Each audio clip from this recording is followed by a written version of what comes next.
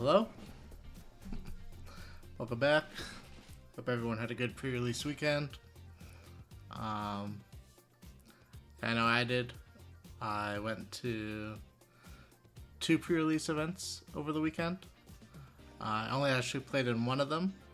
I was planning to play on Friday, but I finally convinced my brother-in-law, and cousin to join me, and the pre-release capped and sold out, and so I ended up giving them one of my spots, and so I sat out that one and was just able to backseat, help them build their decks and watch them play the game and learn all the cool interactions in Miss Vale. And they all had a good time. My brother actually went undefeated. He went 3-0-1, and his first time at the game store, so it was pretty sweet to see. And overall, it was like just a great weekend. I do think, like, after watching them play a little bit, I do think Miss Vale is a much harder set for beginners to pick up. I think the interactions with Ward and Illusionist were not easy for new players to understand, I guess. Like, there were a lot of judge calls for all the new players with Enigma rulings and stuff, and I was trying to help up as much as I can, but yeah, I mean, Enigma's just a popular hero and everyone wants to try it, but when when they don't actually understand all the keywords like of Ward and Spectral Shields, and there's just a lot of permanence, it's a lot to take in for the first time, but I think the more that they played it, the more they got used to it, and so yeah, I hope they continue playing. So we're listening to the same thing, Cusco Artlist.io. And then, but yeah, that was Friday. And then Sunday I got to play myself in the pre-release. And then I ended up choosing to play new. I had a pool that was pretty even in power level across all 3 heroes. And I didn't know which one to play. So, of course, let the Ducks choose. And the Ducks told me to play new, and the deck was good. I went 2-1. No like crazy bombs or anything in the pool, so just normal stuff. And I ended up losing to Tyler on Zen. So, but yeah, I mean, pre-release weekend was great. I feel pretty comfortable in the limited format, and I will be putting it aside for now and going to be focusing mostly on Classic Constructed. And yeah, so today I got a couple lists I'm going to be streaming. Go over to the tab. So I played a lot with Talon's Riptide list last week. I made some tweaks to it, and I'm not going to be playing 70 plus cards in every matchup, I think. And I wanted to just try out some new card additions like Scar for Scar, Drill Shot, Red Infecting Shot. See how they go.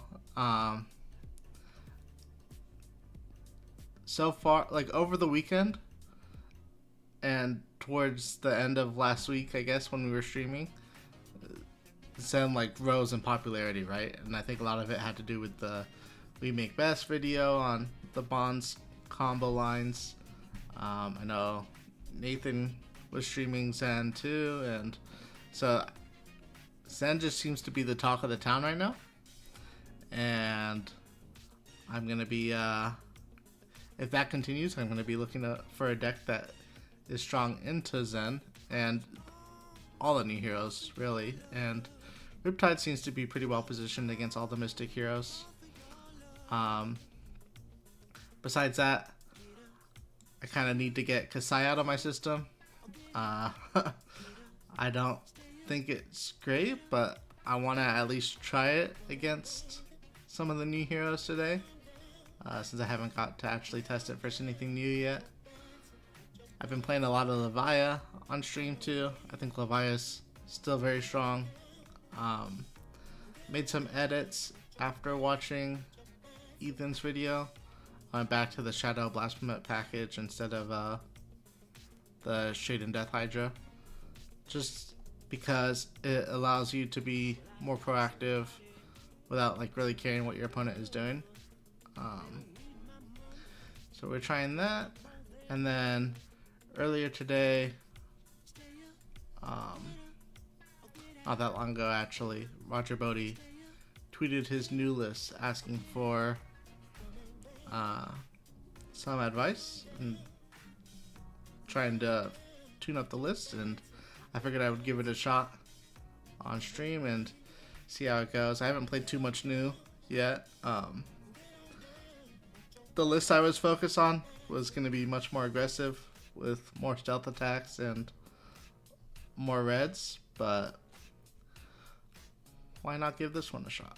So I think we'll start with some Riptide gameplay, and we'll see if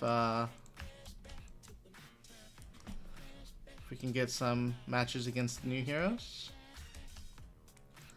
I would really like to play against Enigma, because I haven't played it much. I haven't played the matchup at all yet, and I've been told it's okay, but not actually sure. Alright, so I'm playing against Vincent.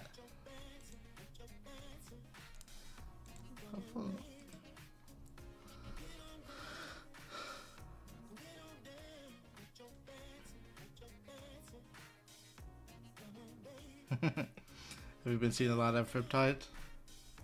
Yeah, I'm not sure. I'm not sure if how popular he's gonna be, but he does seem positioned all right for all the new heroes that are out right now. And yeah, I mean, like, Burdens is cool, but it's like, it's not even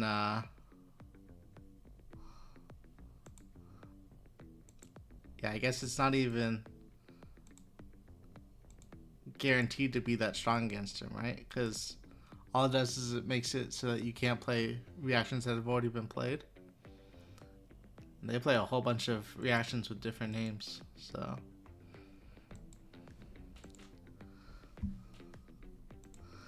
I imagine this is going to be pretty tough.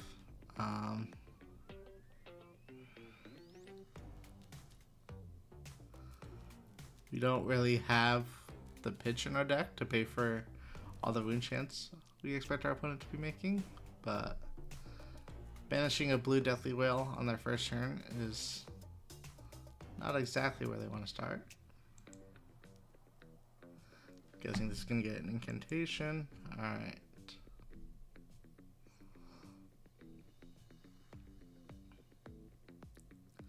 So I'm trying out the Half Glove and Talons list, just as a way to, if I have a whole bunch of pumps, but I really want, like, and my opponent just passes in this situation, then I can use the Half Glove to, or sorry, if I have a bunch of D-reacts, I can, like, use the Half Glove to get rid of some traps and get a +4 in there, but this turn, I think we are just gonna start and fire off, I guess a Virulent Touch, right?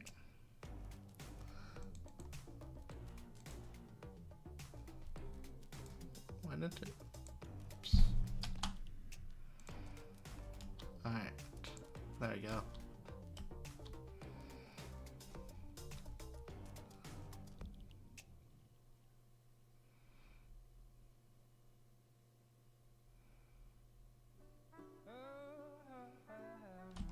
I really like this card a lot in Riptide. Might even be more than just a one-of, I think. But his biggest weakness is people fatiguing him, then this is a way to force damage through.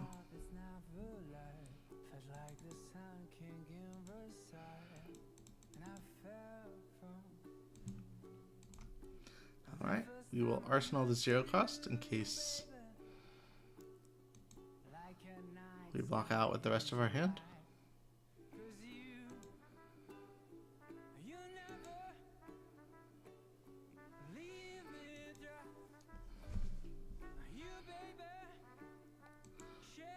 Alright.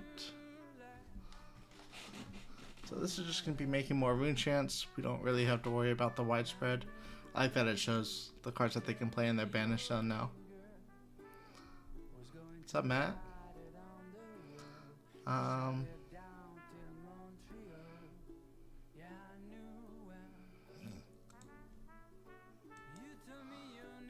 Okay, we are going to trench away 1. Pay for 1. This got +2, so it's coming in for 6. So I think we're gonna block out as much as we can.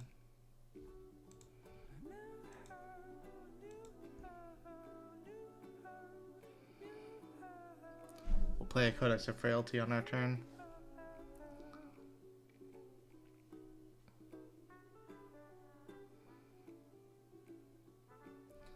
They have no arsenal. They'll have to basically get back a Deathly Wail into their arsenal or a Phantom Wraith. And either way, I don't think that's something that they're gonna want to do.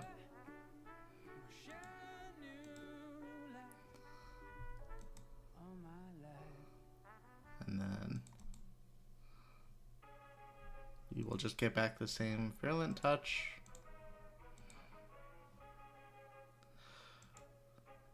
We could have taken 1 more damage from the rune chant and made a resource off Trench on our turn to Codex back an Infecting Shot.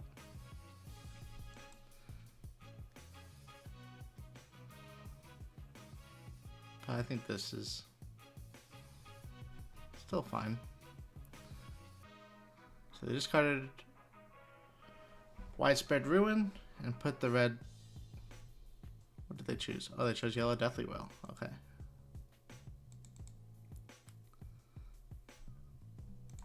Nice.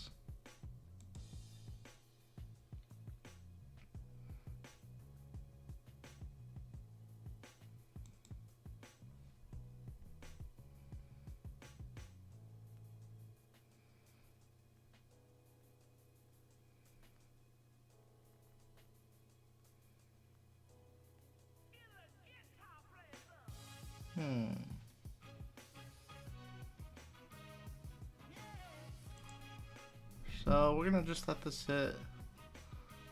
We'll trench away to pay for the 1.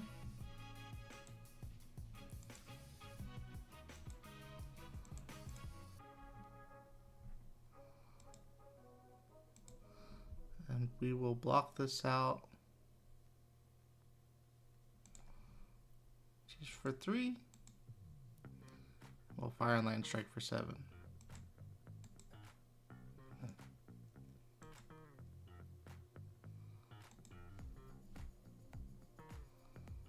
What up?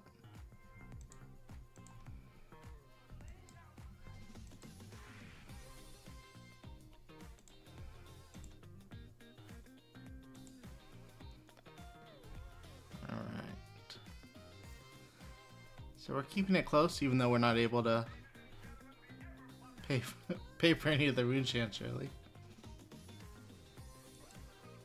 What's up, Radon? What's up, Brendan?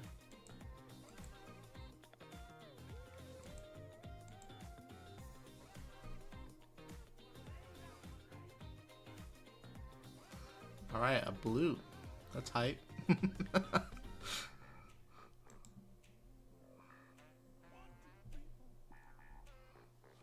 Wow, they're paying 5 resources. 4 resources to make a rune chant.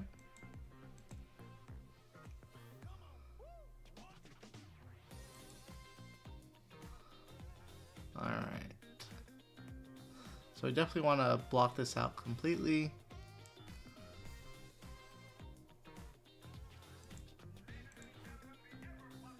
Just so that they don't get the Modern Skies effect. And they will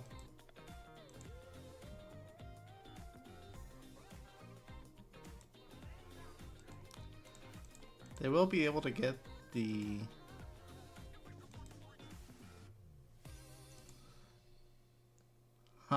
actually it's funny because I should not be triggering Riptide here because Riptide gives them the rune chant that they need to follow this up with a eulogy, right? Because I'm damaging them. Whoops. Funny interaction there. They miss it though, and they're just gonna go with the flail as a way to get multiple rune chants. That's fine.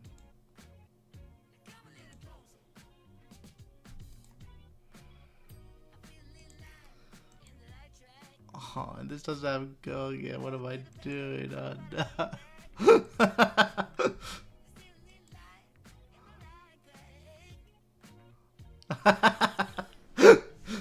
Alright, it's first game of the day, you know. Gotta wake up.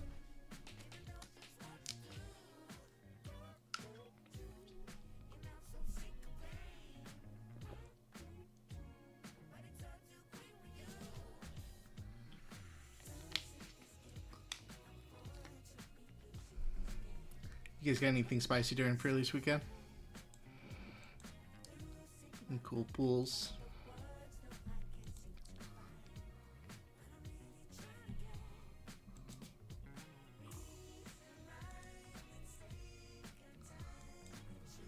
Oh boy.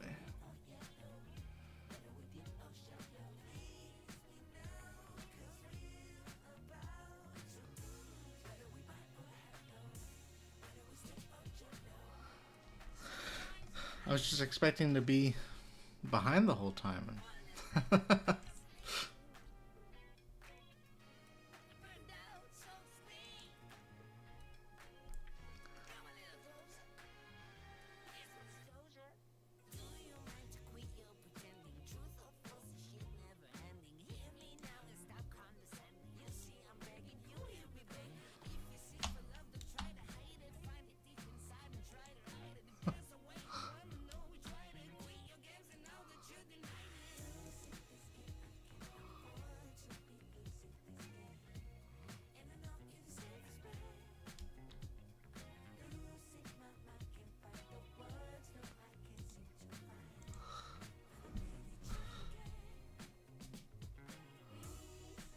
Should have blocked differently, but it's okay.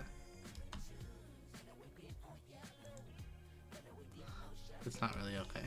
I was reading your question, Evan. Let's see. If you play a format for your deck with 60 copies of the same card.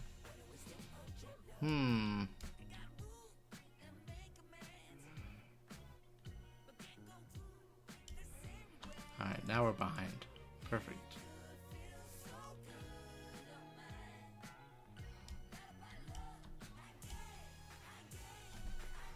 Pulse Oldham.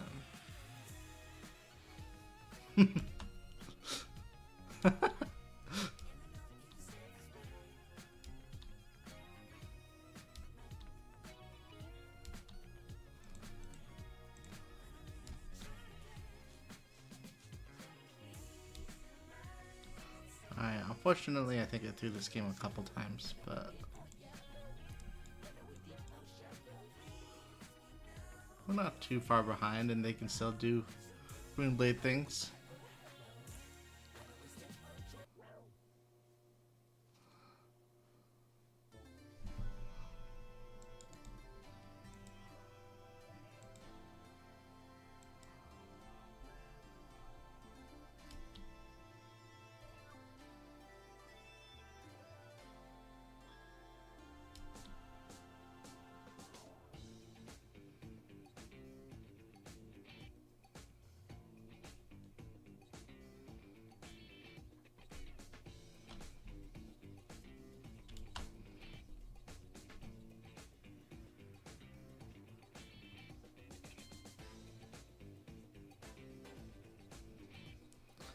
So it's just wondering, chat. Not a big deal if we let it hit because they already have the Eloquence token. What do we want to do on our turn though? Either fire off Intoxicating Shot or we can fire off Remorseless. I think we're just gonna pay for... Oh, it's 2 enchants. I see.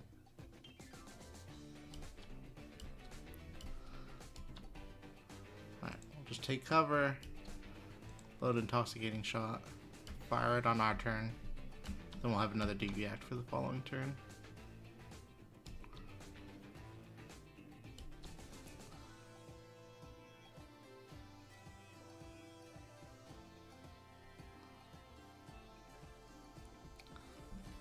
Yeah, Oldham's a good one.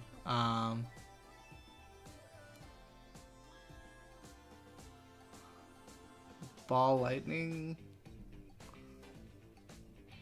would be pretty sweet too. I'm not sure. Might get fatigued versus Ball Lightning though, or as Ball Lightning.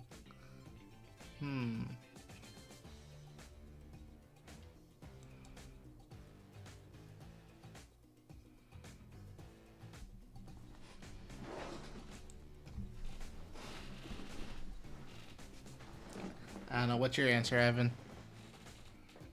You definitely have an answer if you thought of this question.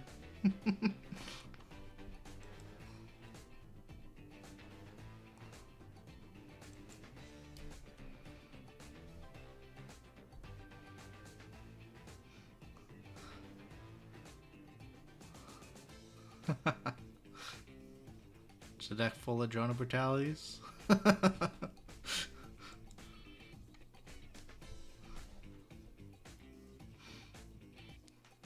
Nice.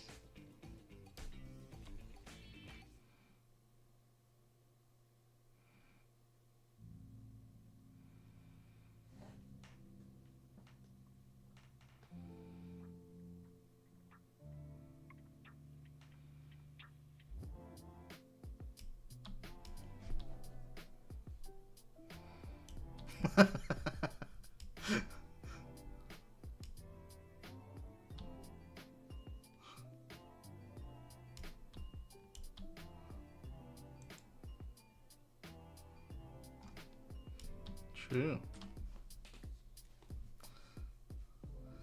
Be kind of... Yeah, I guess you're just blocking the whole time until you fatigue him out. It's kind of funny. Jones would lose to arcane damage though, right? There's an arcane damage deck in that format. Blue Jones, sure. Alright, unpreventable. He's coming in for 5. Our boulder traps are turned on. It's nice.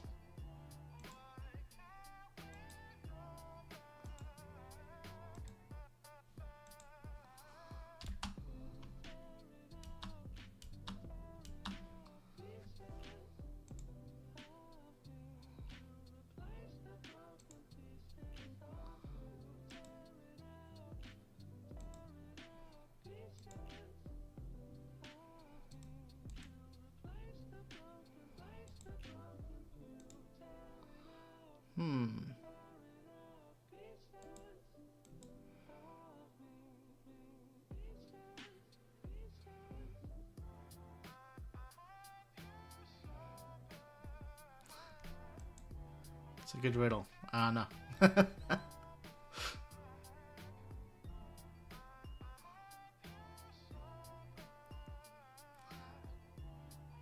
They all have to be the same color, so it feels like it definitely has to be a blue. So Channel Lake Frigid, Blue Drone, all good answers. Yeah. Nice and chill.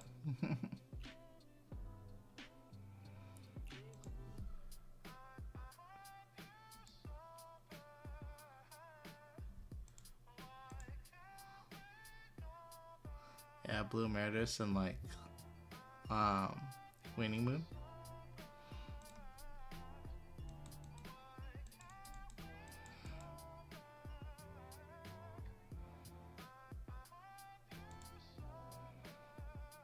Yeah, I was trying to think of Icelander too, but you might get fatigued if they have all blues in their deck.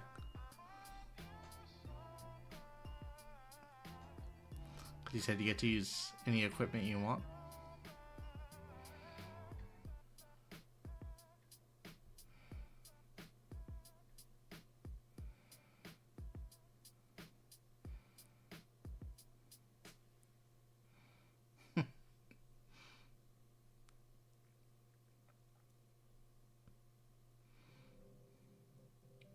Yeah, Terra Thunder might be better than Macho Grande.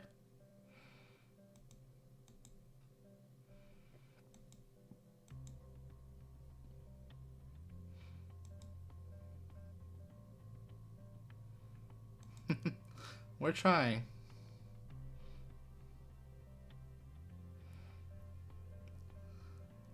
I don't like what's happening though. Alright. 5 rune chance. Go again.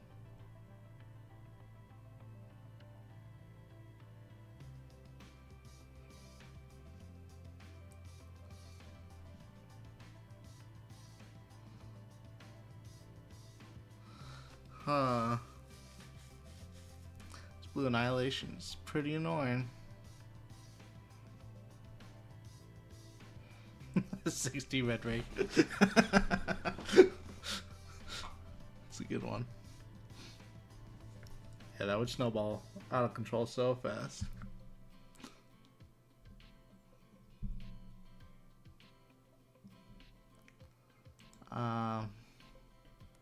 So we got 5 arcane damage coming at us. We basically have to use our whole hand here. We basically have to block this out.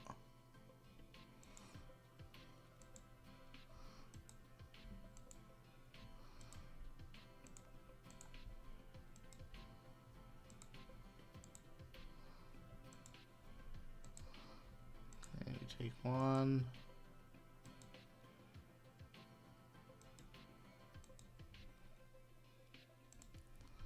Take cover. Can reload the trap.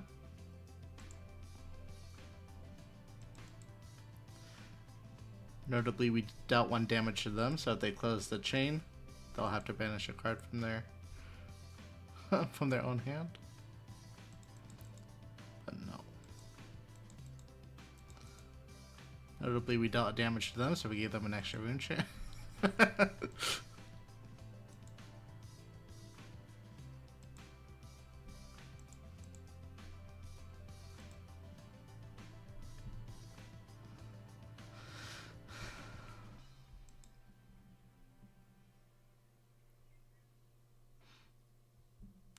Yellow incantation, okay.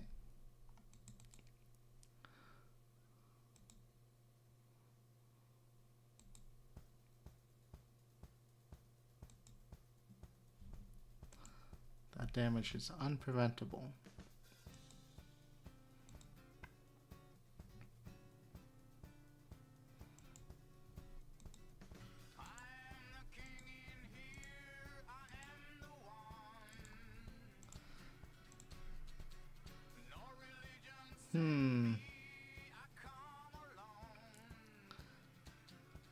We take 2, we go to 5. They're gonna have 2 rune chance next turn. Seems fine. Okay, happy to see them banish a blood debt that they can't play this turn.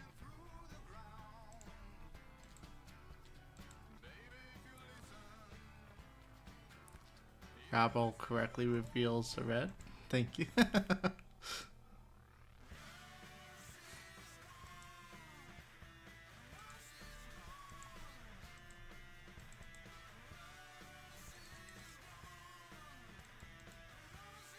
They had 2 sinks? No way. Alright. Fair enough.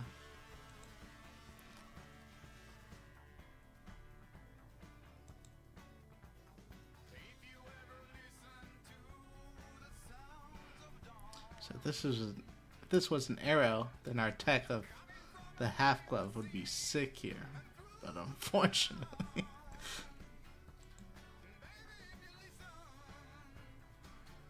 unfortunately, we don't get to do anything cool. Get to attack.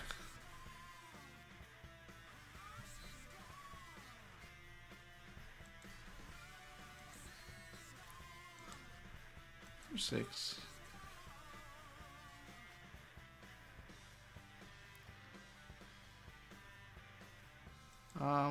Yeah, that might have been the only spot that we could use the balance. I think I'm always... Oh, yeah, because I would have had to go again. True. I did not pay attention to see if they sunk twice. But they might have if their hand was that bad. I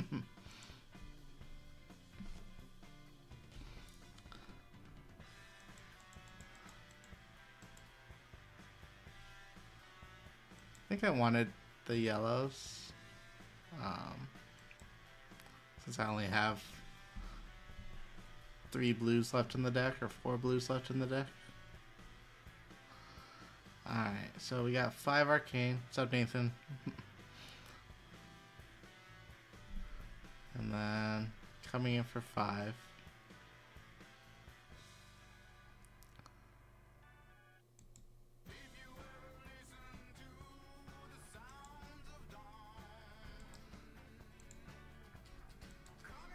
Okay, the frailty trap's gonna be good.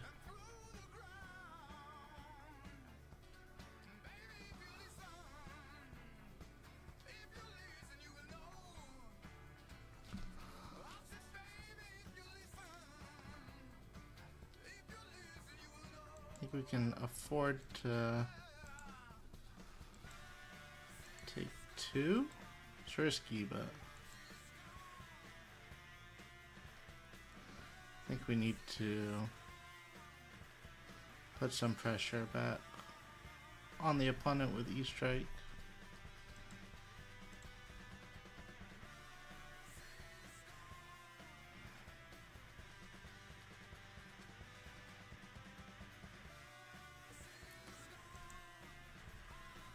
You could also have fired off Endless Arrow, which maybe is good. Not really. I think the meta just had a little bit of a shakeup with with this Zen deck popping up, and so I kind of know what I want to be good against, but I'm still leaning towards like Levia, trying out a few different things with Riptide at first, and then new seems interesting still, so.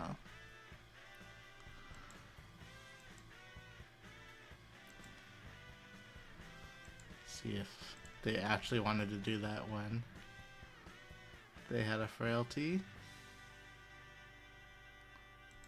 Okay, they said that they meant to do that. Okay.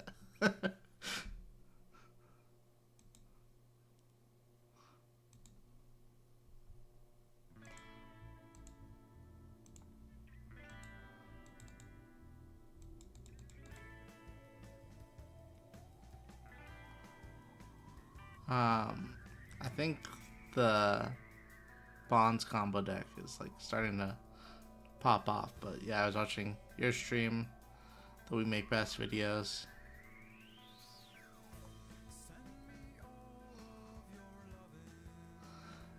I gave them a rune chant already, the Kiwi Stalker, because Riptide ability. Yeah.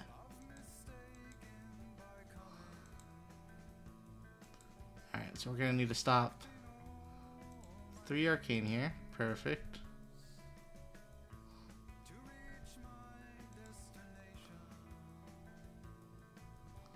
And then give it go again.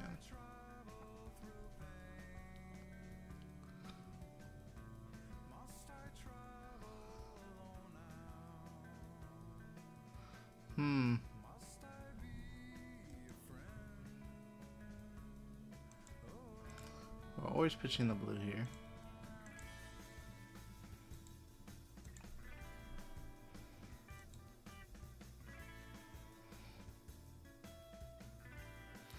Going to 1 is Pretty risky.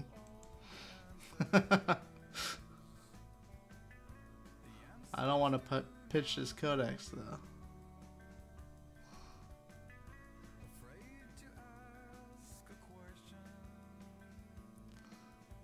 We're still going to 1 versus after the flail anyways. Unless we give up our AB. Not good.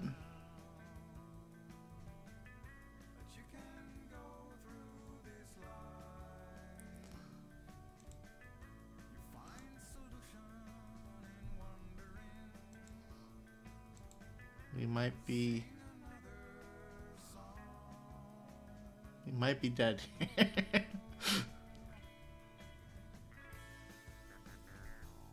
Yeah, they can get clunky for sure.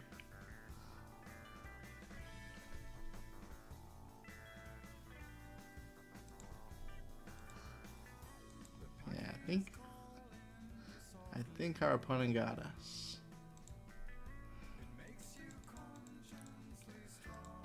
Because blocking the trench is bad.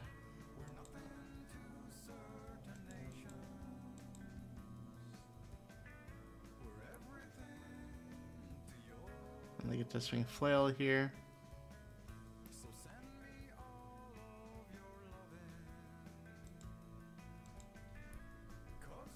Nice, nice.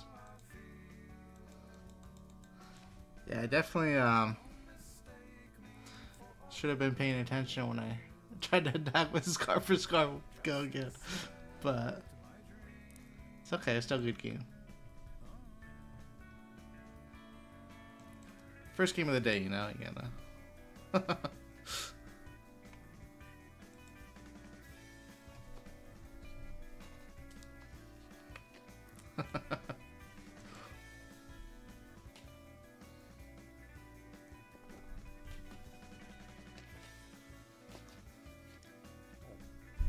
How does that work? You just hold priority and then play every Kindle in your deck? Good game.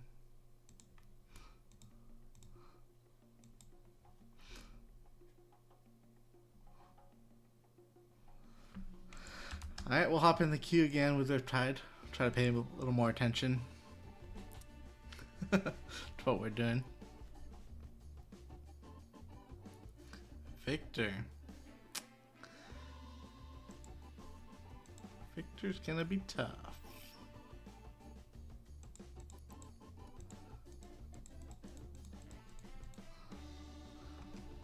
I'll go back to Talon strategy versus Victor. Just play everything. I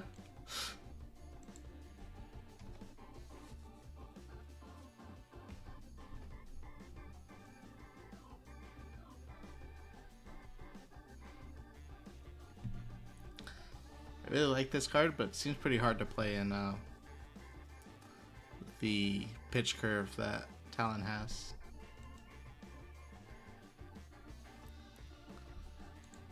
Hey, look at that.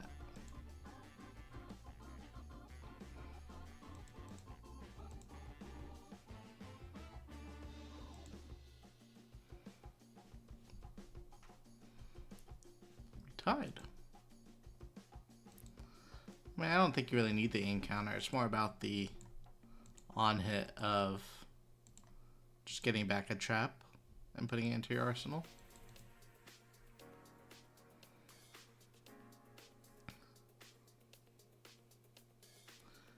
There could be an encounter build that's relevant for Riptide, but I mean, just being a must block, like you can still get the +1 from Dreadbore, and that would still be coming in at a breakpoint for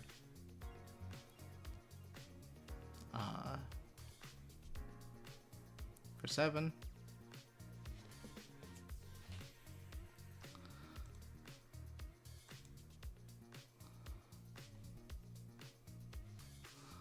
Opponent's hitting us with a hammer. We know they have Trounce on top of their deck. It's a little unfortunate.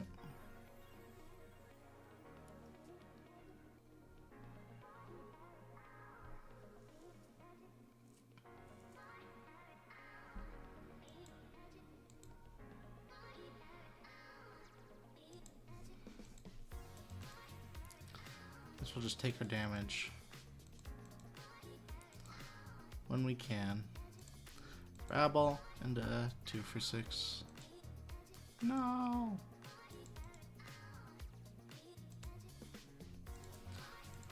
It's like no blues in this deck. How does that happen?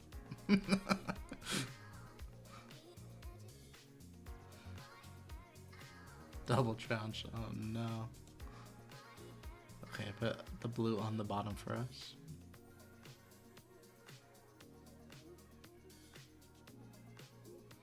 We tied the second clash. They broke their shield. Okay. Fair.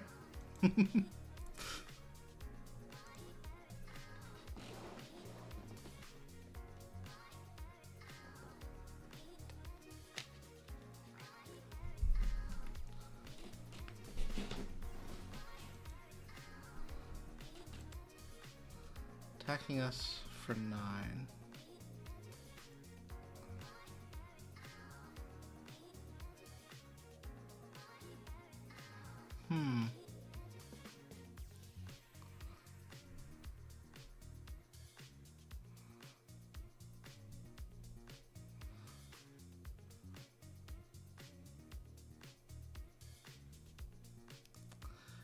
This feels like a pummel.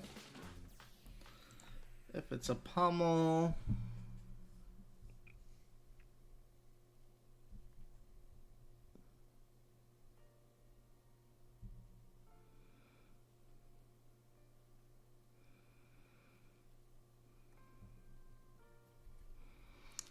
how can we block this to play around pummel? I don't think we can play around pummel.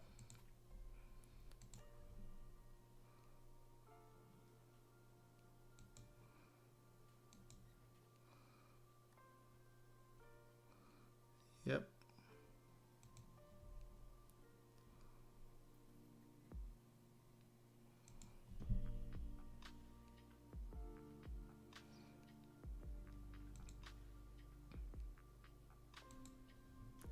It's a lot of damage.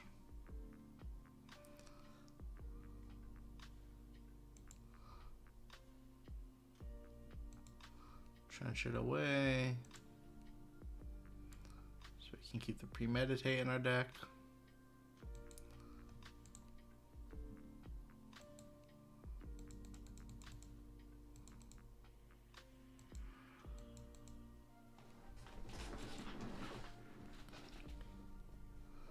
Alright.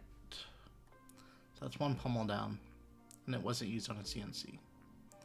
Oh. U card. They have 3 gold too.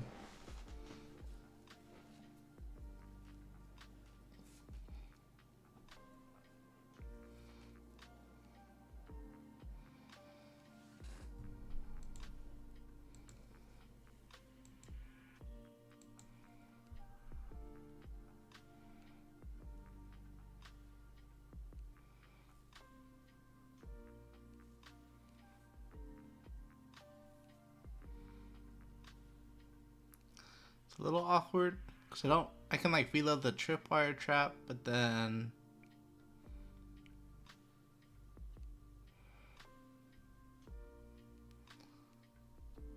how do I fire off the Murkmire? I want to keep the inertia trap for the turn that they're using their might tokens, right? So I think we're just gonna block 4 here.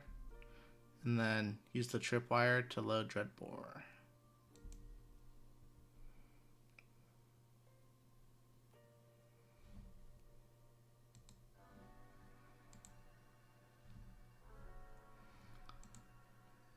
Decline Riptide's ability, just so I get the +1 off Dreadbore.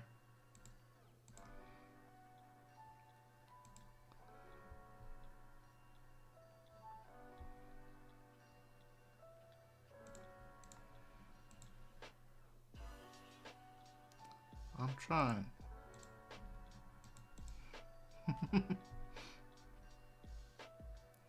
I have 2 reloads? Oh yeah, take cover reloads too, huh? True. So we missed 2 life there, essentially. So we're still getting the +1 damage here. Dang it.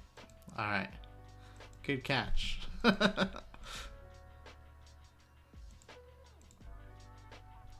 because you get Riptide's reload, and then with this reload from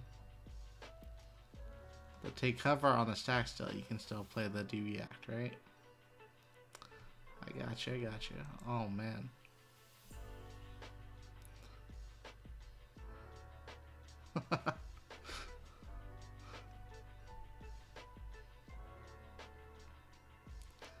Oh, we're getting some value here, at least.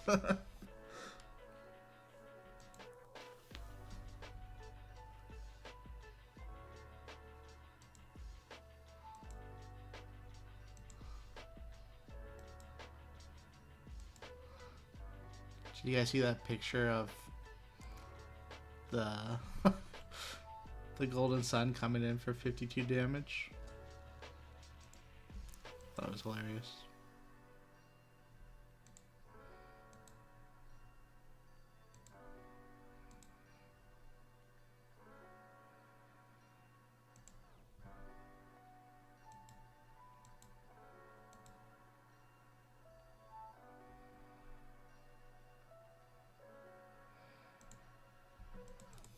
Cool. Yeah, well, I still don't know how he did that, but crazy.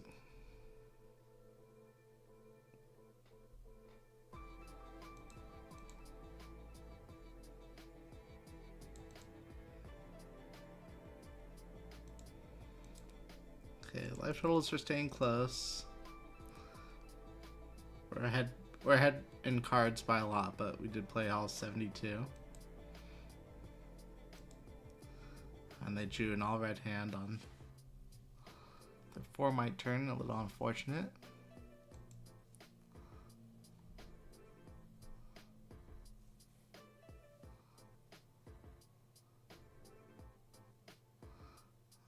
Okay. So I think we're gonna fire off the Remembrance here. We want Murkmire, we want all the big attacks basically.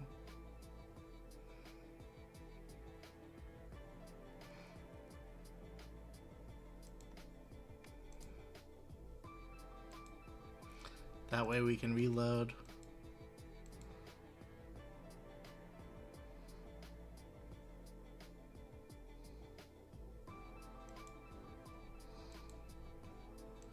The Endless Arrow here. I don't really think there's any reason for us to block with the Tar Pit trap here. The on hit of Chokeslam doesn't matter. I don't think Endless Arrow is hitting. I guess it makes it easier for him to allow this Endless Arrow to hit. But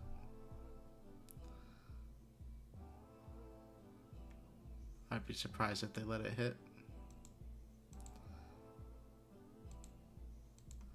We can always use this Tar Pit trap next turn if we need to.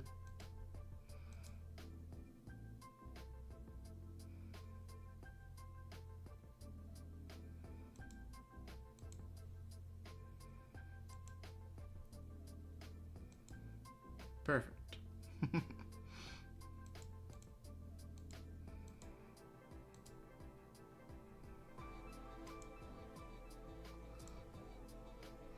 we'll go again.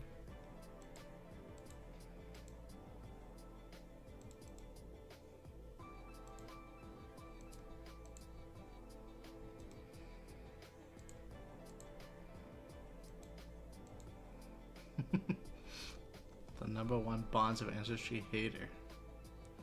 Why is that? Don't you usually play decks that are good against Ninja?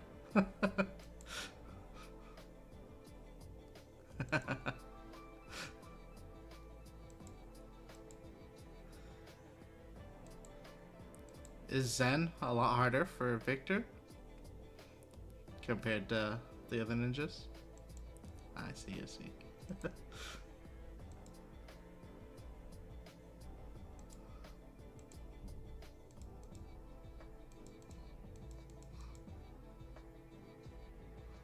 Oh, we're getting pummeled.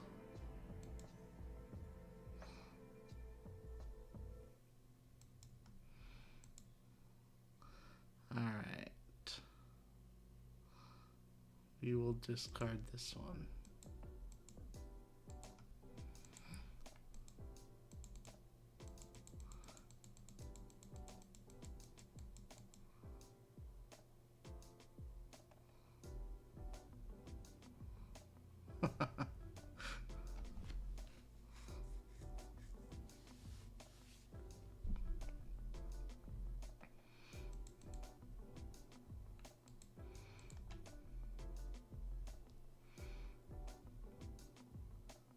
No, why they concede? Come back.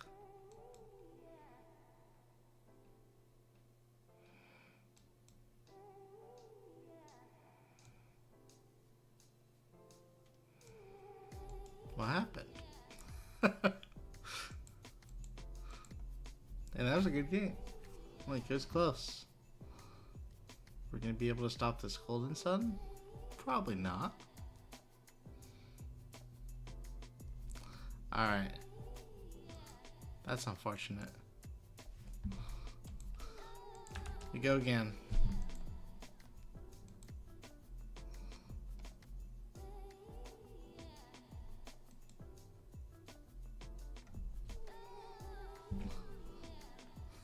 Tori is back, huh? Did she leave? Hey, Enigma Gamer. Alright, going second sounds tough, but that's why we're gonna choose to go second. Alright, battering bolt if we ever get the on hit. Seems like it'd be cool. What do we not want here? Guessing drill shot is gonna be useless against a deck with no armor. I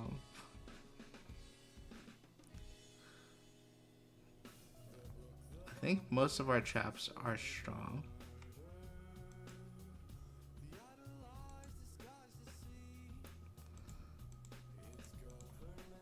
We'll go like this.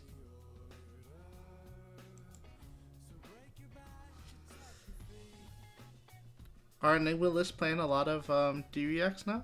I imagine they are.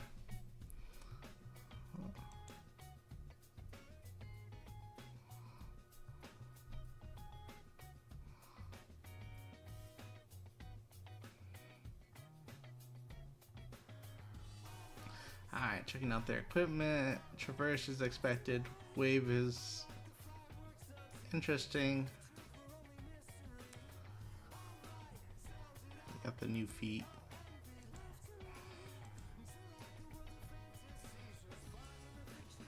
Alright.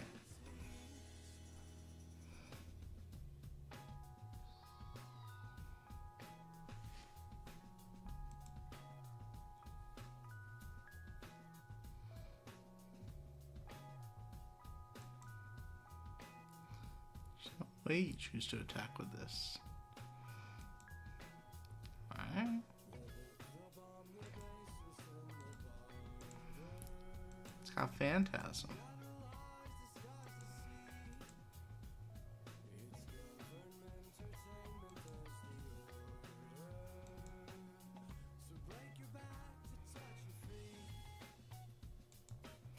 I see.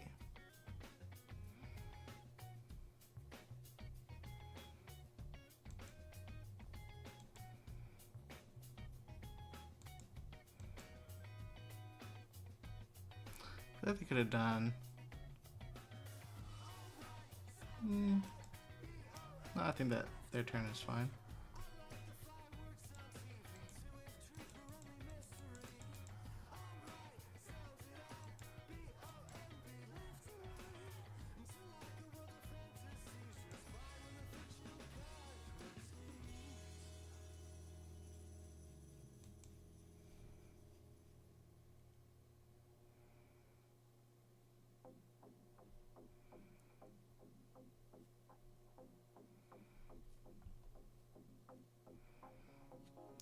block with Codex here?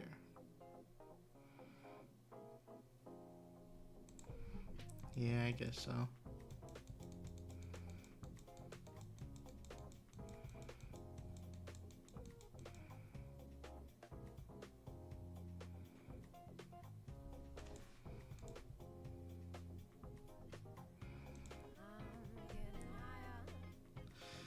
Is Enigma still a real deck?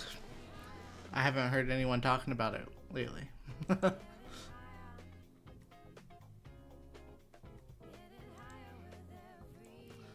All the talk's been about New and Zen over the weekend.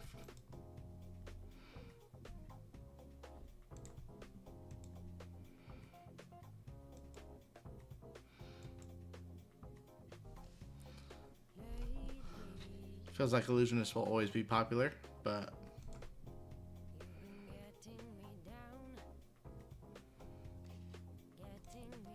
oh man, does their hand not block? Their hand does not block. This Murkmire is gonna go hard.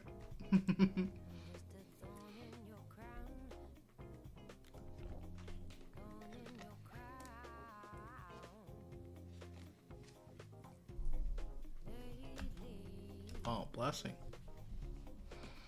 Spicy.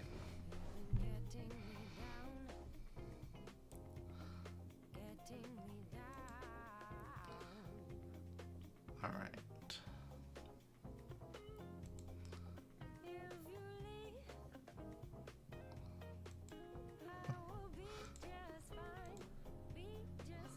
It's only for 4. It could be pretty tough for them to block. What's your last card in hand? No.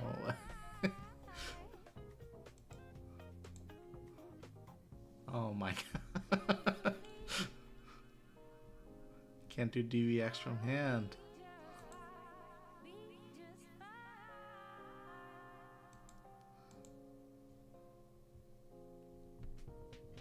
That was sick.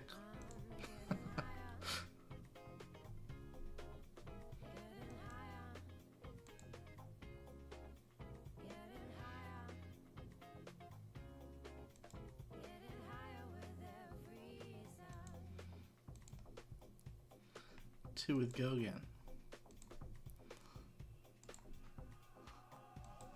Meat collapsing trap.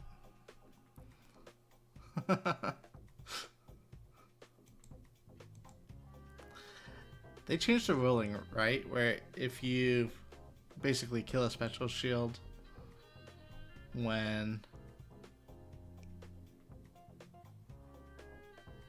If you kill a special shield with a Riptide trap, they still have go again. Or they still have their action point.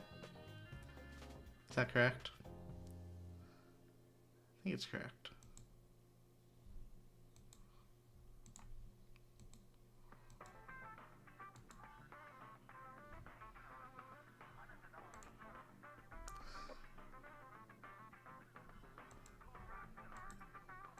It's an interesting change.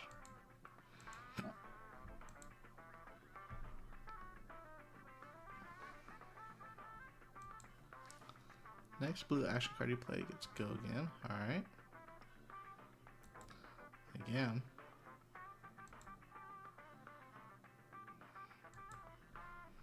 Interesting.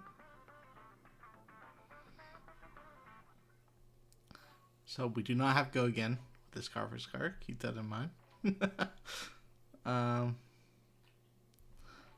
don't think I really care about Phantasm or +2. We know they have Miraging Metamorph, but...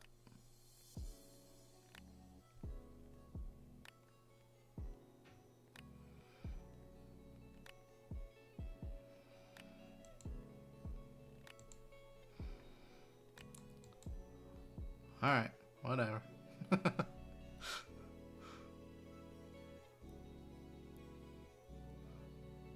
could clear the auras, but I don't think it's that big of a deal. It doesn't work on their ward auras. I I guess this turns off Phantasm on their Tide Maw.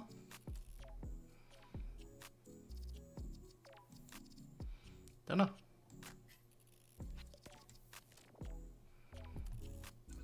Alright, well, Arsenal take cover in case we want to reload right away.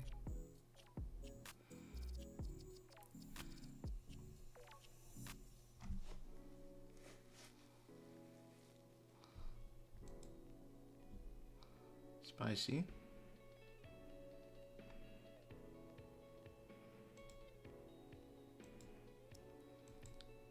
Attacking for 4.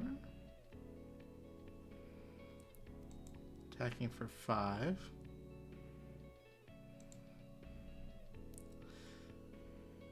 So since they keep their action point, I'm going to hold on to the second boulder trap. I think it would...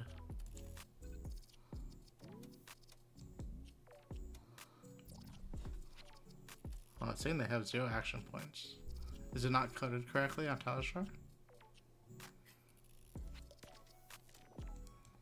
They have a Transcend card in their hand, right?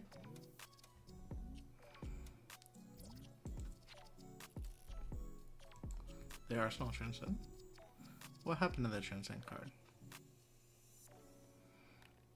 Oh, they didn't actually Transcend because they didn't play a blue. Alright.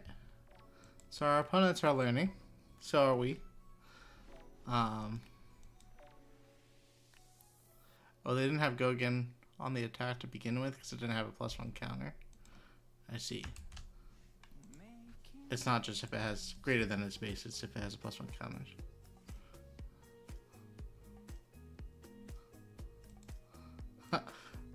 I am a Talishar goober. Alright, we'll give Riptide one more game and then we'll move on to onto another hero. Let's see, I'll put it in the...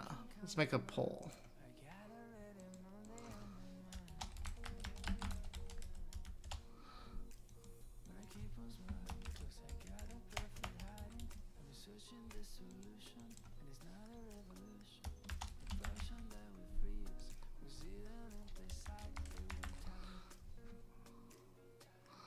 Alright. Created a poll to see what you guys are interested in watching next.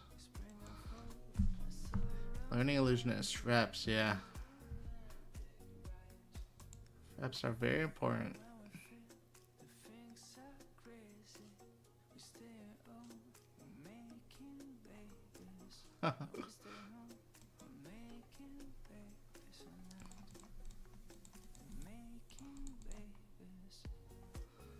Okay, poppers are good. Tripwire trap also seems good. I haven't been that impressed with standing order. I thought it was going to be better.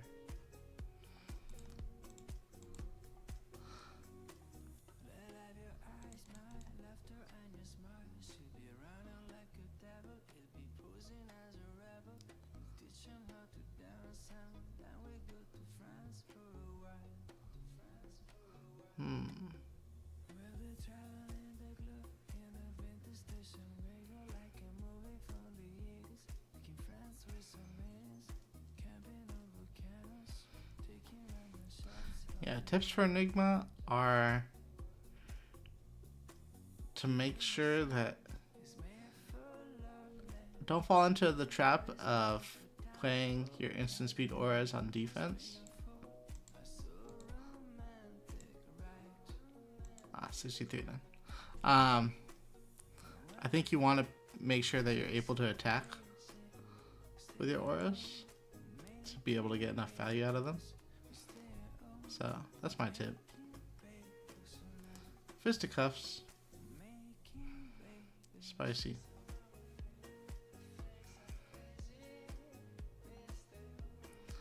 Alright, I think we're gonna respect this Genesis, sad as it is. Get it off the field right away. They're on Vestige. Don't want to get looped.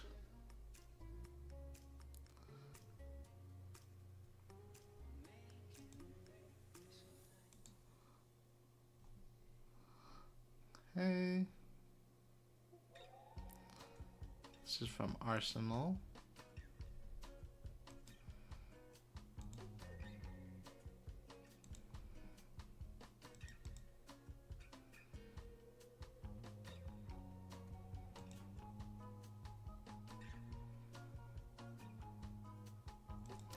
Gross.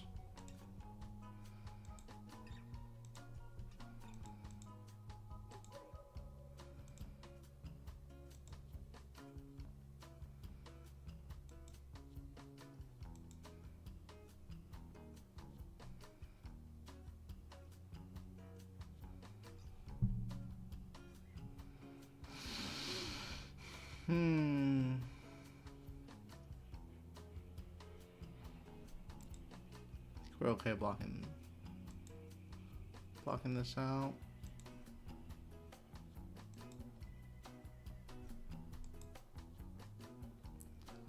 Or just let it hit. I think either way is okay. Since they're not on Fabtcg, they can't flip right away. I think you want to put some pressure on Prism.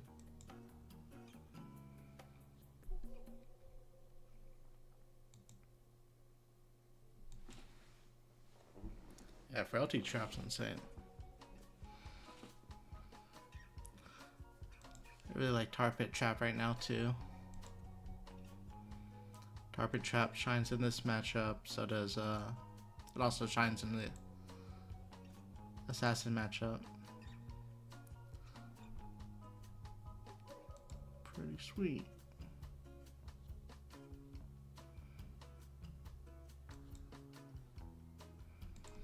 Give it 0 cost.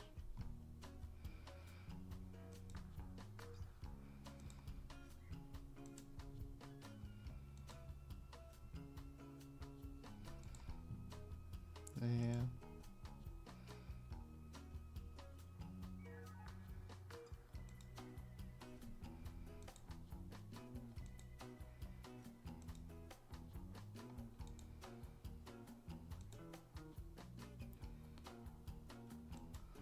Alright, so this doesn't matter anymore because of the Tar Pit Trap.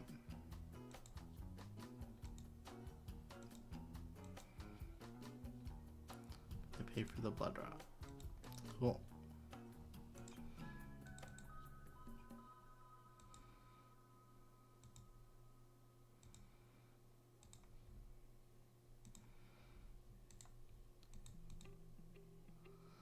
Alright, since I saw we have a trap on top of our deck, I want to draw it off the ponder, put it in Arsenal.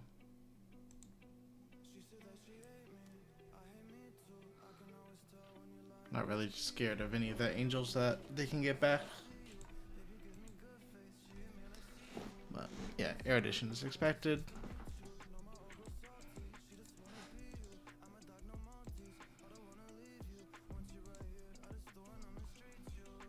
What a hand. Do they want to put a Tome of Divinity into their soul? They do.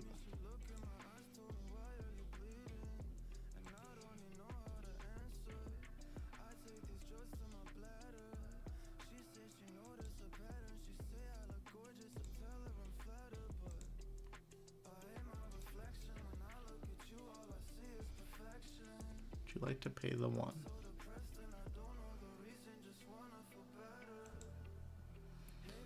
Okay, I think we have to play the Tar Pit Trap here to reload.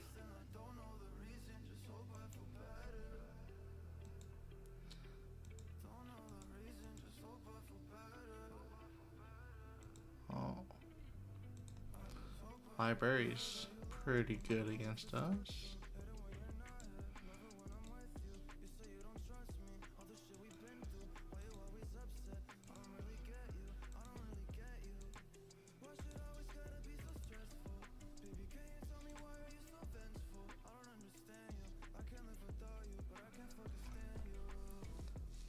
So Tripwire is only for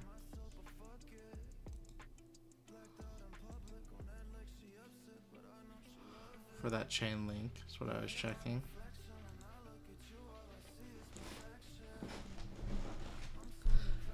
Man, I was expecting to be a lower life for these Scarfish cars.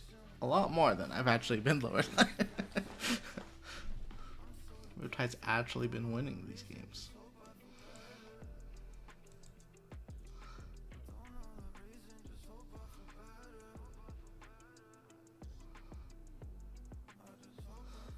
Alright, attacking us for 5.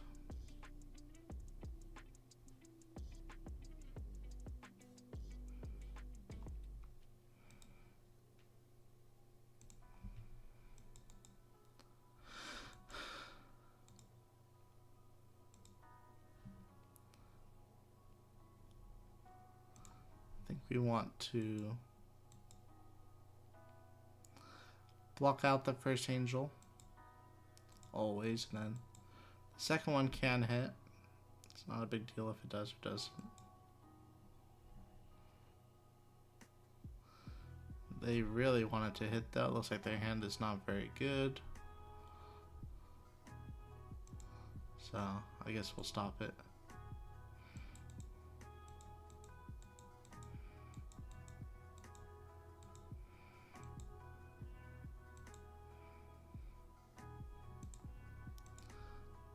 Load. Attack for 5. We're almost there.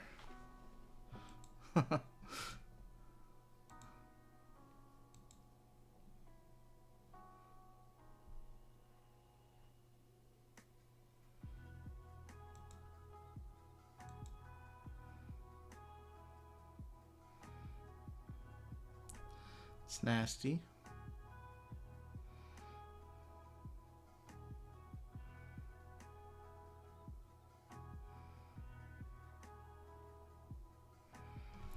We're going to take a lot of damage this turn, probably. How do we want to block this? Too many 2 blocks.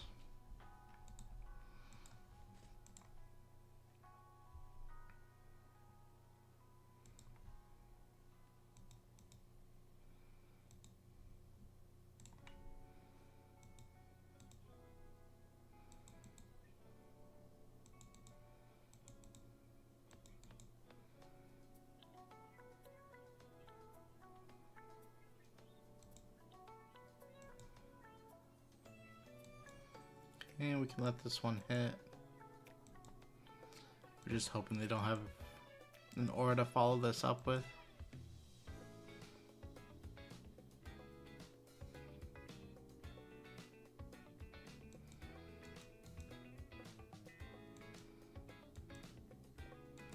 They do. Bummer.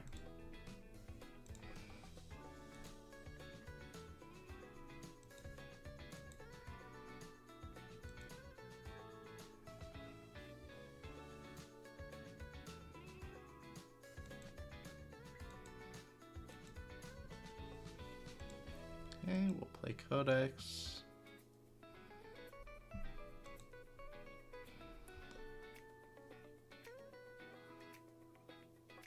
I think we should just choose Murkmire in case you needed to flip one of these.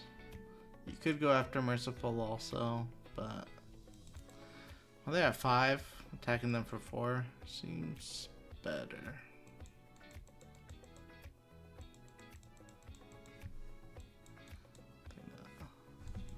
Well, they don't have a blue in hand. If they had a blue and they were able to flip one of their figments, that would have been strong for them, but we will pay for the Arcane.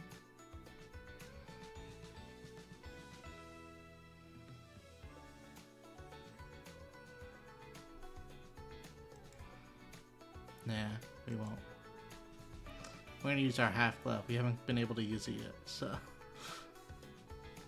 we are going to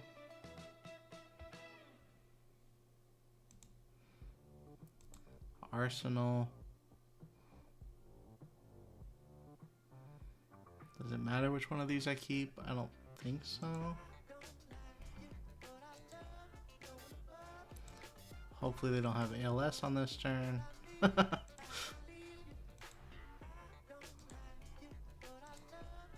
Perfect.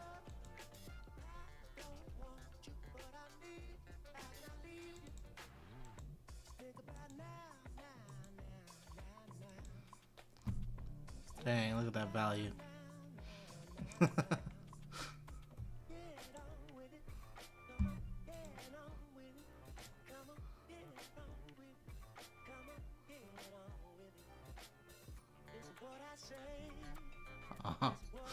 Two no blocks. Alright. Riptide got there. I don't know. Riptide's an interesting list.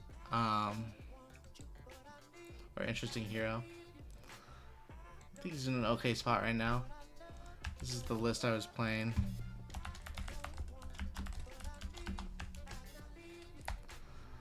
I'll probably tweak it a little bit more. I wasn't too impressed with the standing orders, like I said. I think Scar for Scar should be good, but it wasn't turned on nearly as often as I thought it would be. Some of these arrows, especially like the one cost arrows, are pretty hard to use with being mostly redline focused. Maybe I want more copies of Virulent Touch. Maybe more zero cost arrows with Go Again, or something else with Go Again. We were finally able to use the half glove in that last game, but I think it's okay. Like, I think most of the time it should be better than Bullseye's bracers. I'm not sure though. But we'll come back and we'll keep trying Riptide at least for a little bit longer, since I think he is still pretty good into the Misspelled heroes. Currently we have New winning the poll, so we'll be giving Roger Bodie's new list to try next. I am going to take a quick 1-minute break though, and then we'll be back with more Classic Constructed games with New. So give me 1 minute.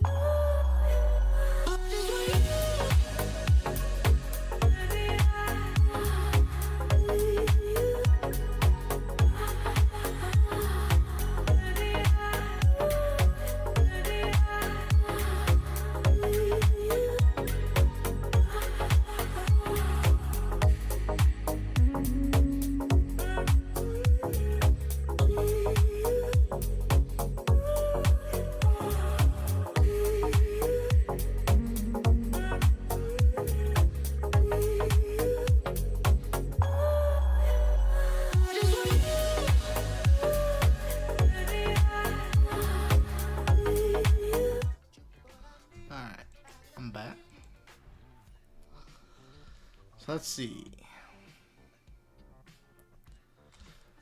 Check out the new list before we jump in a game with it. So it's looking pretty. Looks like some pretty standard stuff. Laser Reflex you don't see in every new list, but makes a lot of sense. And I saw him talking about the daggers, or how it works on the daggers. Death Touch is pretty sweet. Like, it's gonna be your codex target a lot of the time, I feel like. And then a lot more blues. So we're focused on Justin Nick and Transcending. Then we have some more tech cards in the sideboard. If you guys haven't seen Roger's list, recommend following him on Twitter at first and finding it there. He's been asking for help with tuning this list, so we're gonna try it out, see how some of the cards do. And let's hop in. Dorinthia Iron Song. I wonder if New's a hero that prefers to go first or second. feel like she would normally want to go second.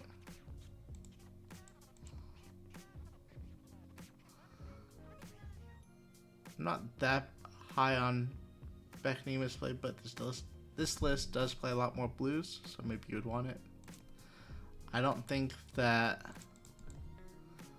transcending or using Nu's ability is going to be that relevant in this matchup.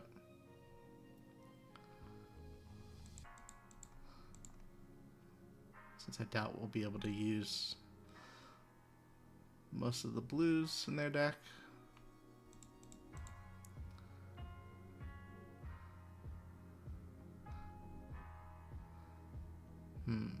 What would he...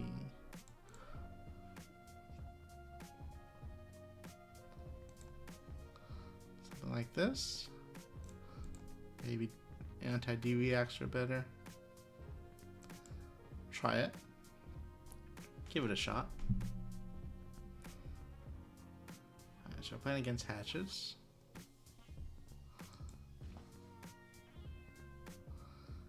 Yeah, I think like depending on how many attack reactions you have, going first might be better too. Stonewall Gauntlet.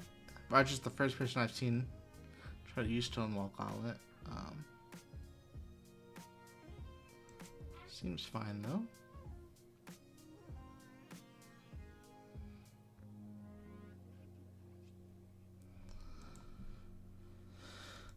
Alright, I think we'll just take the clean 4 block here. If they have a D react, it's fine.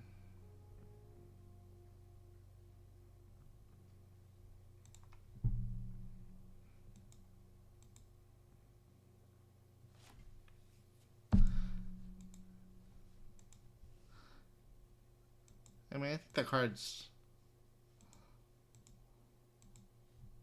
obviously strong.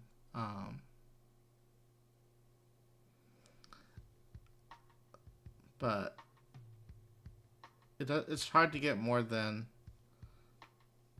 2 or 3 value out of it. But like if you're getting 3 value out of your gloves, then maybe it's fine. You just have to use it on the right turn versus ninjas, or on the right chain link.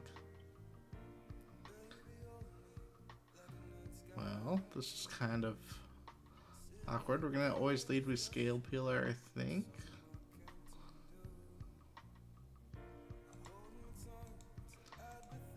And then we have the option to CNC or leave no witnesses.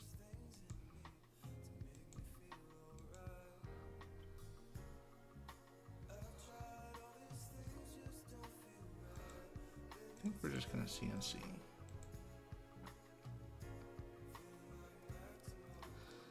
I don't think Dorinthia minds blocking with 2 cards usually, but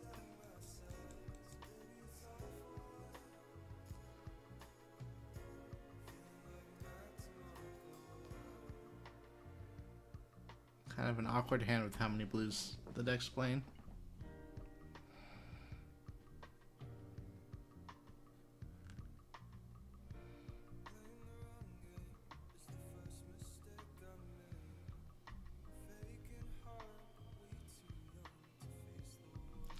Hatchet and Body don't care about the chain, so the Gauntlet won't really do anything here.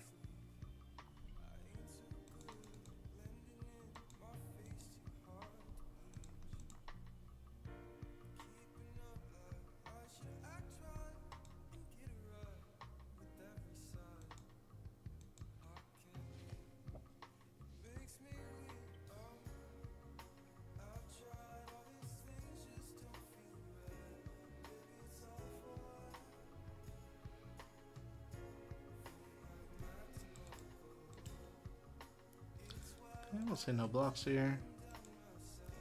They had no reaction.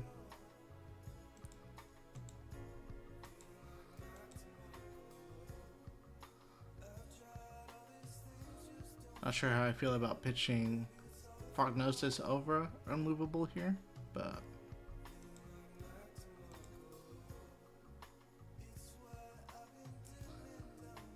it's alright. They're going to give us a card and Dynamo here on the Leave No Witnesses. And we should be able to give him 2 blood routes. What the? No, wait. Okay. We'll give him 1 blood route. We could have blocked 2, or maybe we'll deal 2 with the blood routes. It's fine.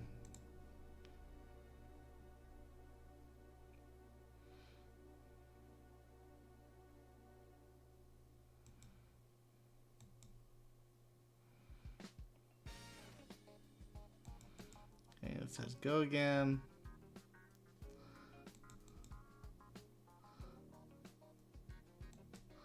Oh, we don't get the slither unless we...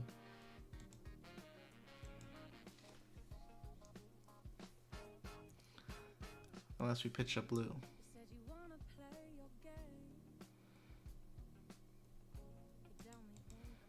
Okay. It's gonna be a Blade Runner.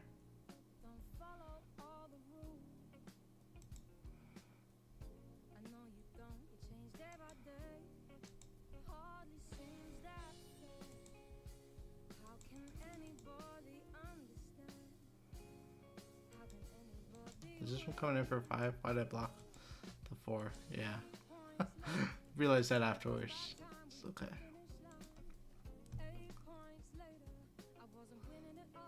They pitched a glint instead of using tunic.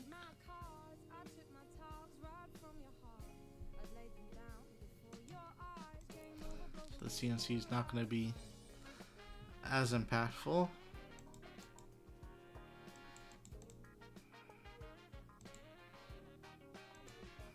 But it gets some damage in.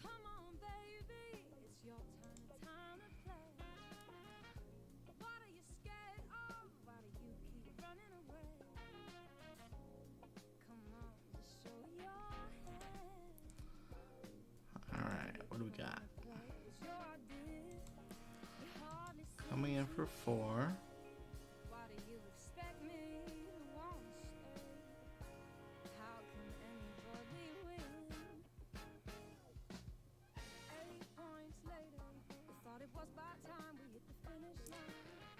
So they still have 2 resources left. They pitched a hit and run. So I think we want to stop them from getting the triple swing this turn.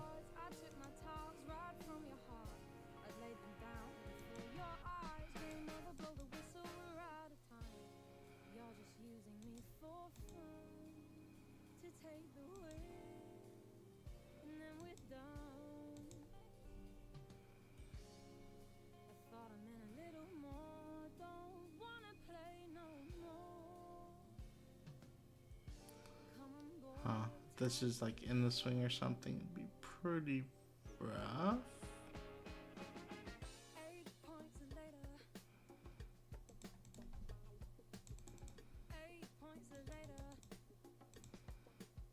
Oh. I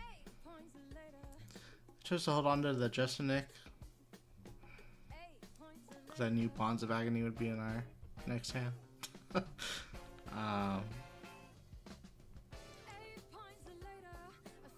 Interesting. Plain Spellblood pitching a red.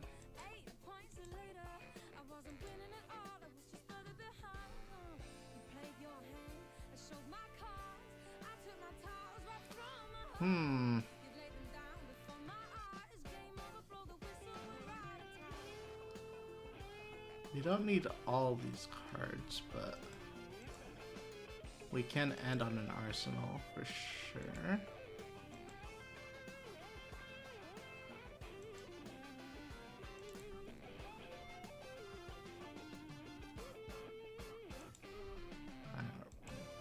We actually are going to arsenal the slither token that we generate, I think.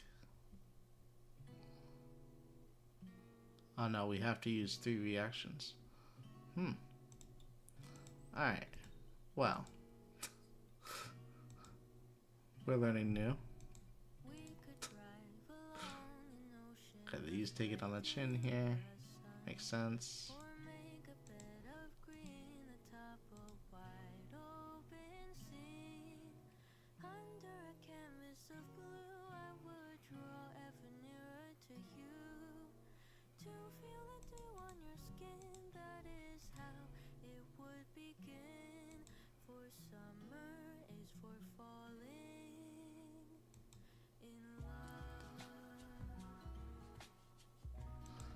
Want both.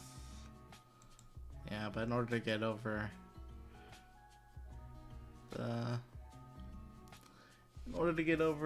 their block, we're gonna have to use all three here.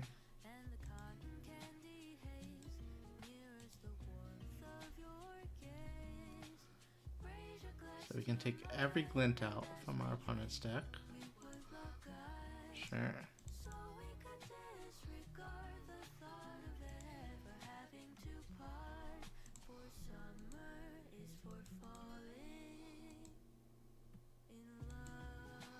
Now they're left with a CNC that they can't use.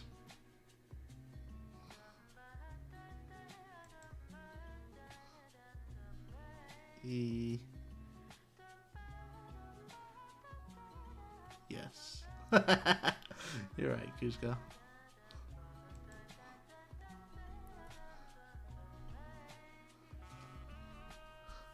Interesting hand.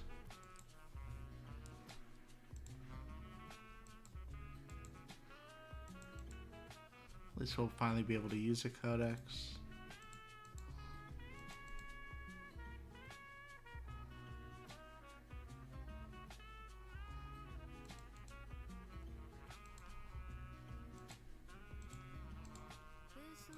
We just wanted to clear our arsenal for this codex, you know? We knew we were going to draw the third codex here.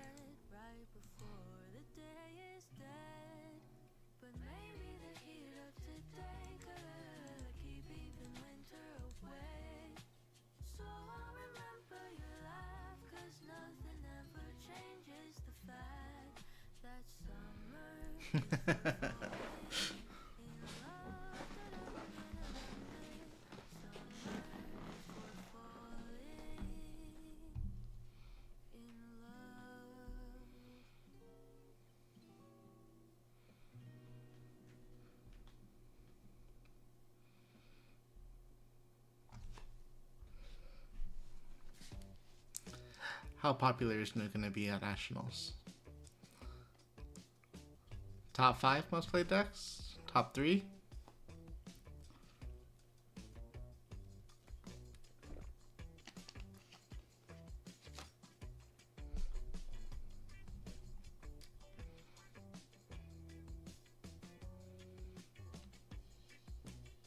I think she'll be up there.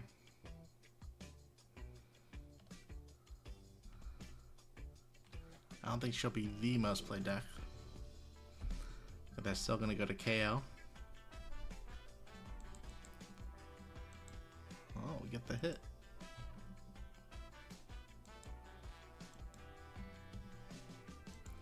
Our first Transcend card.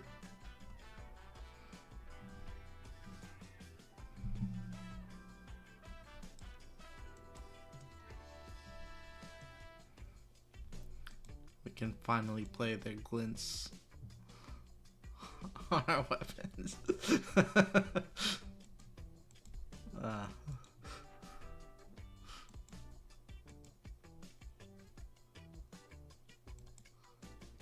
Okay. Take 3.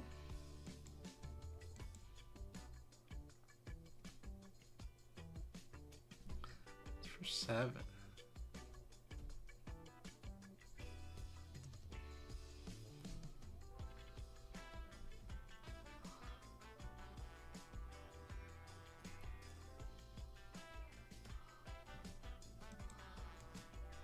I don't really see what we're doing if we block.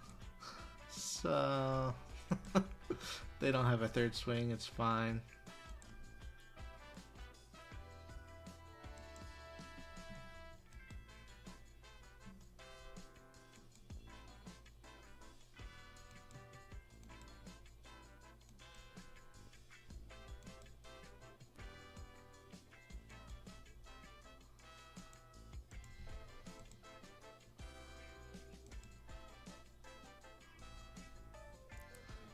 Surgical extraction. Expect them to block with Valiant Dynamo plus Cardigan. Then we just give it the sneaky +1.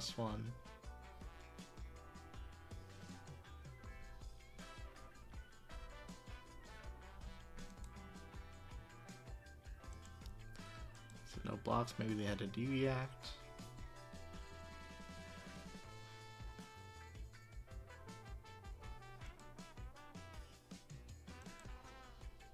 They have shunt. Okay. Might as well use new in the reaction step in case there's any reaction, like fatal engagement that we can hit. Oh.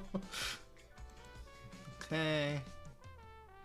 Target weapon gets go again. Your next weapon gets go again.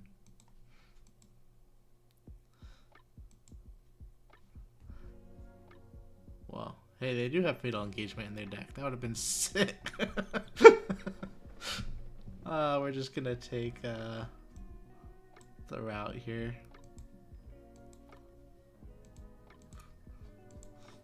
Bummer.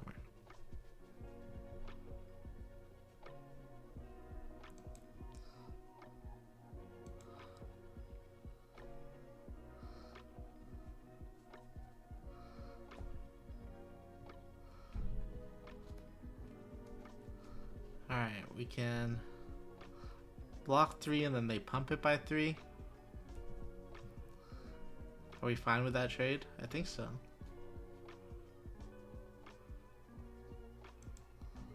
I think so. Ah, yeah. I completely forgot that we had the mask. First game of new. You're right. That would have been better. For sure. And they had taken on the chin also, huh? So they had go again.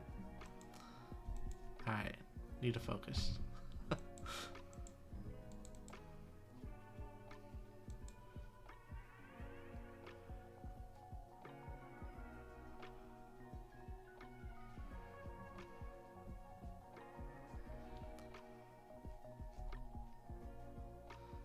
Yeah, using mask there would have been better. For sure.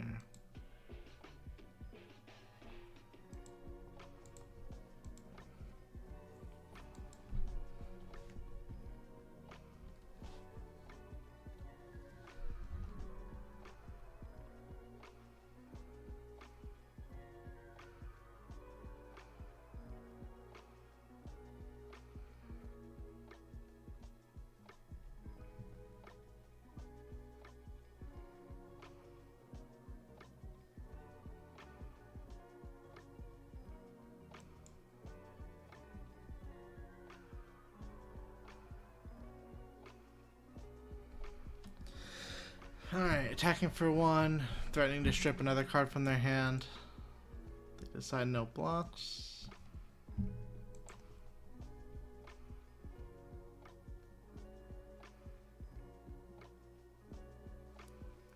Should we fire off both Venomous Bites here with the Tunic resource?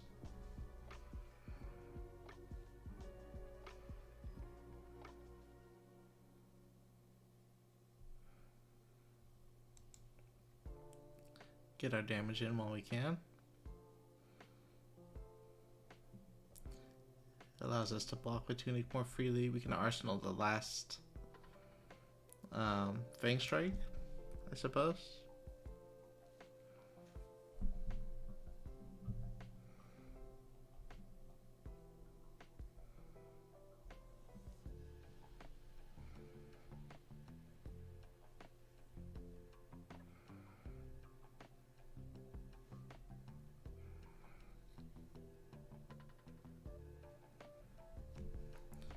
So it goes through.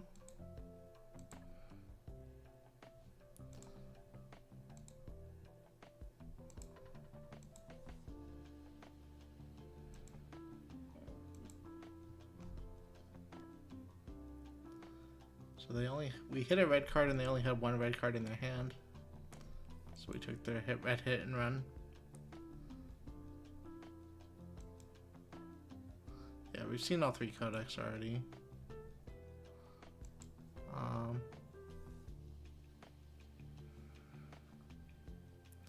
Another hand is this Ripple Away, Blue Blade Runner, and Shift the Tide of Battle. Okay. Hey. Where are my attacks?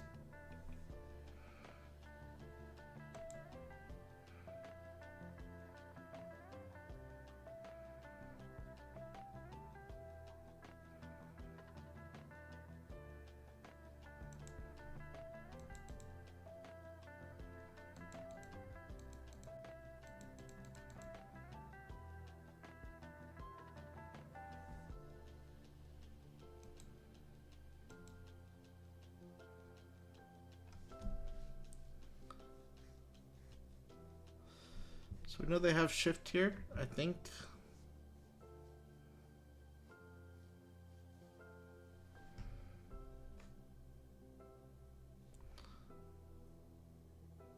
We could block 3 and then go dagger dagger.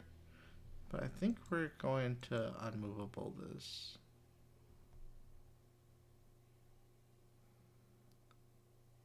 Probably under pitch, we deny them the agility token.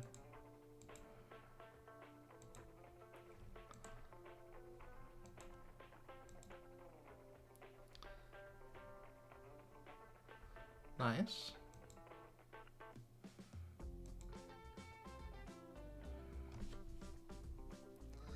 We do have to be careful. We know they still have that blue fatal engagement in their arsenal.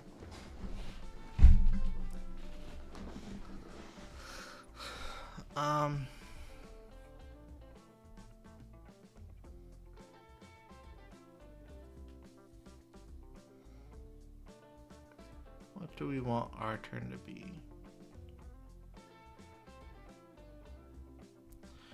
Go bonds into Fang Strike, Stilettos, swing CNC after. So that means we can block with an extra blue. We want to block with it here though. I think so.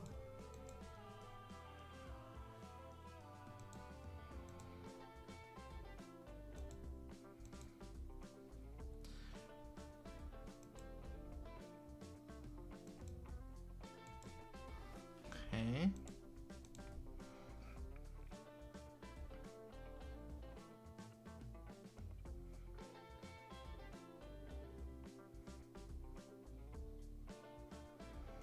We can take 4, then the most they can swing for on a follow-up is 4.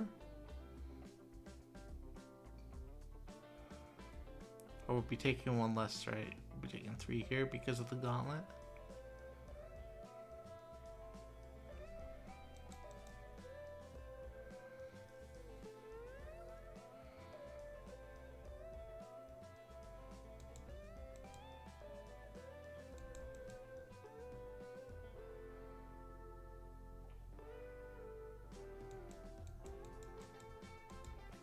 Yep.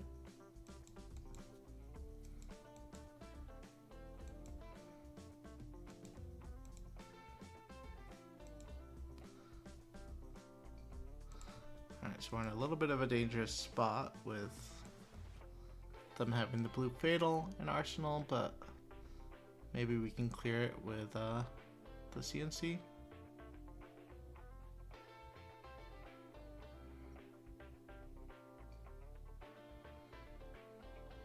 So if they're over blocking like this, we're just going to save this Fang Strike for the CNC.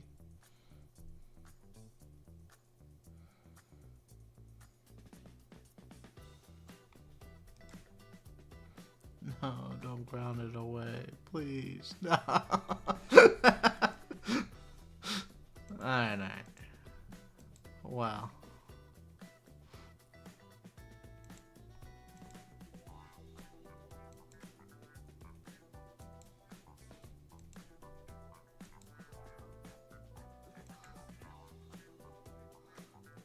It's gonna be tough to come back from this.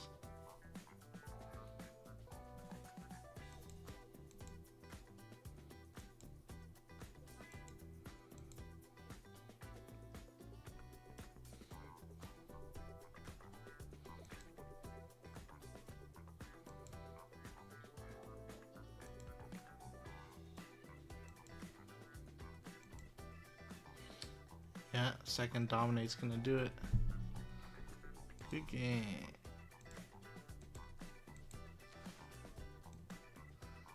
Yeah, so he missed one turn of using mask for sure.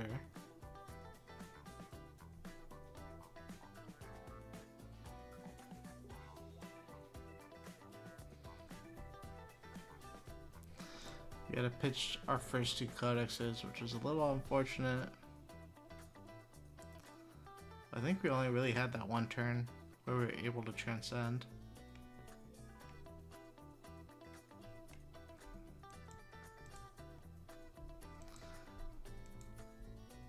But yeah, I should have remembered that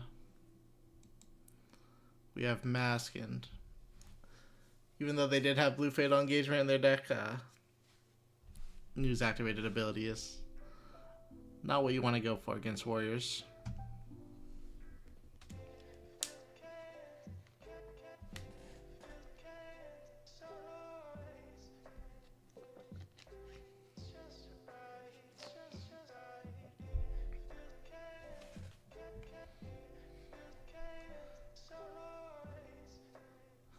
How to typo.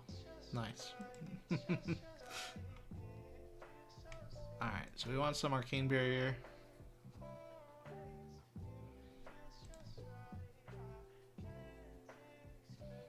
Do we want it in the Lantern?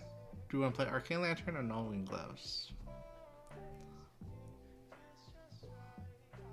I don't think any of these daggers are relevant. Just take the one extra health, I think. Deviax, blues, Warmongers, CNC. Deal.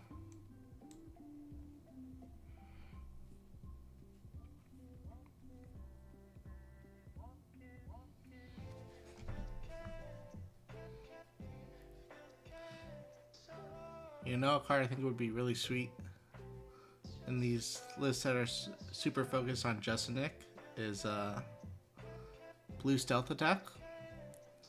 Wait, sorry, not Blue Stealth Attack. Blue Sneak Attack. It is a stealth attack.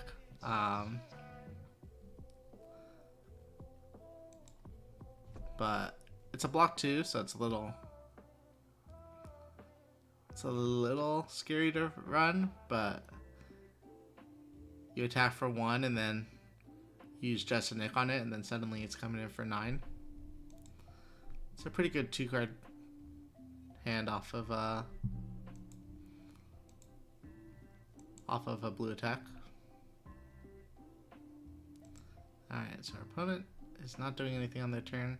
They're playing Vexing Quill hand, which usually means they're on a more aggressive or red heavy build, but they did banish a blue Deathly Whale. So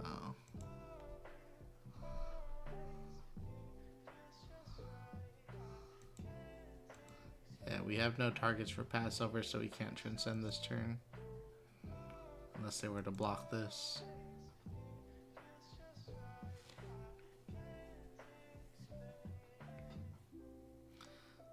But maybe they'll let it hit. Our Prognosis will come in for 2, which means that Justinic can bump it up to 7. Good break point. Nice.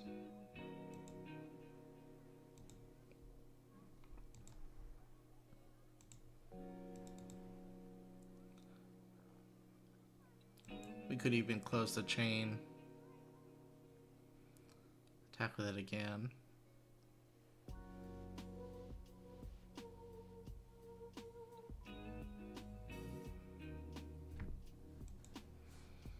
It's not enough. One more.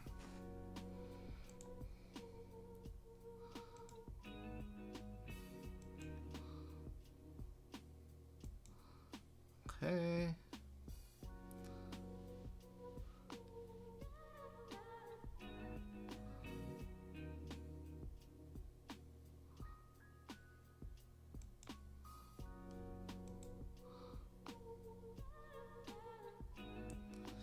So should we close the chain here?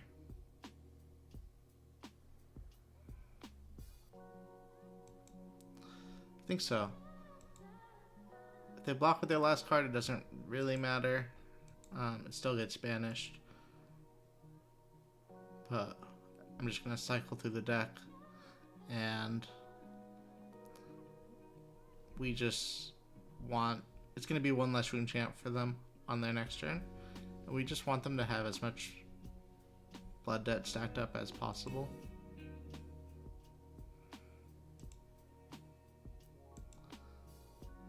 Okay, so they give us armor.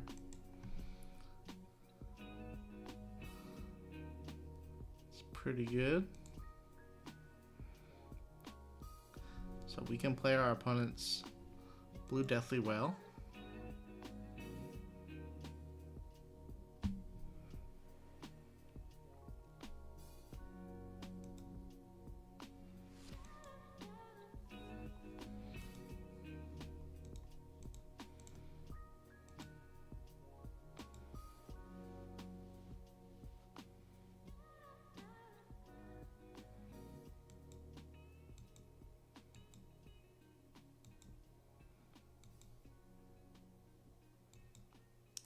I should have blocked with the boots there. It's my turn.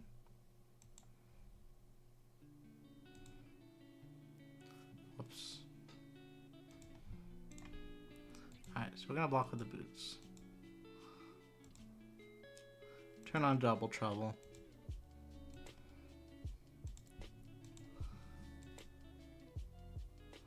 So Mistblade. It's gotta be annoying for them to want to block it.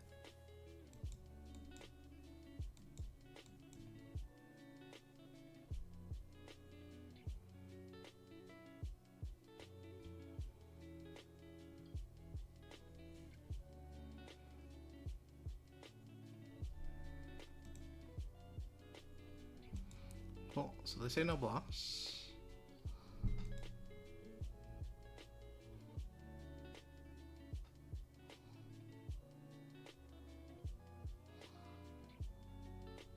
Be a nasty turn.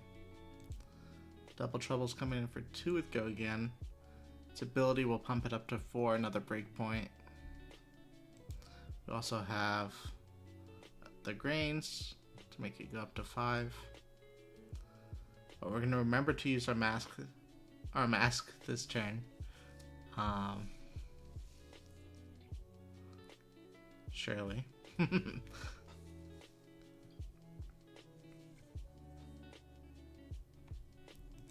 Oh, they cover up the 5 exactly.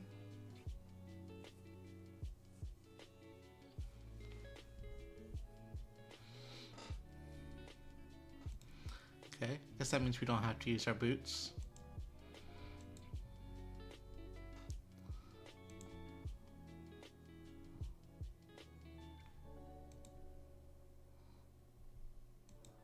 Guess we should use new first, so that we can play their attack.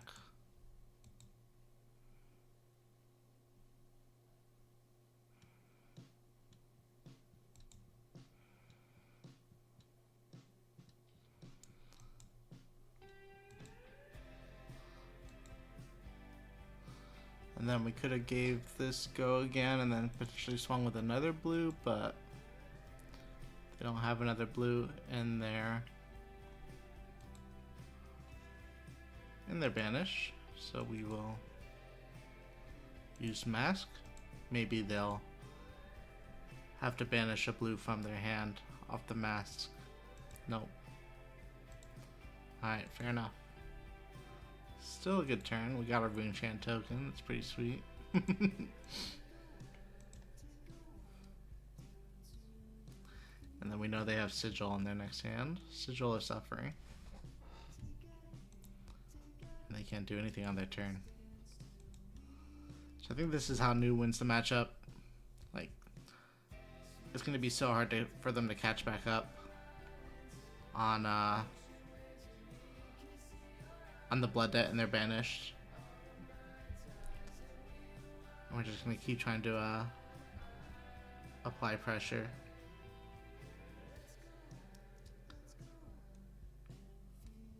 So what do we want to do with...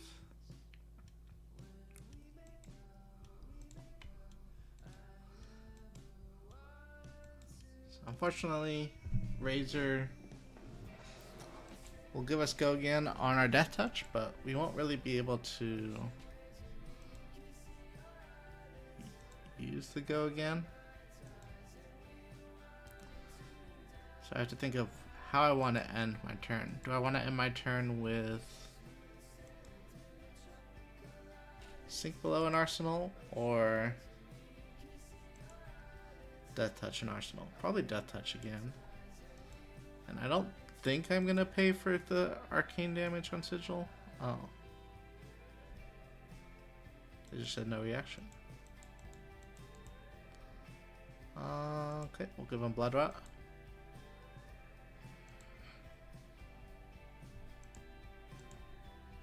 Did something happen to that Sigil? Did they draw it off the Crown of Providence? No? Not sure what happened there.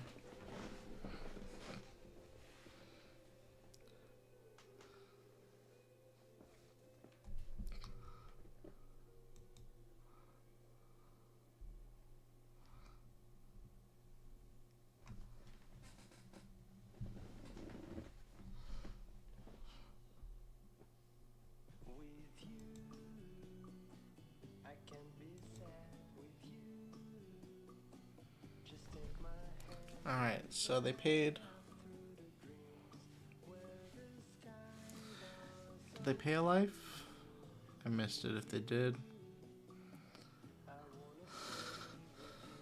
Deathly Delight, so they're going for some life gain. Okay.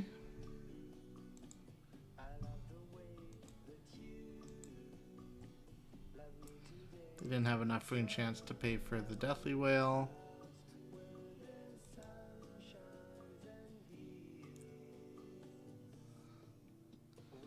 Yeah, I'm not sure either.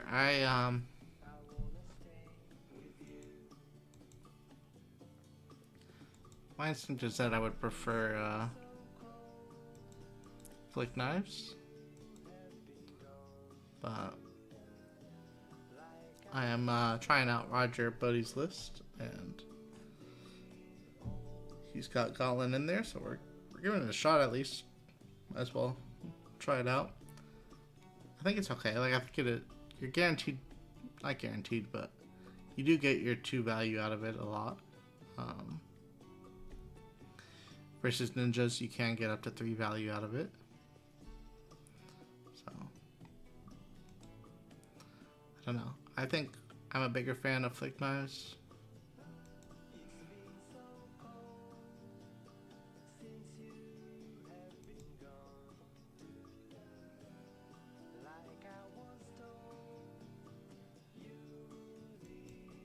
Oh man, they're going off now.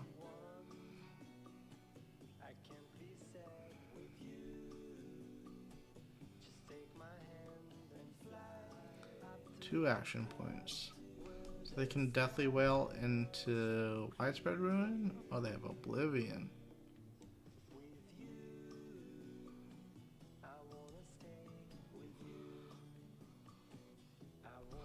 Scary.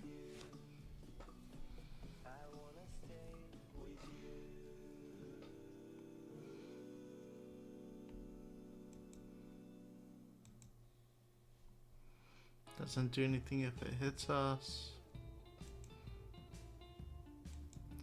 I think we're gonna end up losing our arsenal to this Widespread though.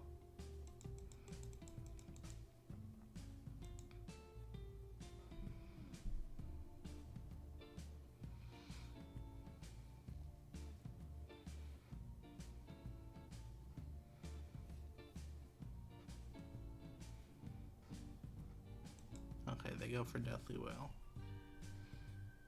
Makes sense also, but allows us to have the big turn we were setting up anyways.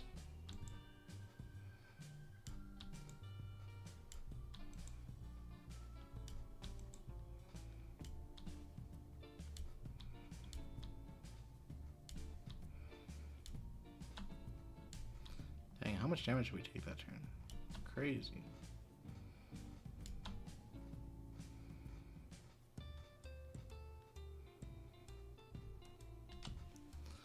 Alright, so we're gonna Rising Sun. Play this. There's no real reason to do it now, but helps me figure out what we're doing on our turn.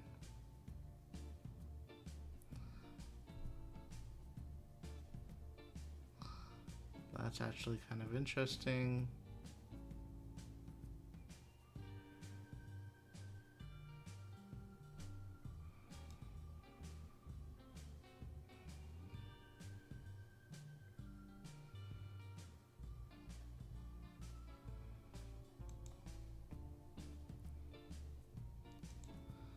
I think it's still CNC at face. Unless I'm crazy, that last card in their arsenal still must be the D-React.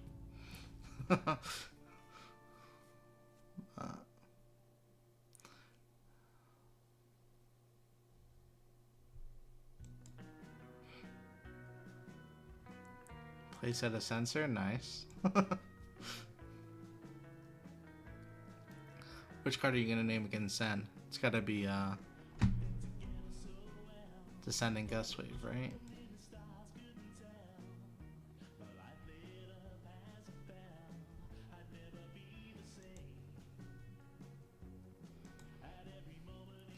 Correct sequencing would be to use Mask first before.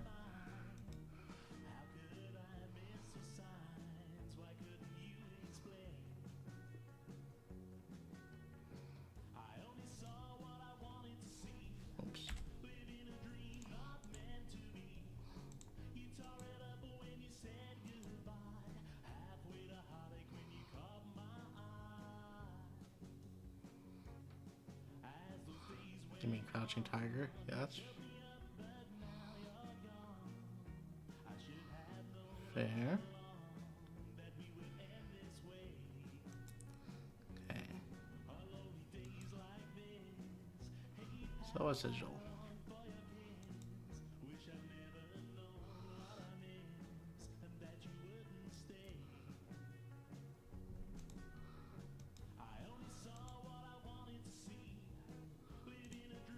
Let's always go in there. I think it's okay. You can definitely get the most value out of it then if you time it correctly. I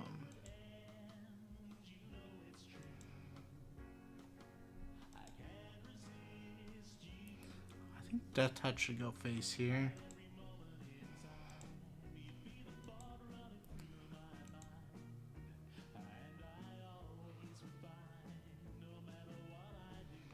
It's a little scary to keep Nazareth around, but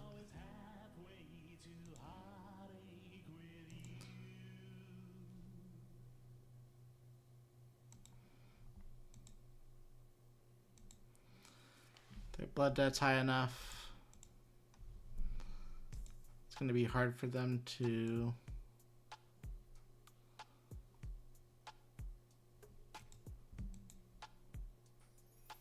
don't have an attack they can play though, right?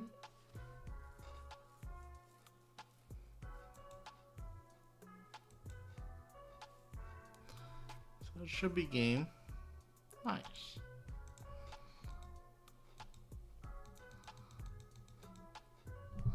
We got there. They died to blood debt. Yeah, kind of tricky in like what in this matchup when Vincent falls behind on blood debt, then it's super hard to catch back up.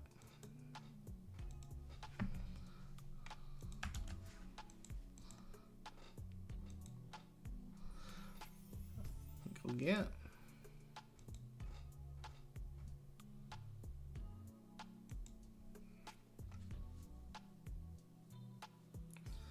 Alright, Levia was in second place, so we'll get some Levia games in pretty soon. Alright, how do we want to play the mirror? I have no idea. Let's go with Nerve Scalpel.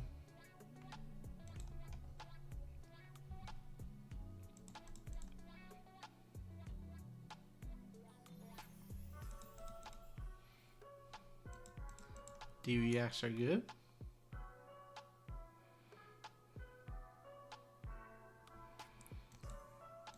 Yeah, I think the Warriors are fine. Best deck, like if I had to choose my Nationals deck right now, I think I would choose Levia. The hero I'm most interested in trying to figure out is Riptide.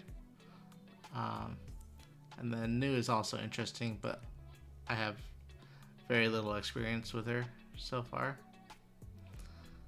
Is Blanche good in this matchup? Do you care about, they care about blue cards?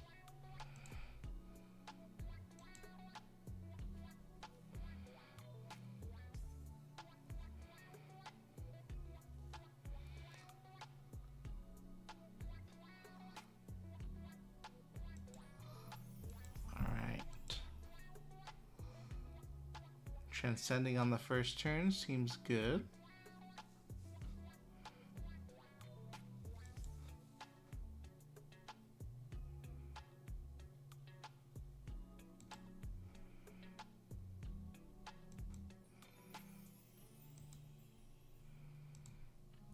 I wonder if we're supposed to board out levels of enlightenment. I've heard people say that you're supposed to board it out in the mirrors. Yeah, I mean, them blocking with it right there is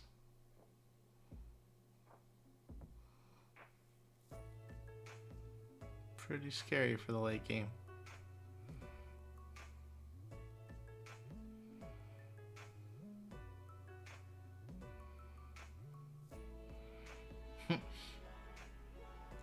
That's pretty cute, like forcing them to close chain on a. Oh, they're blocking with one.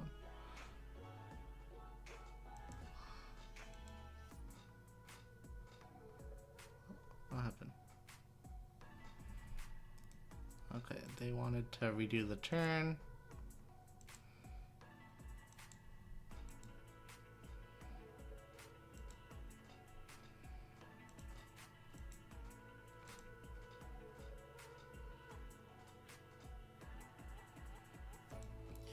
Yeah, definitely.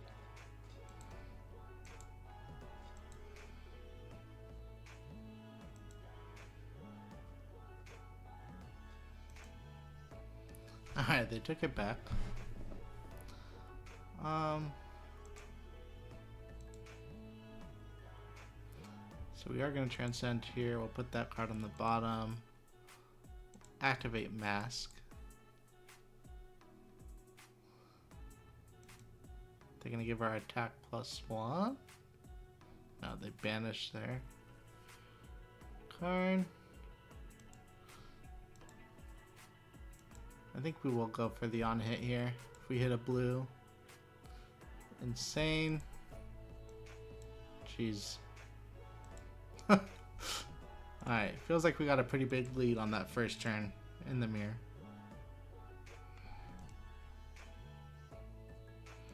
Yeah, GG already, right?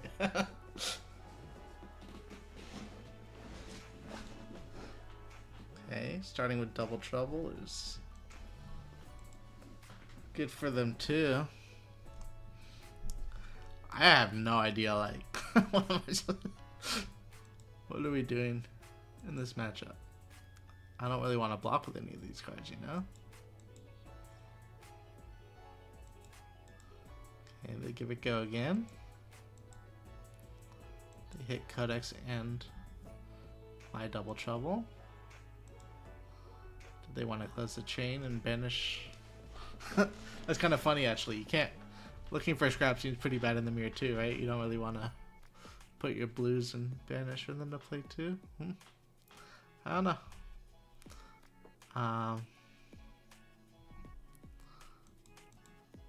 Okay, I think our best line is still to say no blocks here.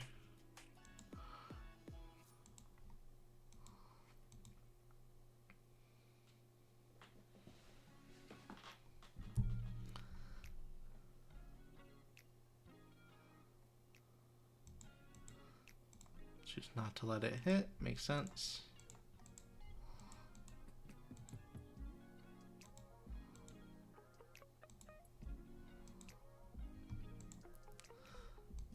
Now here, We're gonna do buff power, draw a card.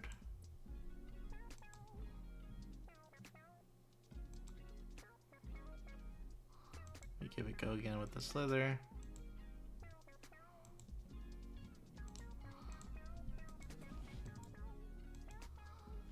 We whiffed on the transcend. It's okay.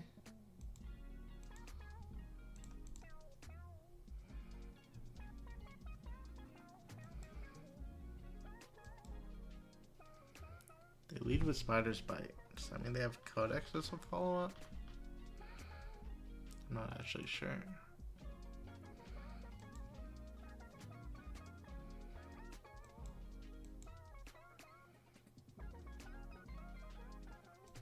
No, my blue. I like this card a lot too. So annoying. The fact that you can grab non-blocks too, like you can grab Path Well Traveled here. Pretty silly.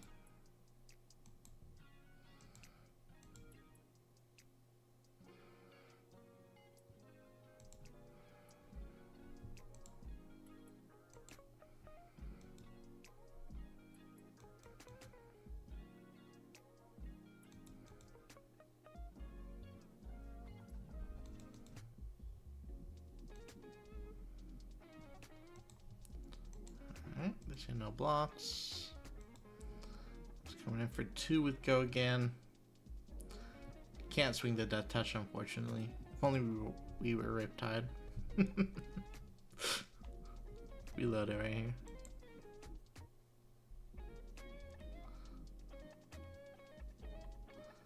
I think Levia will do well.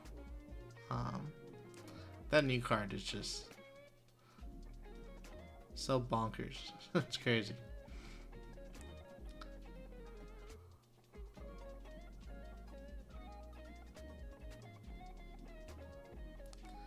So we're in turn 3. I wonder how many turns the average new mirror goes. I imagine it's going to second cycle a lot of the time, but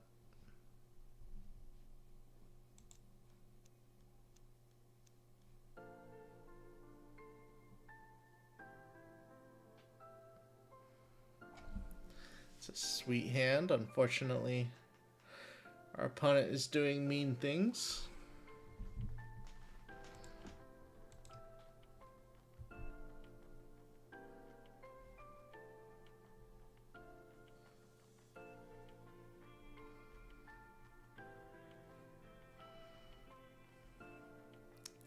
I don't even know how to play around this. I mean, I assume that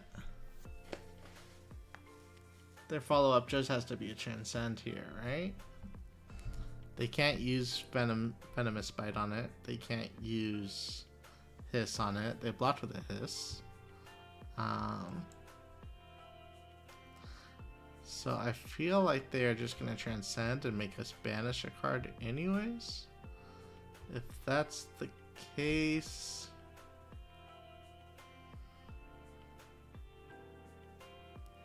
How am I supposed to block this? Death Touch is okay. This is only our second game with new. I should update the results. But yeah, I think Death Touch is fine. I like that he has it as a 2 of instead of a 3 of. But we're playing Roger's list, and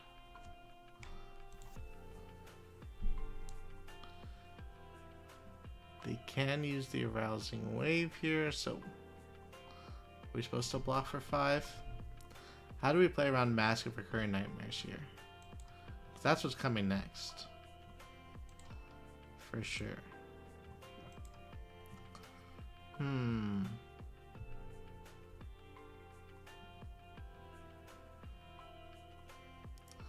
I supposed to just give them the Gauntlet?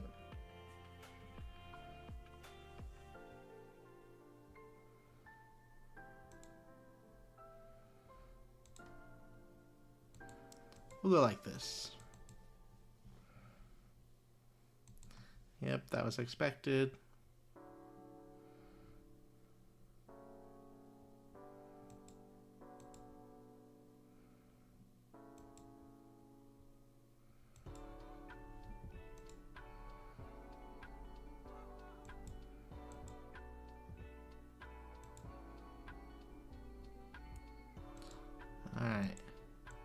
This isn't obvious at all. But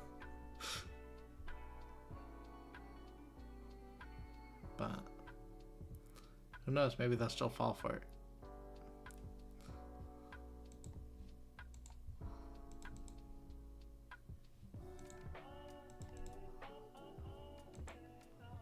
Nice. We hit a red off Justin Nick, and we hit a blue off of the prognosis effect.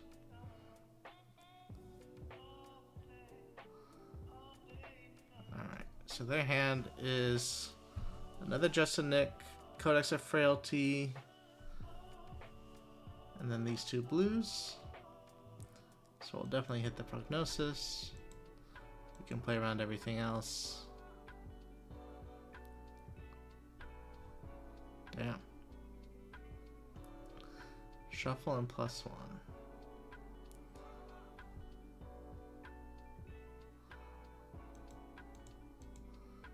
I'm gonna say no blocks here.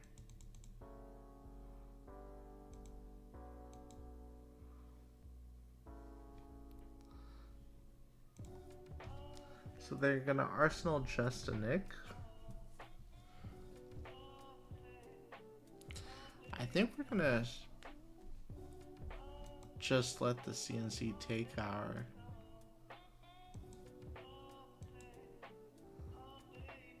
Death Touch. So hopefully that answers your question on how Death Touch has been performing. I'm just kidding. I mean, yeah, obviously we couldn't protect it with this hand anyways.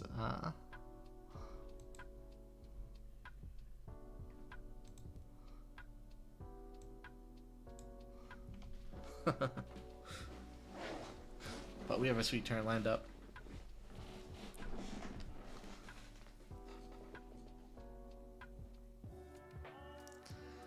And we want to hit their Justin Nick in their arsenal.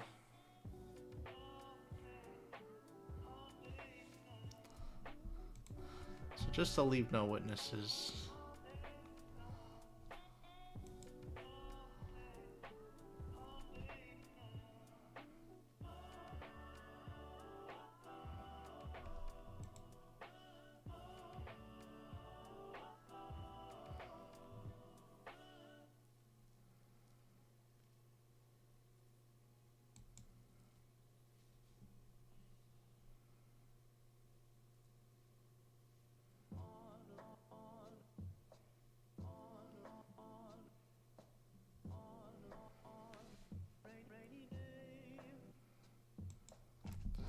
How would you like to block?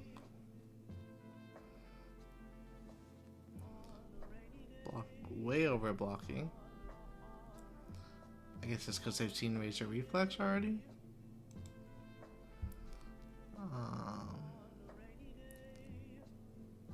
Oh, this is not just cards with stealth. What's one with cards with stealth? Spikes? Those ones only target stealth attacks, right? Alright, so they blocked it perfectly around Venomous Bite and Grains, I guess. But it doesn't really matter. Our plan was always going to be this anyways.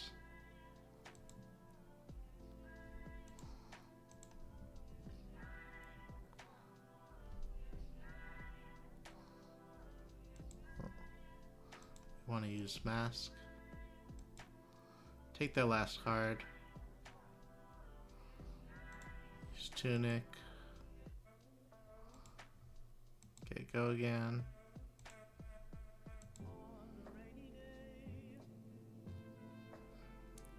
Cool.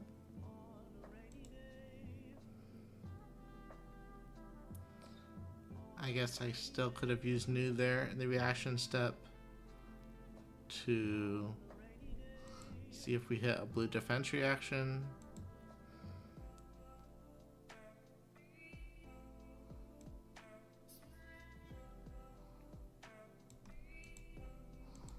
But we're good. Okay. Top of their deck is Red Hiss.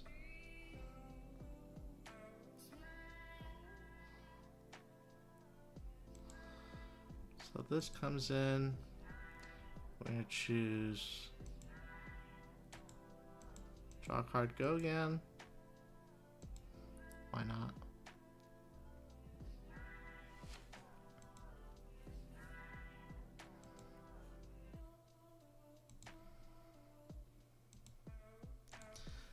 Tackle my beckoning mistblade.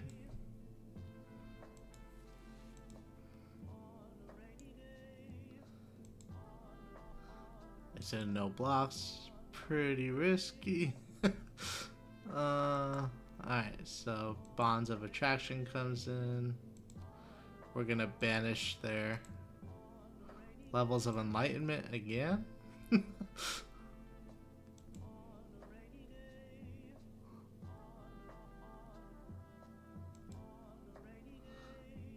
play Levels of Enlightenment. We'll choose all 3 modes. This is just silly. Alright.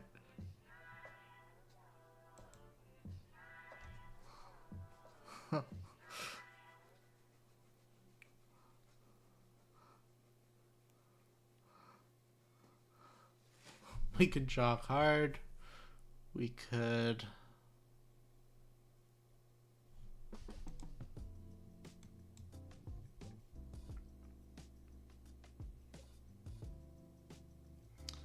edit a draw card? Maybe. Or we can just swing Nerve Scalpel.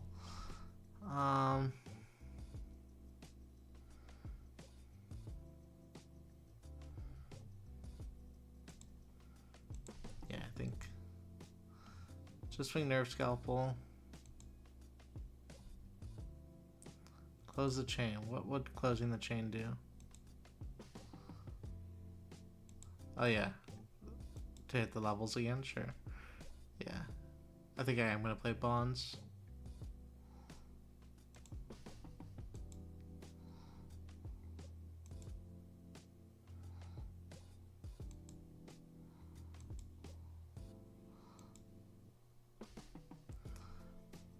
Oh my god, we hit there. We hit their Sacred Heart. Oh my god. Alright. Well, that was a turn. Unfortunately, we don't have much of a follow-up. What is this? Okay, well, we'll crack a silver or something. Nice. This is how Death Touch has been.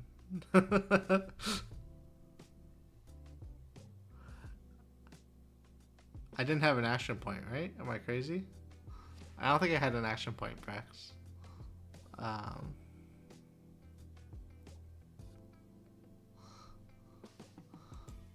Alright. Check out this sweet turn.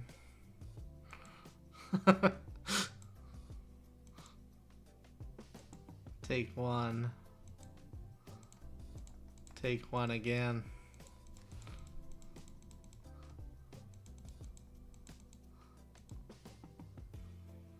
Alright, they're trying to cook us. We know they still have Justin, Nick, and Arsenal.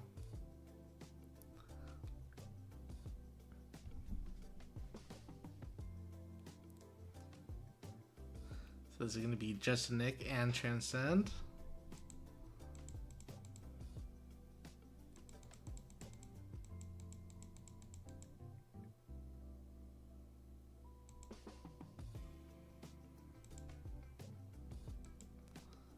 No, no, no. I hate Siren's Call.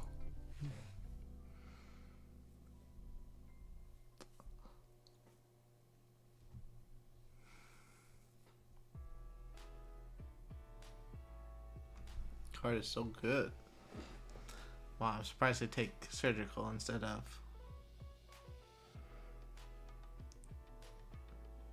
the ace. Either way, if they don't take Surgical, I still have an energy.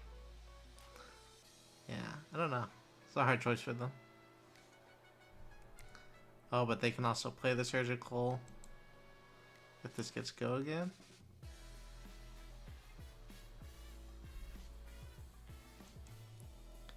they transcend. They know my hand sucks. Holy, calm down.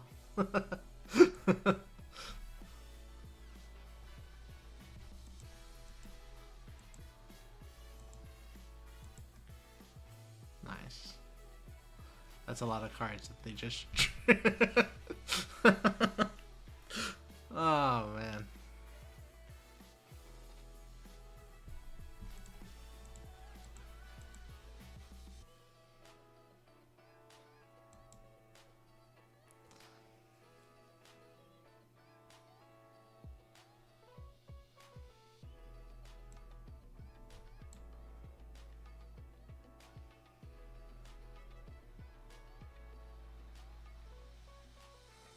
The CO feels so wrong.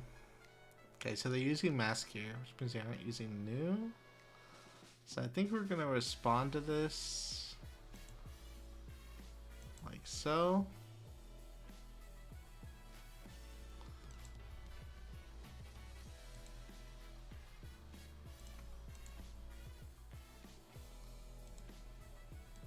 Nice.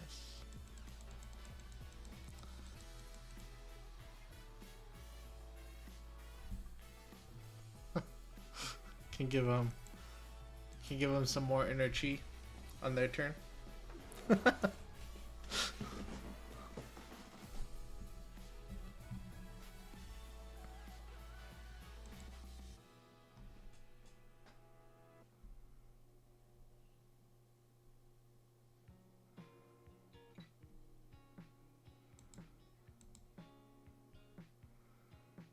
No.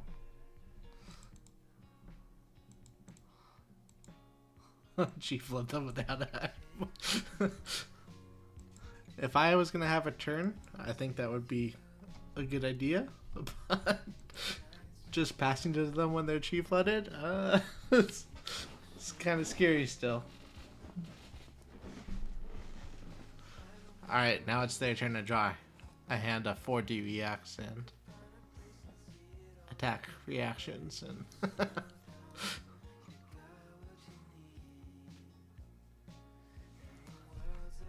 Alright, who's got the juicy or banish?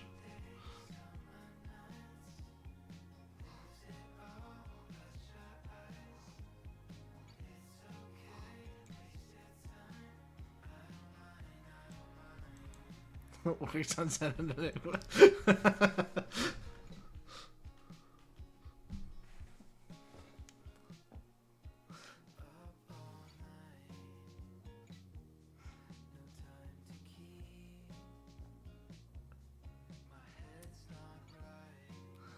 So I'm planning to stream for about 90 more minutes. Maybe a little bit less. Probably got 30 minutes left of new, and then we'll close out the stream with some Levia gameplay.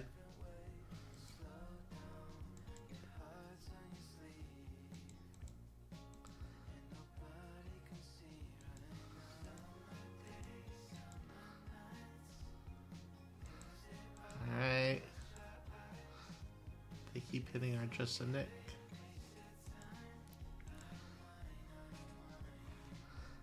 Yeah, I mean, our hand doesn't do anything with blocking, you know, so.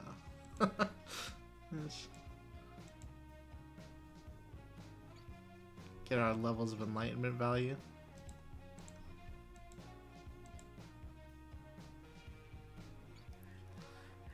Will they respect the Mistblade? They do not. Okay, so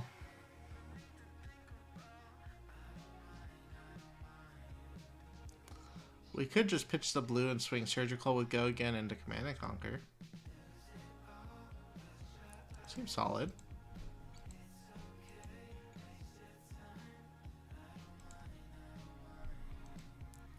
If we had attacked with it,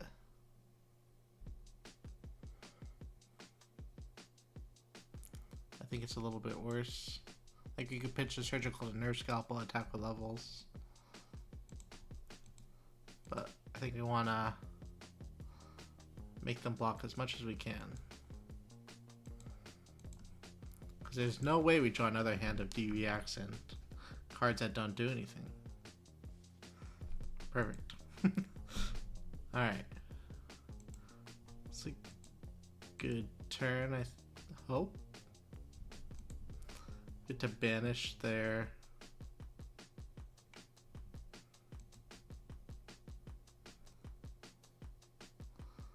Oh, they're just way over blocking.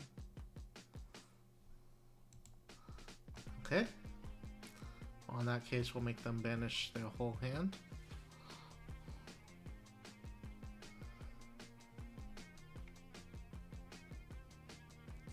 Actually, it might be worth it for us to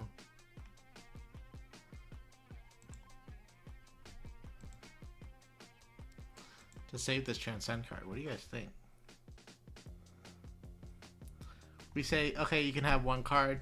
What are you gonna do? You're gonna pitch it to your player arsenal maybe or something? We don't really care.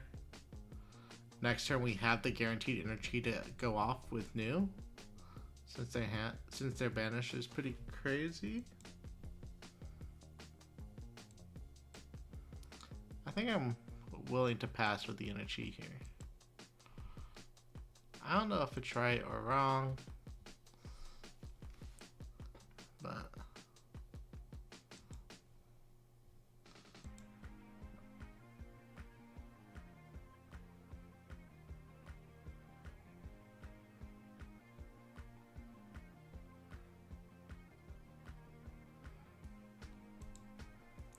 yeah, Bonds of Agony gets +3, if that's what you're asking. We could have pitched both, or went with both reactions, but then we're not really doing anything anyways.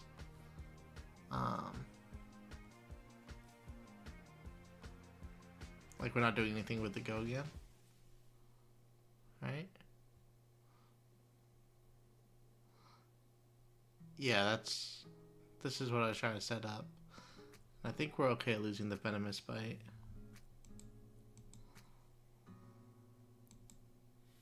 I scrolled down the Insta page, saw a picture that I didn't want to see. He had his hand around your waist and a smile on your face like the way you look at me. It was only 8 months ago, he was holding your hand, slow dancing and kissing the top of your head. And I don't know how to compete with that, cause you were friends since you were kids and it still feels like we just only met. Yeah, the new mirror, it's a nightmare. Reflex the dagger. Is that better than reflexing the actual attacks?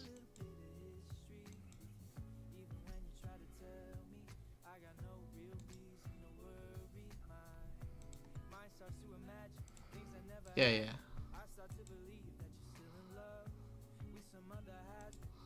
Might have been better.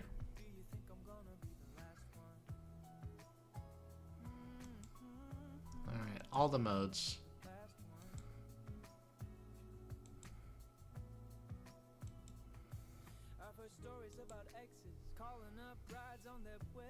True, you do get the extra +1.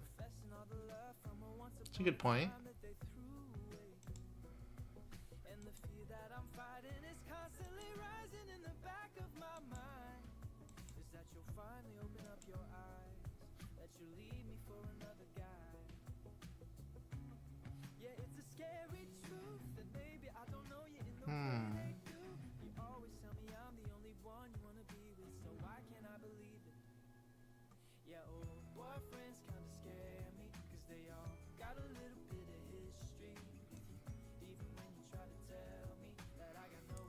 Close chain, banish both off of Sacred Art, right? Yeah, and just give them the chi, because the chi doesn't matter on defense. Yeah.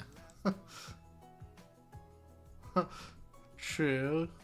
But we're having fun, Reese. We wanna we wanna do all the things.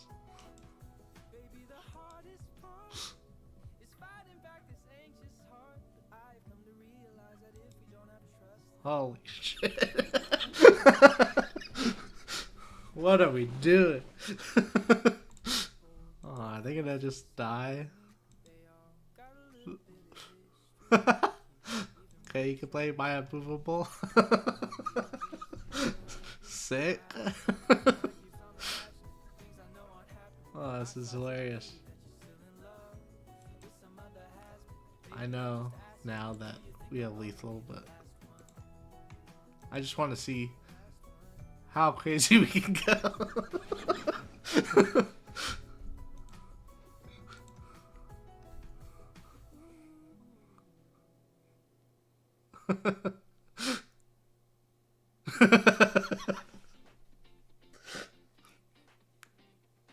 This game. I think they had a good time.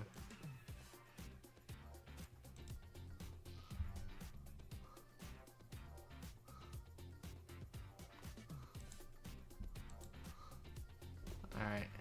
Prognosis.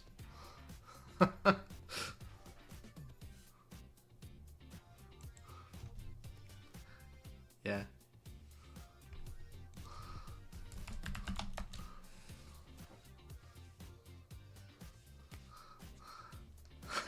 We forgot to side out levels too, but we didn't. We were lucky to. We were lucky that we didn't get punished. Cutting show levels. We could just keep going, huh? Alright, they didn't. They had enough. They had another levels in their hand. They block with.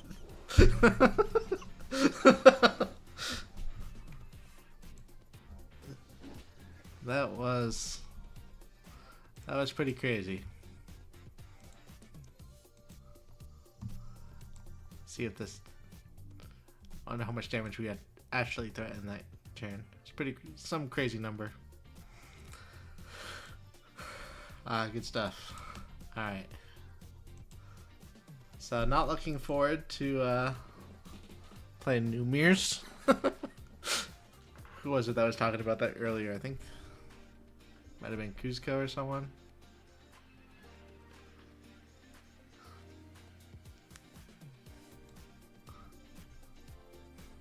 Yu-Gi-Oh! Gaming.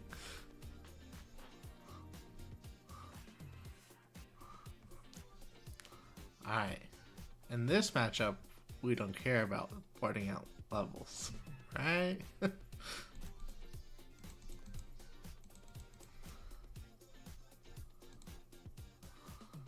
don't think launch matters nearly as much here. You can like turn off.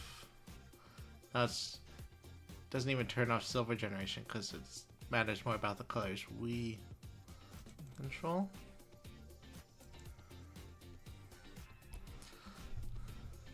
Yeah, in some matchups at least, there's a.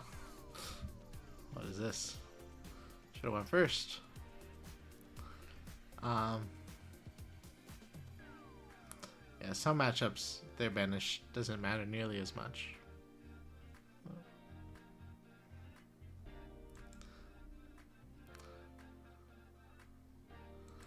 That's still pretty sick.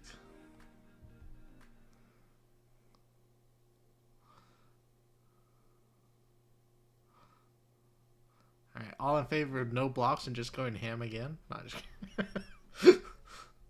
Alright,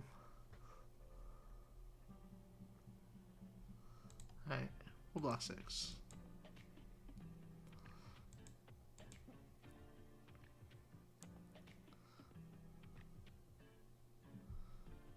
So we could get the full hand, or we could just get a full new hand here, and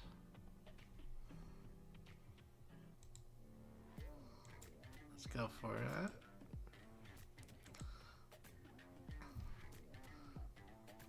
Do we want leave no witnesses? I think so. We know they have shakedown next turn. Hey, where's my second dagger? What the hell?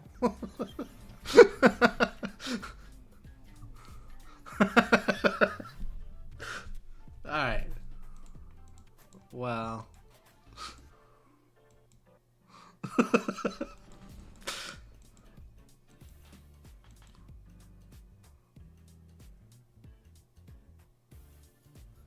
second dagger barely ever comes up anyways, you know? It's funny. So, I was saying how I took my cousin and other family members to pre-release, and it was like their first time playing competitive, or not competitive, but Flesh and Blood outside of the house. And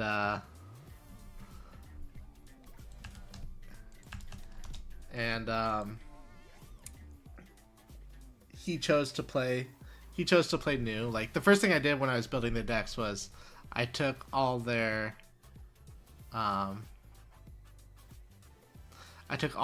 Enigma cards and set them aside. I was like, you guys are not going to be playing Enigma. It's not for new players. Here's new. They already knew about the Crouching Tiger Zen deck because we had been messing around with the UPF Ira deck that has all the Crouching Tiger synergies. And so I was like, here's a new deck for you. Like, they chose new. Here's new. And they're reading all their equipment. They're reading their weapon. They're like, why do I need 2 Beckoning Mistblades? And it's just kind of funny. Like, reminded me of that now. Like, why do you need 2 Beckoning Mistblades? You just need 1. It's good enough.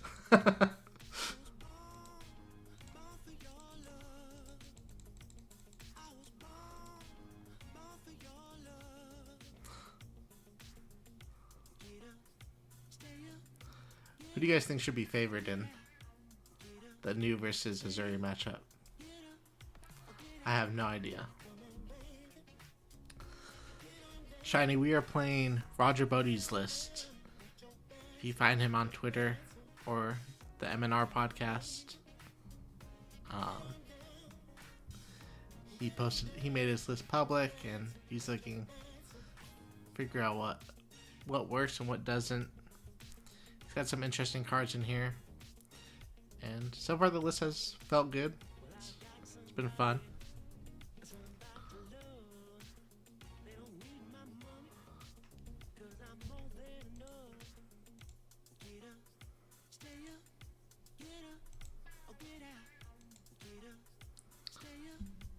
Alright, we'll arsenal that last card. Isolate. Realistically, it's just the better player. Alright.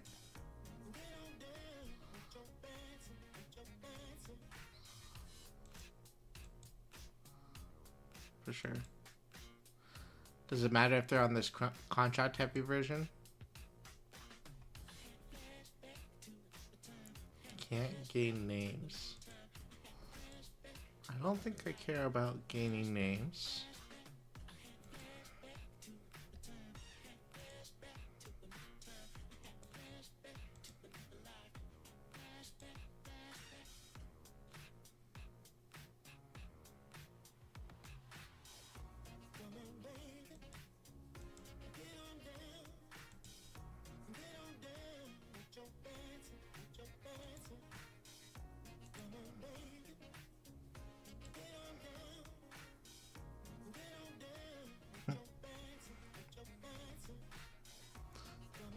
Had to double check there that the Mistblade is a Mystic Assassin weapon. Azuri can't run it.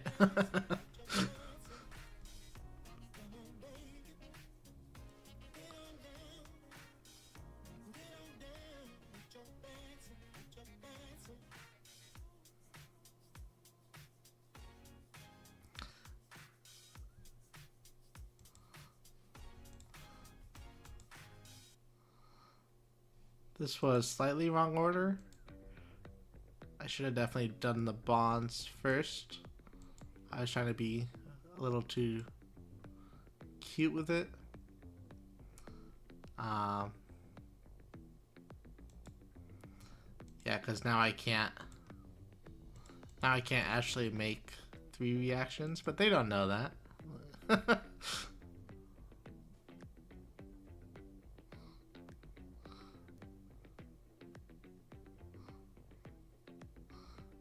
banish their equipment from the graveyard. That's spicy. Good call. Alright. They lost 6 anyways. Yeah, we could have made it go up a little bit more. My mistake.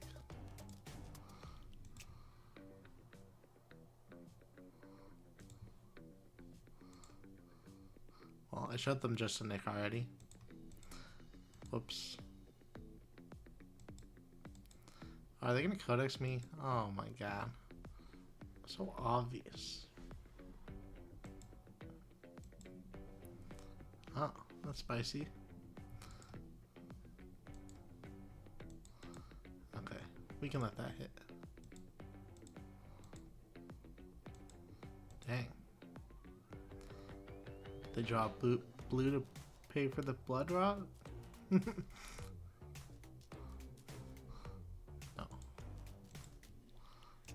Alright, misplay for 0.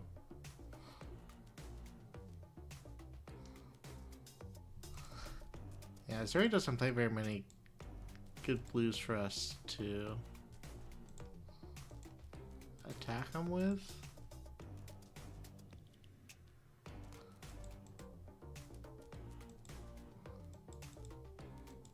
Nice.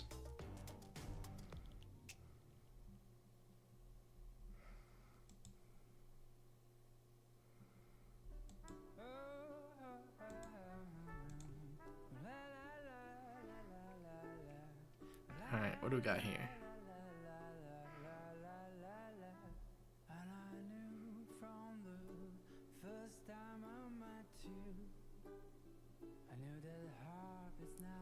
So we can double trouble, mask, and just a nick.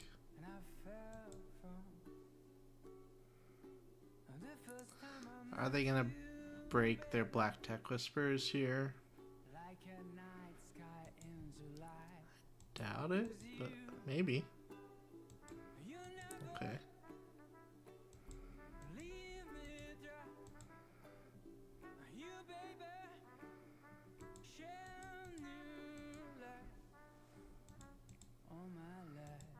Hey. Stop hitting my good cards.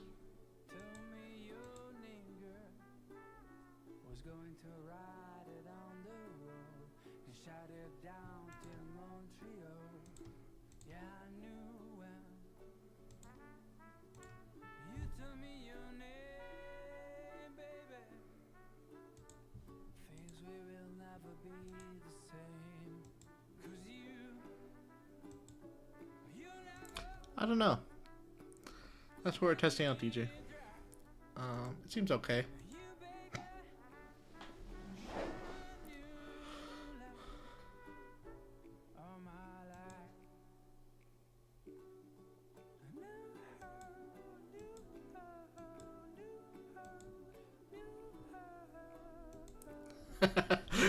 Yeah, exactly, honey.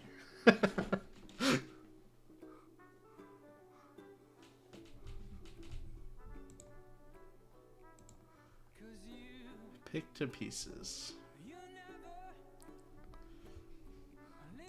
How many CNCs have they played? Only one.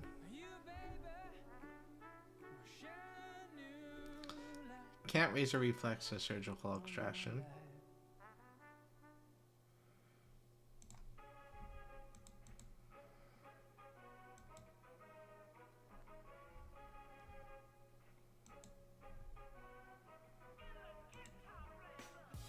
Do we want to sync one of these? Yeah. Okay. Okay. That's fine. Smart sync.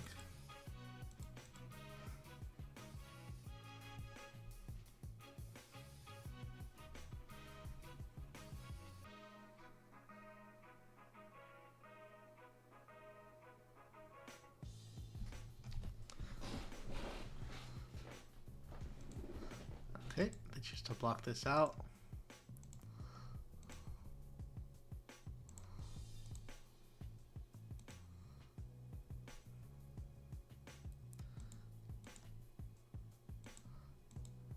Perfect. Yeah, a lot of people have been asking about the gauntlet. My early take is that I don't really like them. I wish I had flick knives and a second dagger, but it's okay.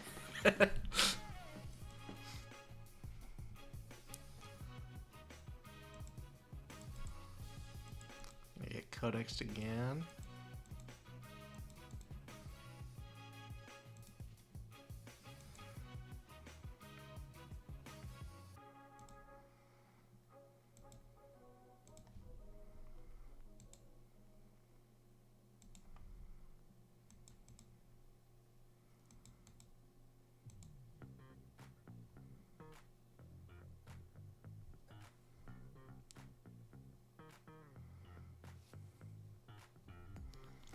Attacking with the dagger doesn't do anything.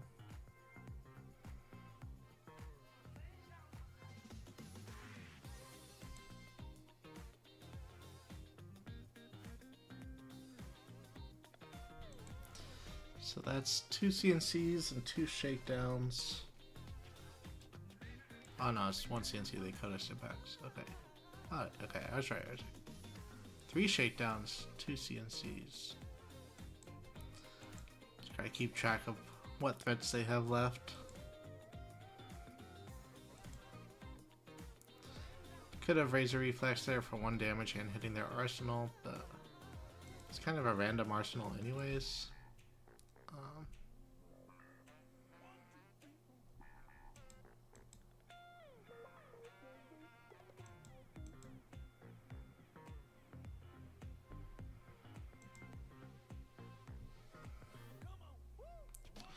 Okay, they do have Nerve Scalpel here. I did finally get to have some fun with new. So they have Nerve Scalpel. If I just try to sync blow this, they'll flick knives the Nerve Scalpel, I'm sure.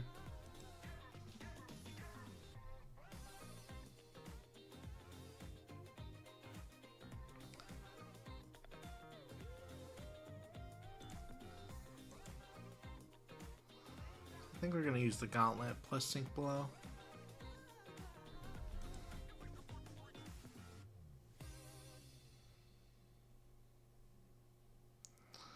Bonds isn't even really that good here.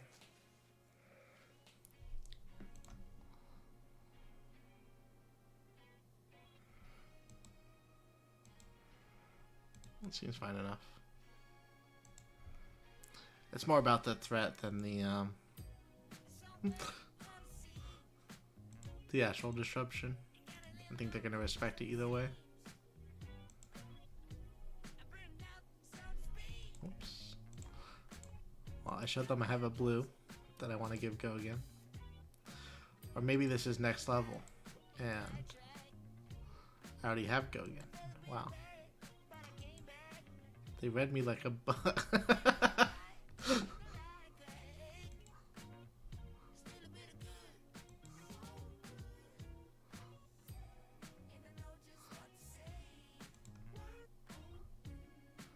That's crazy. Okay. So it's fine. I don't know what happened to my card. I think I want to use News ability and attack with Prognosis instead of Mass.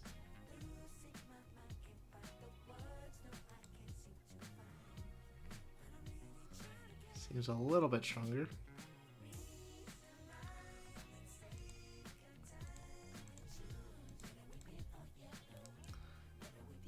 Kiwi Stalker, oh.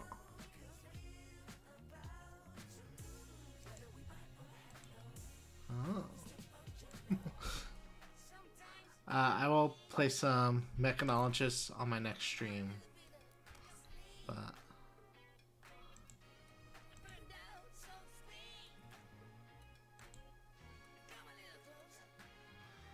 it's been okay. I mean, I was gonna say it's good here, but it wasn't.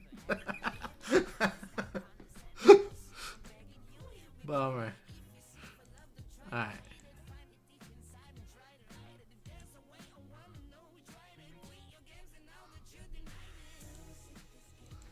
No way they're gonna codex me again.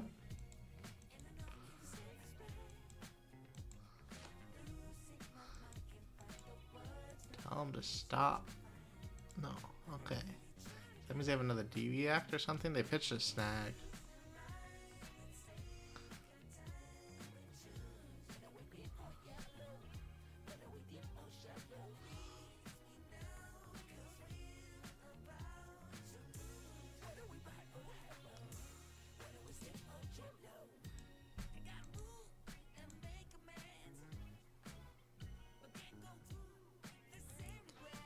Say no blocks again.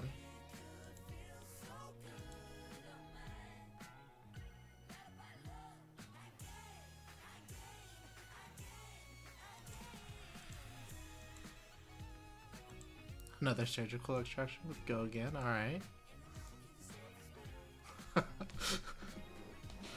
So I said dude doesn't have very many cards that show on to play from Missouri's deck, but we hit 2 of 3 surgical extractions. It's pretty good. What do we want to put on the bottom of our deck? What's the most important card? CNC? It's gotta be CNC, right? Or levels? Or Death Touch? Death Touch is a little slow.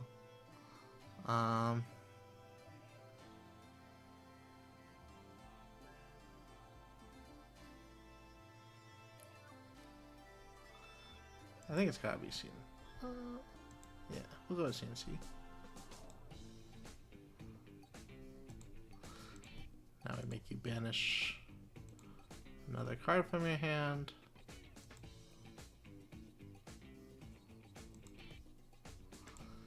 Attack with surgical again. There's the D-React.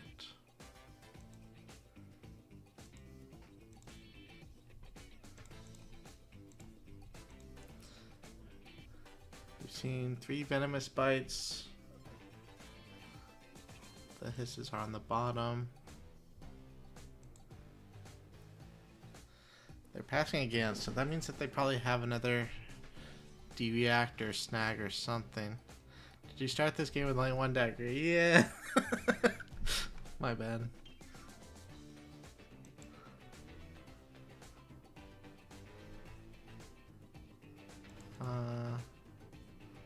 Cool.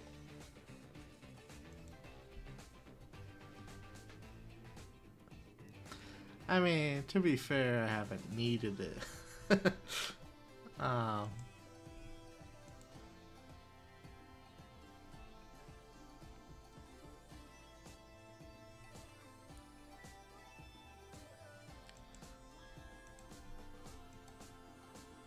Yeah, I'm not sure if Sacred Art is right here, but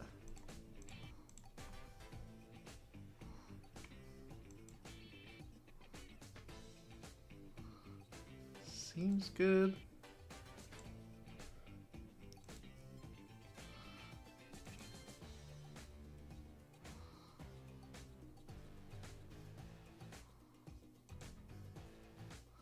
Okay, so we wait for them to commit 1 D-React. Then we'll play just a Nick on it.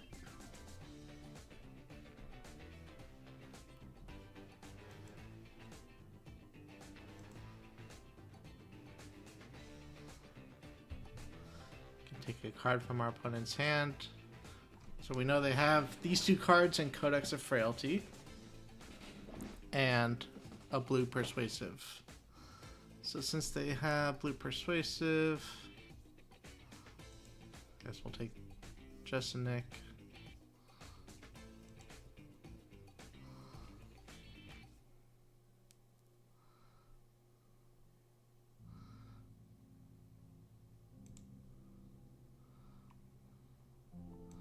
Should activate new. Okay, sigil on top.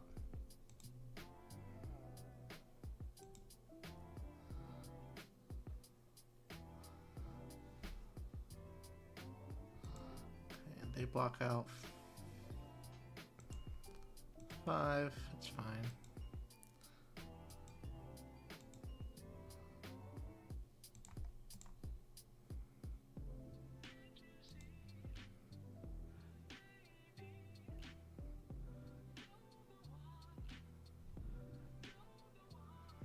We're just gonna use this as a lettering press? Maybe.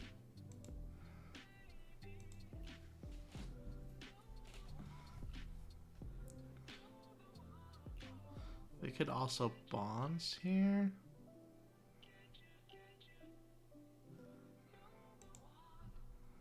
That plays kind of nicely around DUIAC numbers.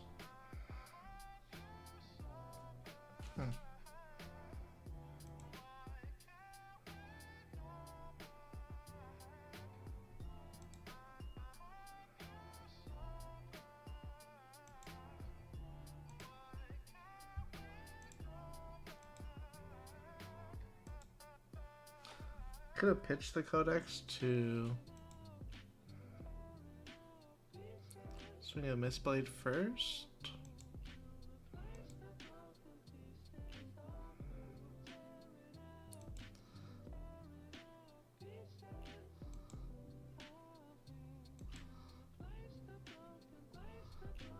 Alright, we hit a red, but we're gonna choose a blue from their banished. Someone pointed out we can hit their equipment since they're on a more contract heavy list. But at this point in the game, I'm not too worried about it.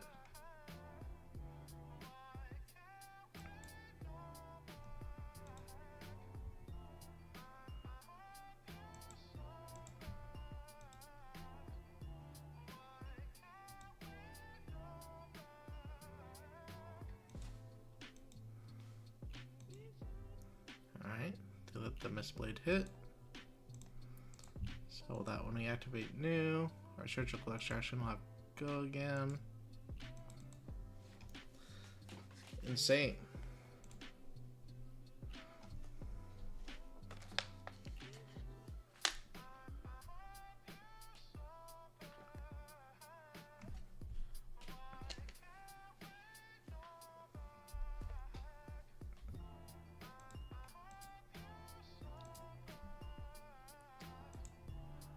Alright.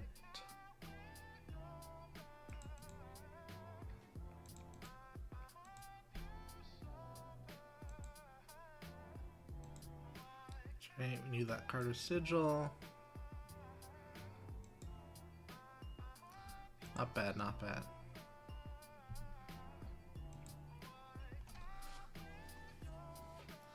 Okay, we can't really activate 3 reactions for this bonds right now.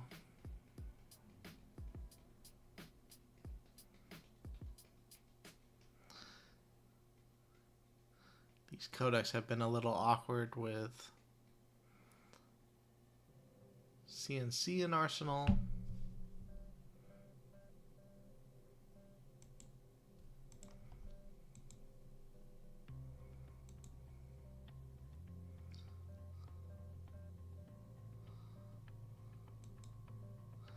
Yeah, we were behind in cards for a little bit, but we did manage to catch back up. So we're just gonna do this with go again, I suppose.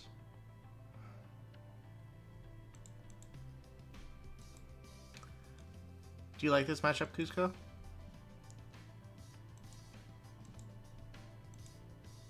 For new, I mean.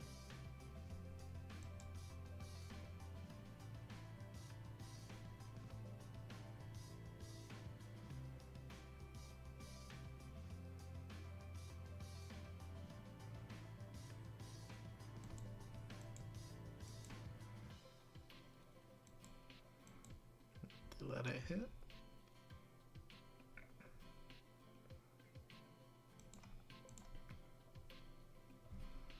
Checks out.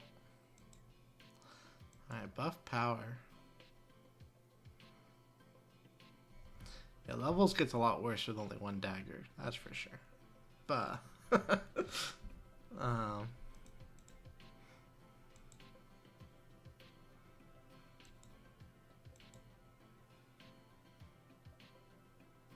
they showed us their card on accident.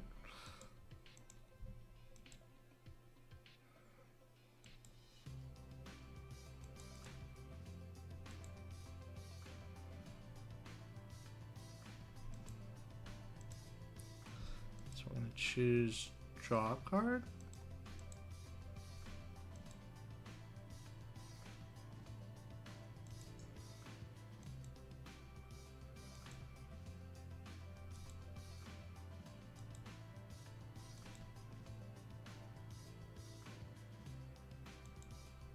Cool.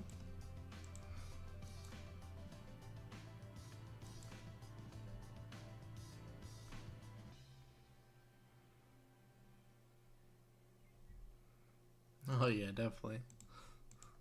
Got pretty lucky to hit 2 of them off the top.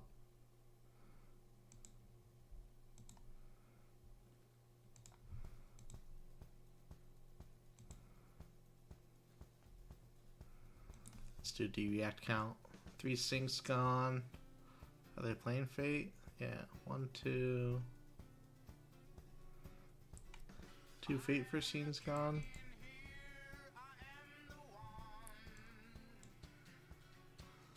So they might have the Fate here, and that's what they're thinking about.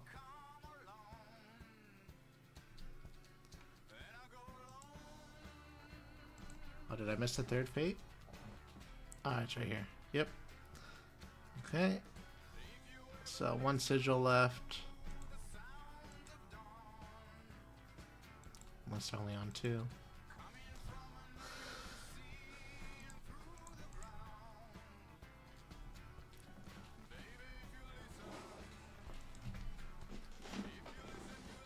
E-strike for 7 again.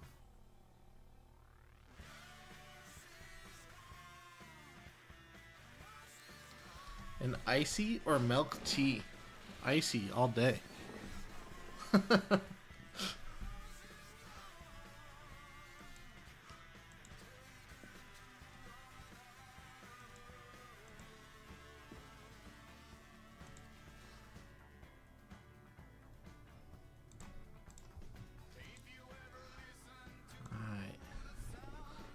Just keep hitting them with the dagger. They only got 9 cards left.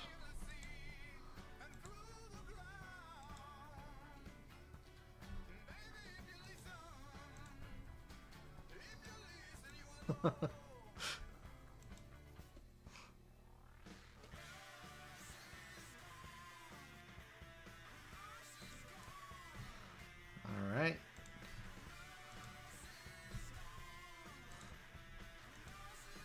Keep forcing the damage through.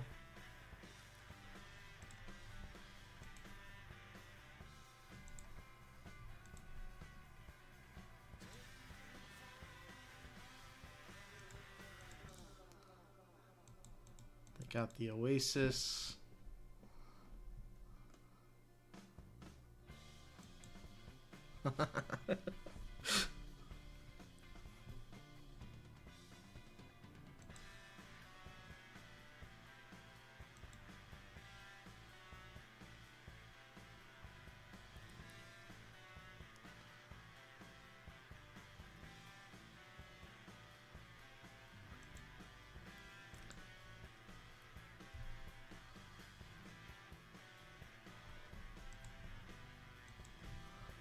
Right, our beautiful pitch deck.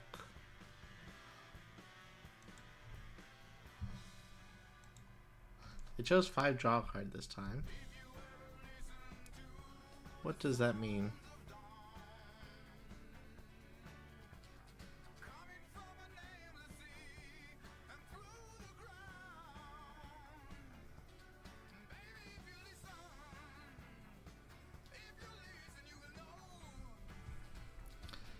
Block with here. It's a slither, so we have go again.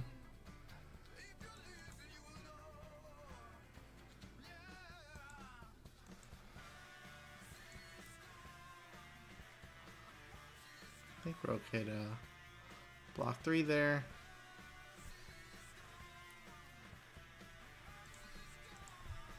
Gonna activate new. Perfect. Always had it. We could, I mean, Isolate's kind of cute to force damage through with just a Nick. But I don't really mind if they block with 2 cards on this anyways.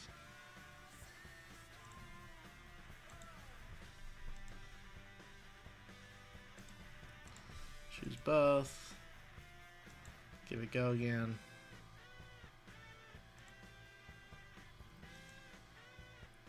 Oh.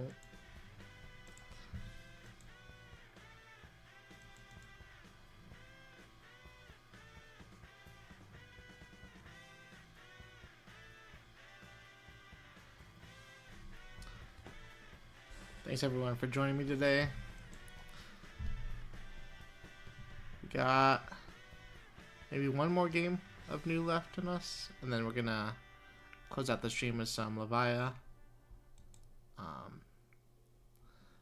This is gonna be my last stream for the week, but I believe we will have some other members coming on the channel to stream tomorrow and maybe the following days, but I will double check and confirm that in a minute.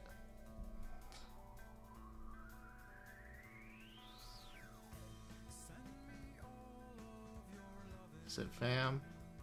I don't think so, not yet. I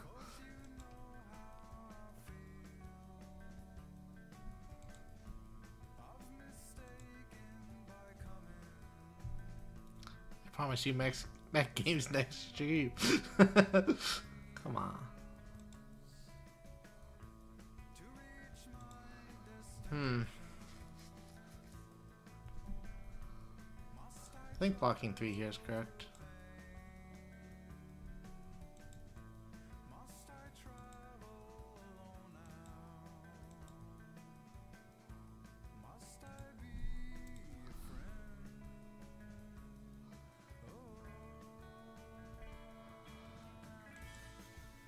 News activated ability isn't great, so I think we're just gonna attack with surgical extraction and then use mask of recurring nightmares. Take another card from their hand.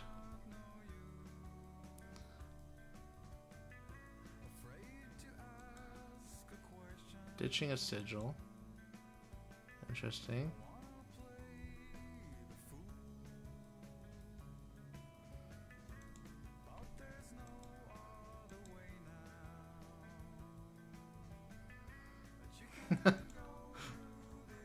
I want to get Boron too, but let's see. Activate Tunic, play Amnesia.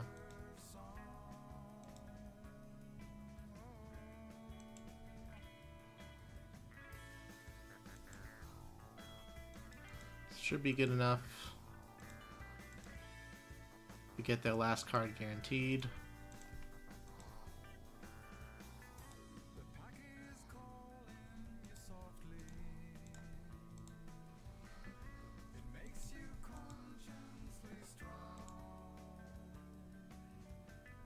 Now our blue's coming in for nothing because we don't have a resource. Alright, we got there. We ended up fatiguing them. Good game. Alright, so let me check to see if we got Bryce coming on tomorrow. Alright, yeah, so the plan is for Bryce to be on tomorrow afternoon. Should be around the same time. But we'll have the stream scheduled on our YouTube page. Am I going to Amsterdam? Yes, I am. I'll be there. Got a busy next couple of months of traveling. Alright. So I think we are just going to go into some Levia games right now. So this is the Levia list that I've been rocking. Today I am trying out the list with no what's the name of this card? The yellow that draws a card when you discard it, Beast Within. No Beast Withins. Instead I'm playing Send Packing in the main. Beast Within rarely comes up, it's only on the Blood Rush turns. It's very good on those Blood Rush turns, but I'm just trying to see if I can get away without playing Beast Within in the deck. And then yeah, to make use of the Shadow Realm Horrors, we're playing more Graveling Growls. We're playing 1 Diabolic Offering in the blue slot. And then we're going to try out a Shadow Blasphemous game plan in the sideboard. So, gonna play a couple games with this and then we'll wrap up the stream.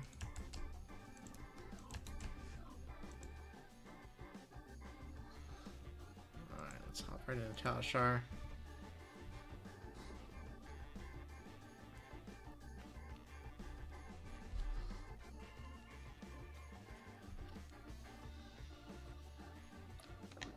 Yeah, Levia is currently one of my top picks right now.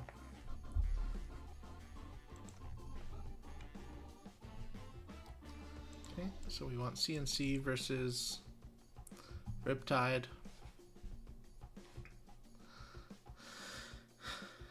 If we were worried about fatigue, we can probably board in more cards. But I think we're just going to run a lean 60.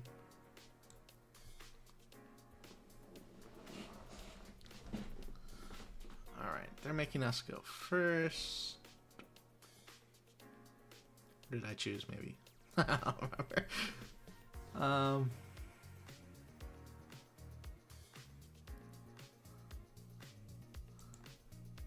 Okay, we're gonna underpitch for a claw here.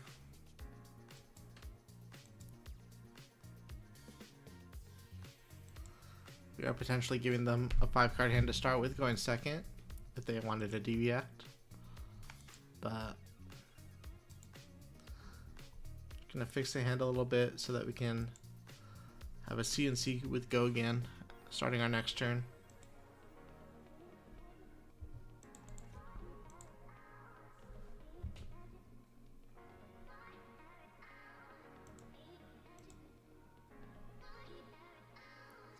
So on Death Dealer,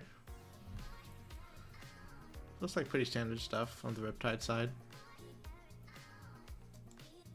They're playing more pumps and arrows, maybe.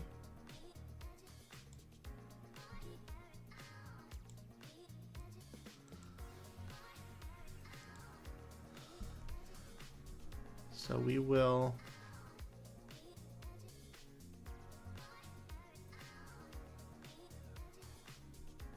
get an inertia token, which means we lose our ability to arsenal, so we're just going to block with 1 card here.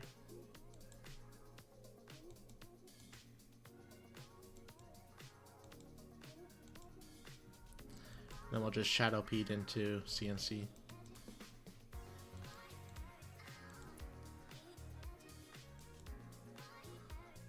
Maybe CNC first, since it'll have go again.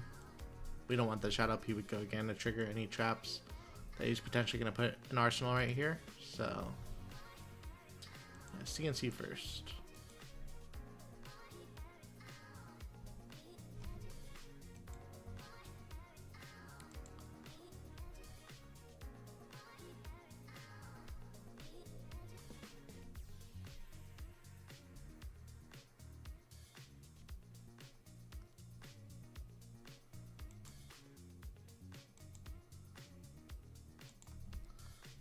They block it out.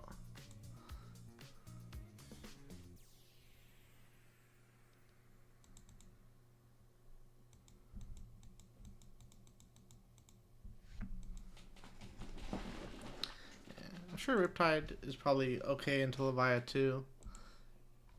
I imagine Levia's probably harder than some of the other brutes. So the horror is turned online. I'm gonna say no blocks here. Could flashback maybe, but I think it's fine. Flashback would have been good.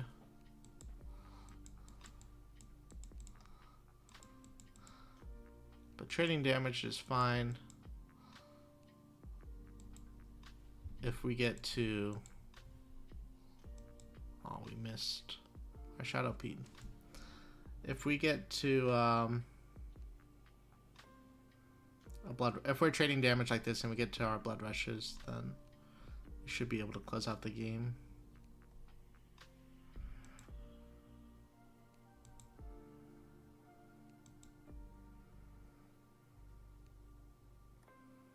I was hoping we'd hit the Shadow Pede there so we can arsenal one of these 1 costs, but instead we will just be attacking with CNC.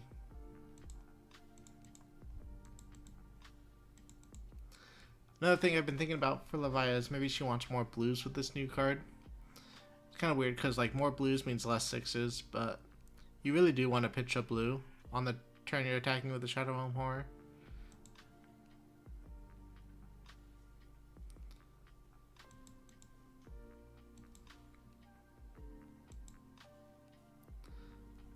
But maybe I'm just unlucky.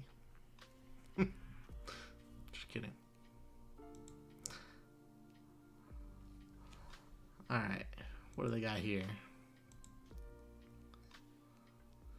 Another inertia. It's coming in for 8.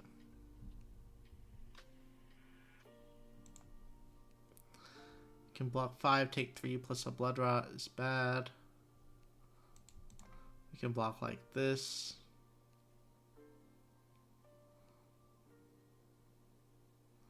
It's also kind of bad. Or we could just block like this.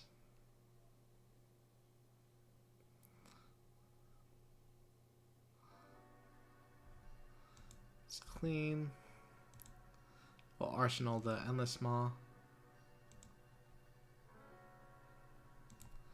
This is a card that I don't really like to arsenal that much because it's not great on our Blood Rush turns. I prefer to arsenal the cards that we can use when we draw Blood Rush.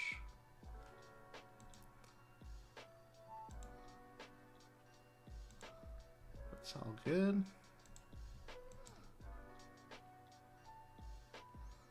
Yeah, they are taking a lot more damage than I would have expected from Riptide, just based on the list I've been trying out.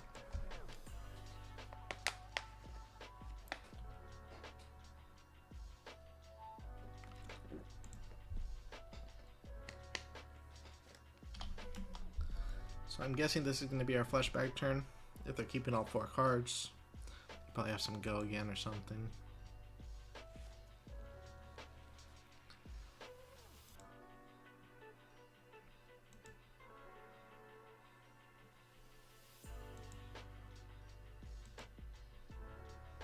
Alright. Nice. Happy to see that.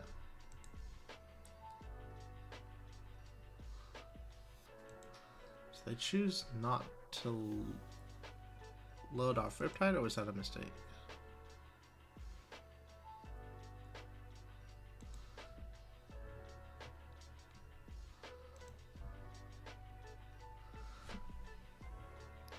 So I don't have to give flashback here. There's nothing I'm really too scared of.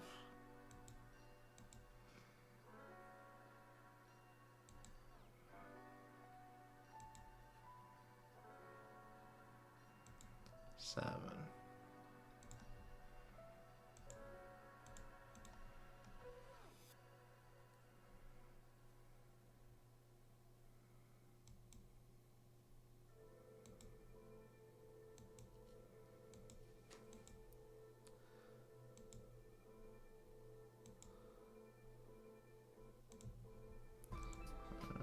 Whoops, wrong one. We'll do Art of War. We have the Slitherpede. Slithering Shadowpede. I always call it a Slitherpede.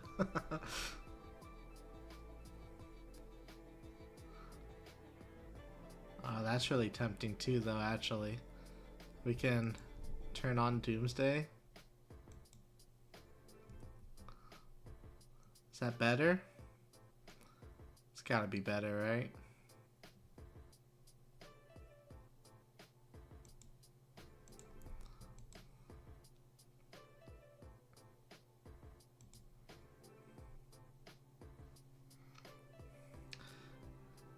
Don't always get Doomsday off, but I feel like versus Ranger, this is one of the classes where if you do get it off, it's pretty game winning. It's hard for them to attack allies, especially for 6.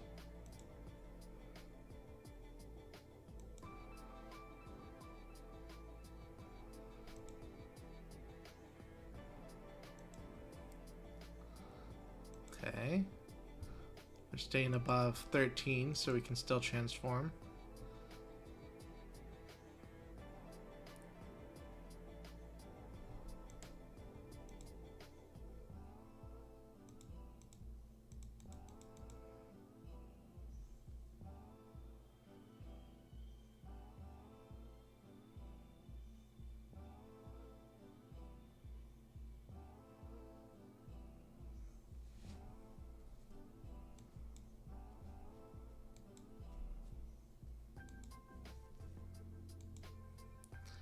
Okay, so they got one card in hand.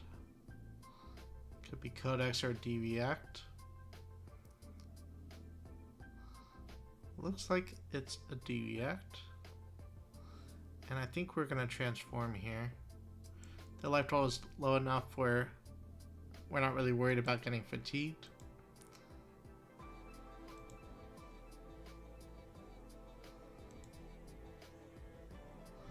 So the agility will give Blasphemate go again.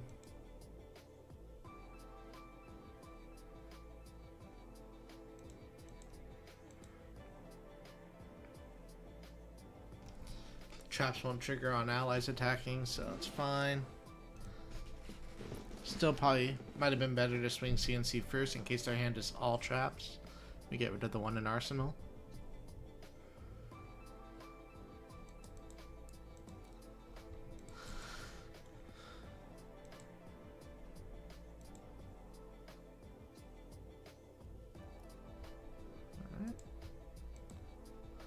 Close the chain, play Alehorn, attack with CNC. We'll transform and have go again and a bunch of stuff that we can play from our banish.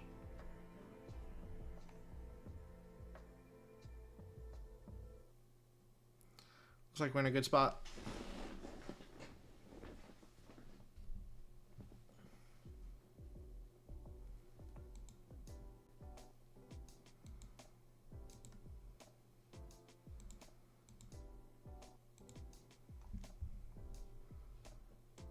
Yes. We found a blood rush.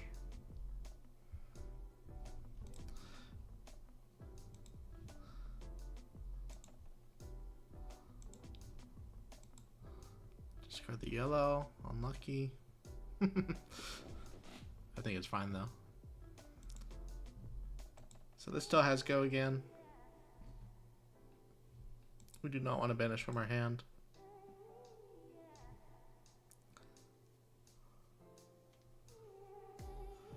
Notably not a brute attack. Sad.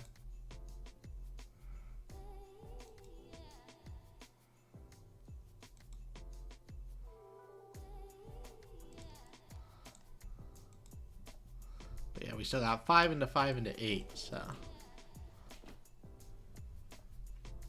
should be game this turn. Finally found a blood rush. And yeah, like I say, when you're just trading damage like this, hey, stop it.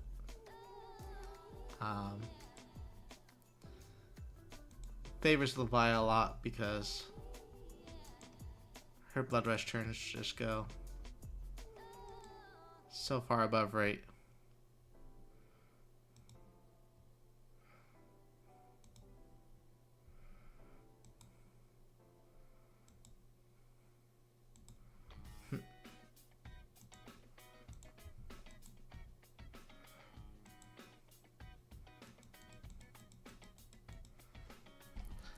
Alright, GG.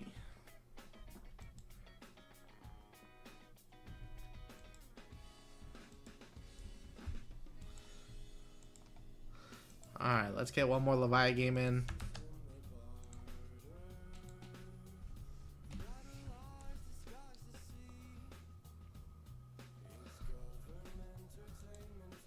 I'm so bad at remembering to update the results today, but let's try to put it in really quick. Alright, we're facing Enigma. So I think we're gonna go with this package. Extra damage that we can keep recurring. I wanted to try out Gamblers. I don't think we need the extra block. You might want to roll Scabs more than once.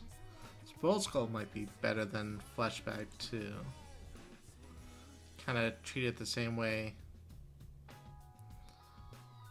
I treated Jomai at the end of, or the beginning of Heavy Hitter season.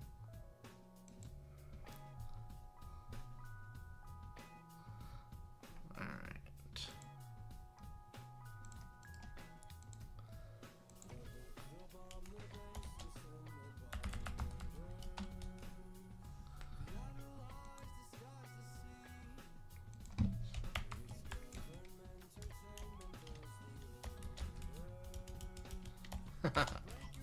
I almost called a new Azuri. Alright, so they're starting with Haze Bending.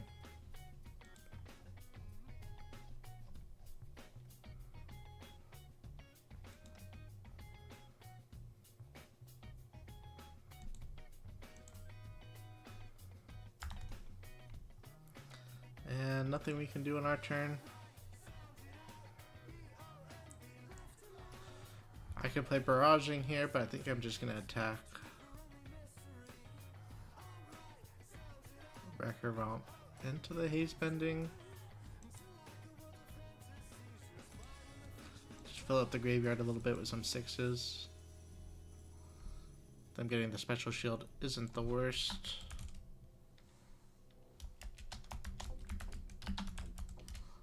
Alright. Oh, Levia's off the screen. Alright. Let's go. That. Hey, it's updated.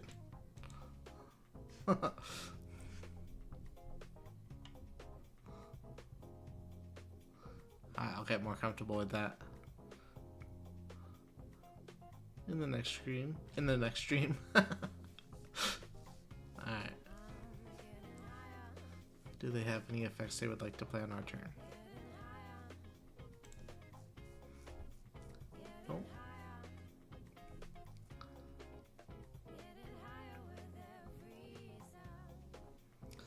So arsenaling the Graveling Growl is a little risky. Requires us to draw a Dredge Screamer or the Shadow Realm Horror.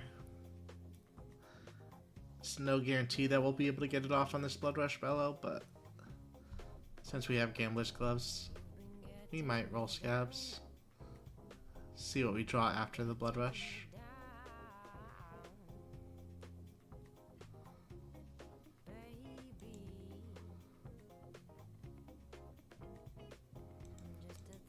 Could have played that as an instant, but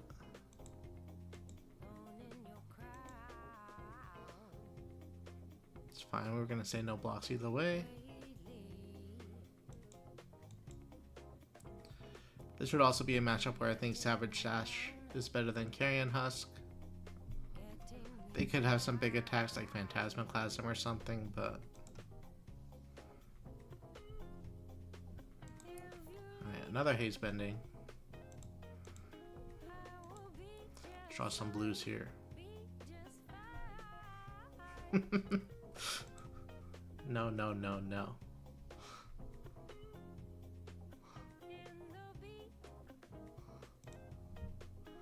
Okay, so if we miss Blood Rush on this, you can't attack with Diabolic Offering.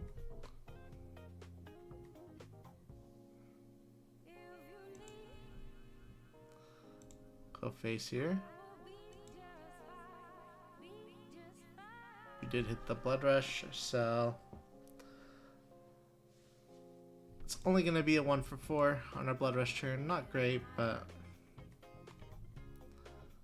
we'll be able to get Graveling Growl out of the arsenal.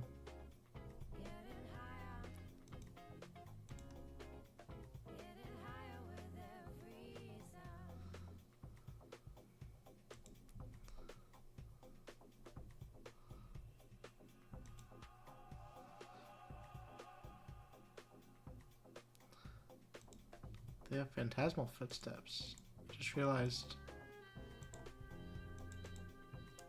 I think it's cool that people are still like trying to figure out all these new heroes, like New, Zen, and Enigma, that they weren't solved right away.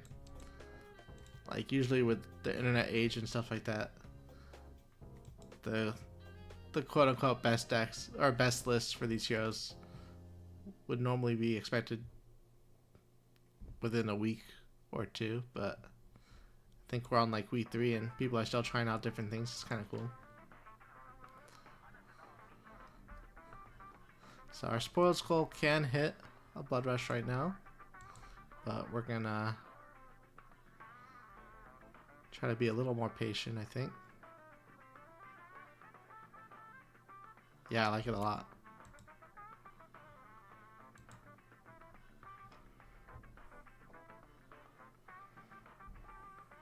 I kind of want to block with Carrion Husk here because I don't know if I'm going to be able to get another chance. I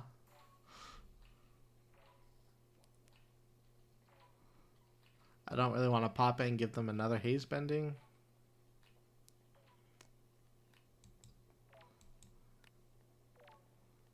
It's interesting.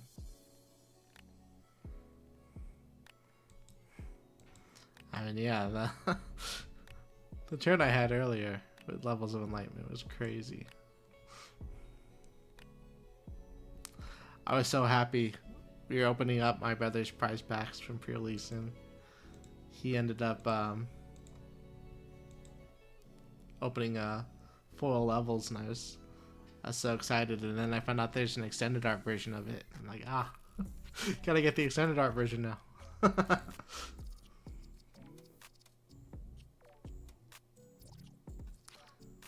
The foils look really nice in the set, though. Yep.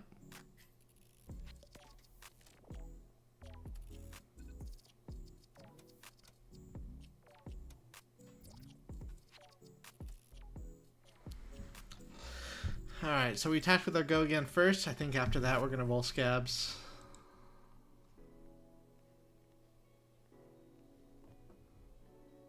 No.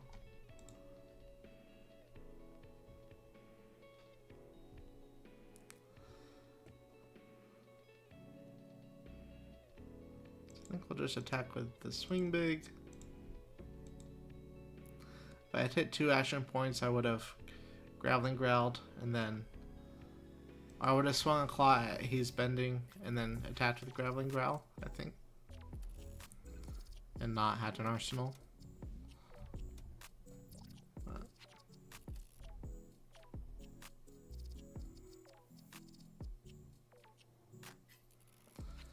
yeah, we opened up the Extended Art Mask, and it was so sweet.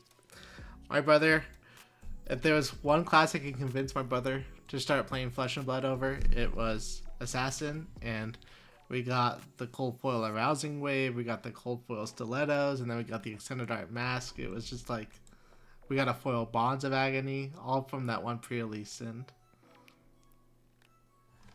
it was like it was a sign telling him that he should keep playing. I hope he keeps playing. But he did so well for his first event, and he's a gamer. Like, he'll yeah, like he plays video games and stuff and like that, but he's not very competitive. He doesn't want to go to tournaments, or he's more of an introvert than I am. I'll just cap it.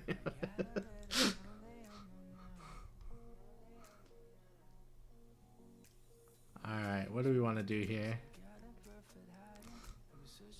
I'm just gonna ignore that question. I think we're gonna take some Blood Debt. I don't really want to play Blood Rush here. Can't play the Arsenal. We could roll Scabs. Seems fine. Try to clear some auras.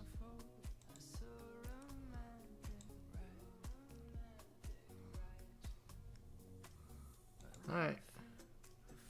We're just gonna Attack for 8.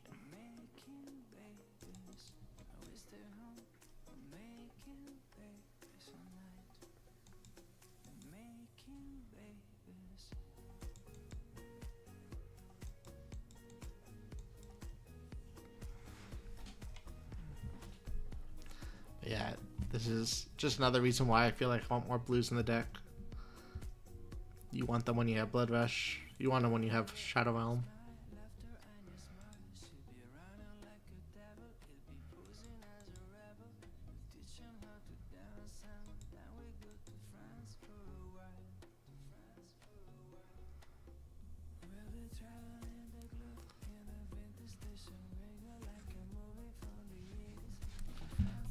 What you got for us, opponent?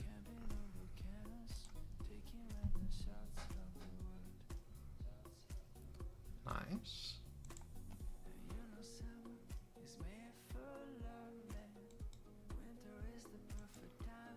It's a spicy card.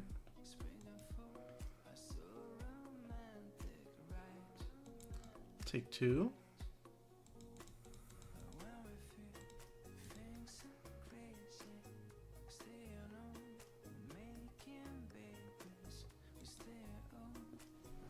Damn.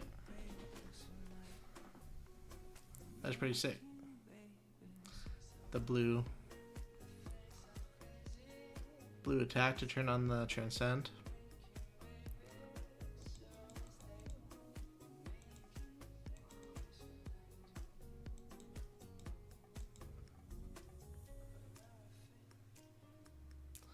Now, will they activate Enigma or will they attack with their other spectral shields? Doesn't mean anything, Kiwi Stalker. What do you? Yeah, they activate Enigma, so they won't attack again this turn.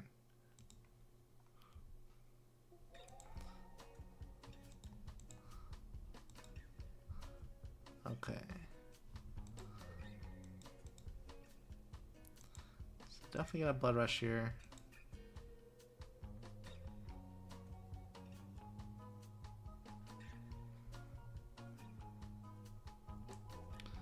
Drew a bunch of blues.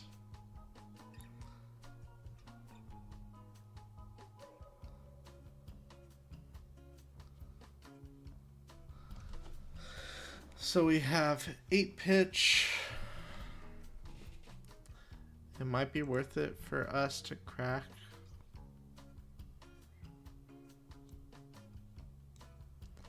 Spoiled Skull here. We'll think about it. We're always attacking with Claw first.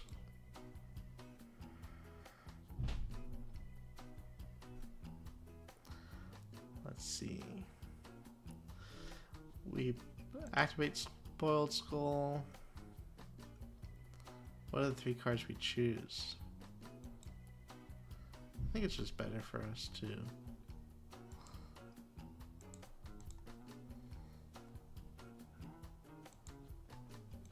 why are you spamming me with question marks? I think it's just better for us to play all our attacks here.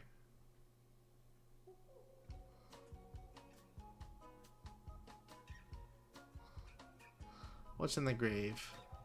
We have 1 miss for the Shadow Realm.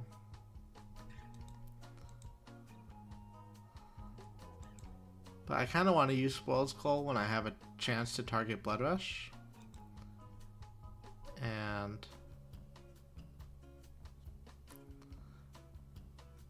this is in a spot where I'd really want to play Blood Rush.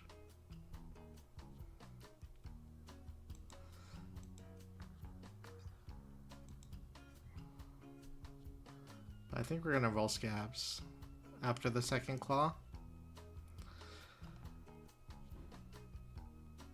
Yeah, and go for Doomsday, right?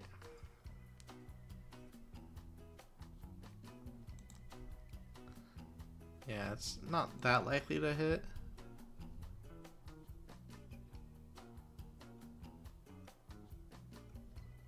What?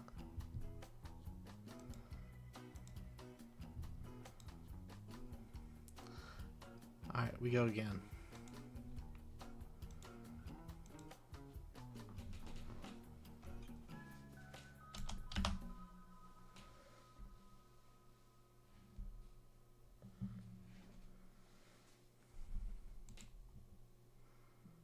Ah, they knew we were gonna close the chain with scabs. They're so smart.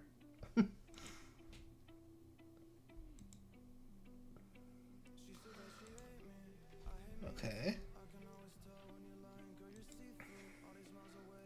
Now, do we play Smashback?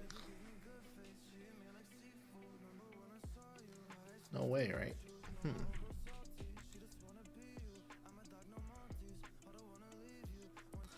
We could play Smashback and then just go with these two. That's probably the safest line.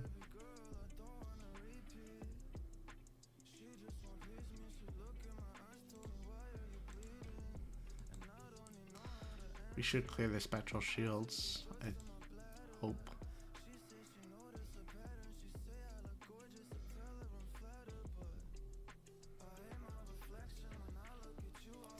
Then we'll arsenal this, we'll be able to attack with the go again. Like the extra action point that would get off scabs to attack with shadow.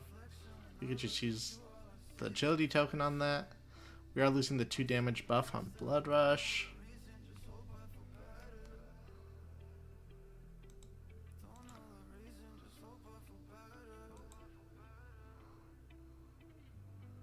What to say?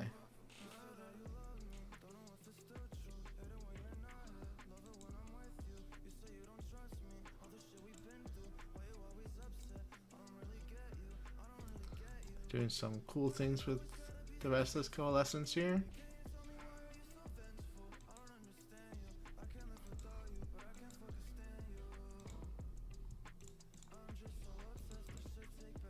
Can you block 8 though?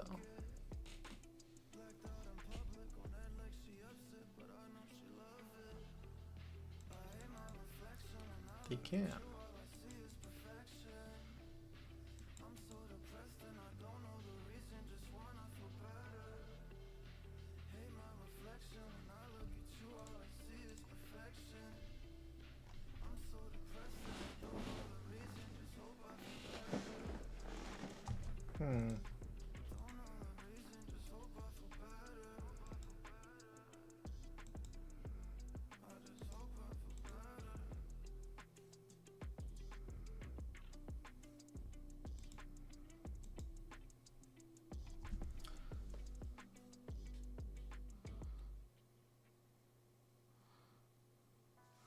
I think we'll block 6 here with the Spoiled Skull.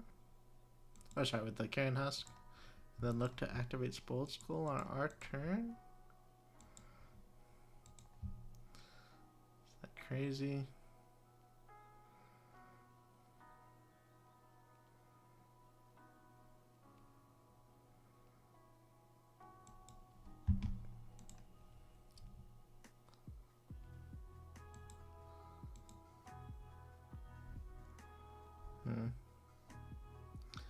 Don't really like this hand.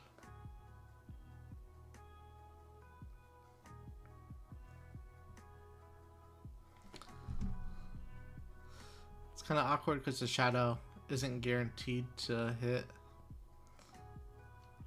a 6. I mean, it's never guaranteed because it's always draw discard, right? But there's no way to really like even get it close. We could just go pitch a blue, claw for 4, attack with Dread Screamer, and Graveling Growl. It's probably good.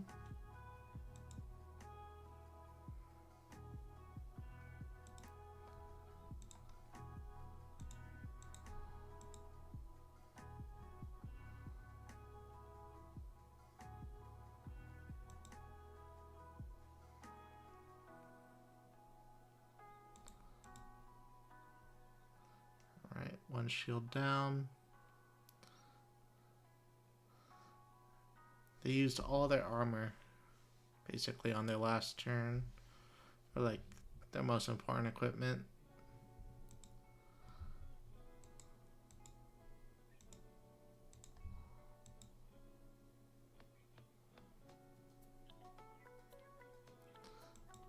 So they aren't going to be able to rely on that to keep the ores around anymore.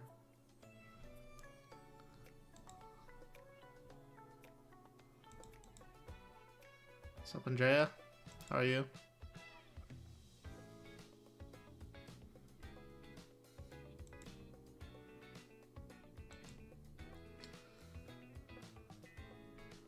Okay, attacking for 7 seems better here. Attacking for 6 is almost the same. They could technically give Tunic, Shield off Coalescence in one card if they have one non-block in their hand. I think I'm just going to attack for 7. I'm good. Had a good stream today. Had some wild games with New. The new mirror was absolutely insane. A lot of fun though. And we're just wrapping things up with some Levia gameplay.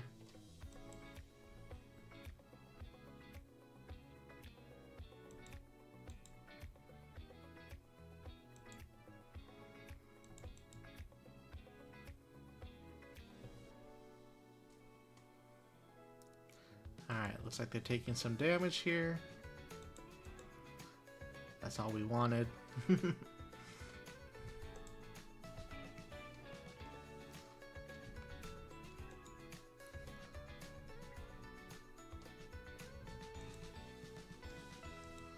Alright, 4 go again into 1. 5 damage would put us to 16. We have our last blood rush here.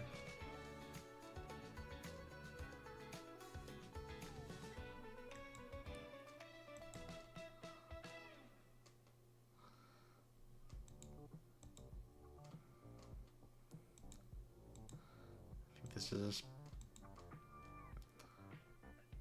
not a great blood rush turn, but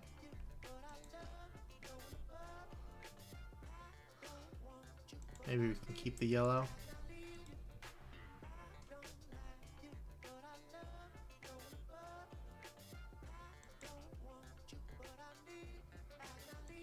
Okay.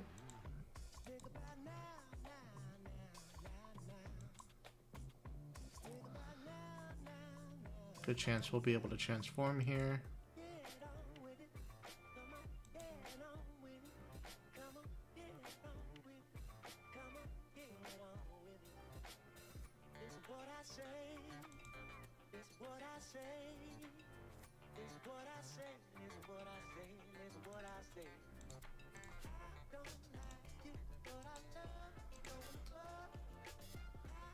We got some go again in there.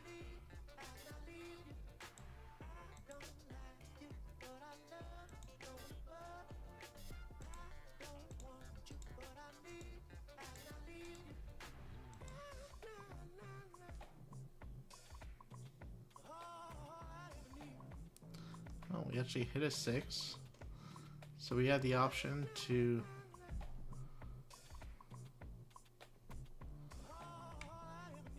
should be able to pass, right?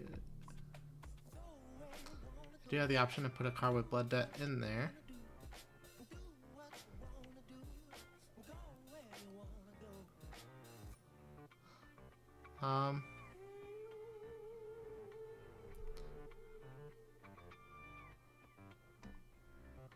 I think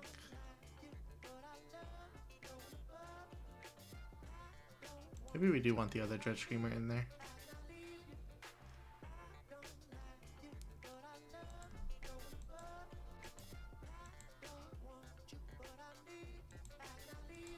Okay.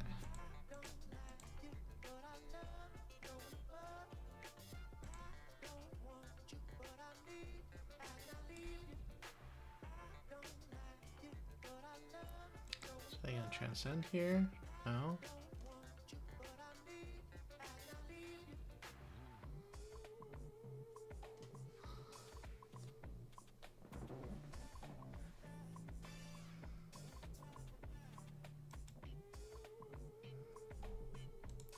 Plus power.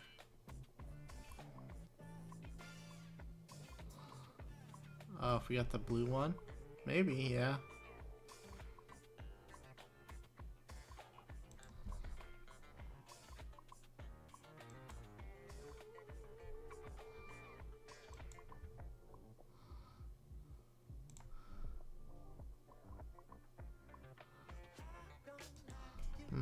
blocking with the red growling growl, oops, is pretty greedy.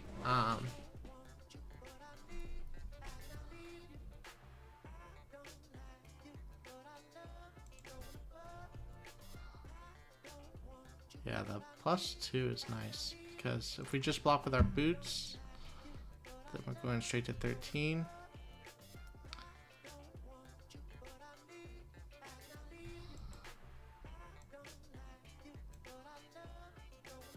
That might be fine though. We don't have to be a Blasphemet. We don't have to go for Blasphemet this game.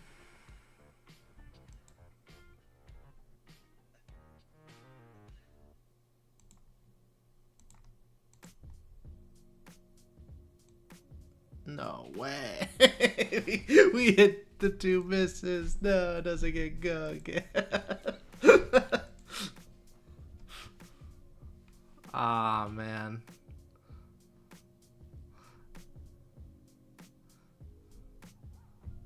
Rip. It's not good.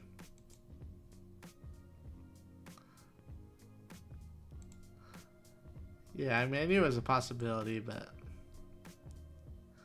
thought the odds were high enough to hit at least 2 6s that this play would have been good. Could follow up with Howl and Growling Growl. Bummer. It's okay, we turned off Blood Debt.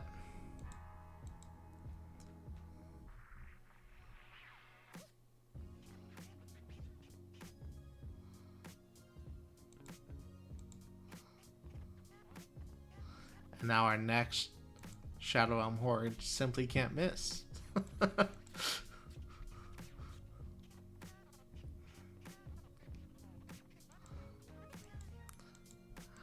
another red waxing. Be attacking us for 4.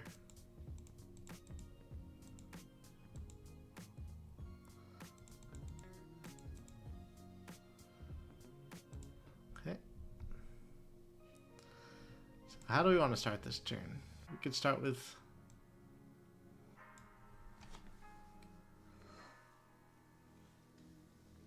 Spoiled Skull.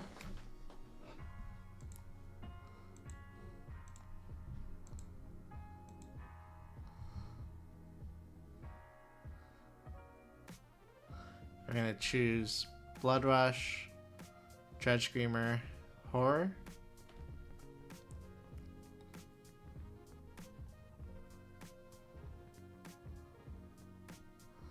So Blood Rush, Dread Screamer, just all go against stuff. Hit Blood Rush, which means we need to play out this Ale Horn, or we could just play out the Howl.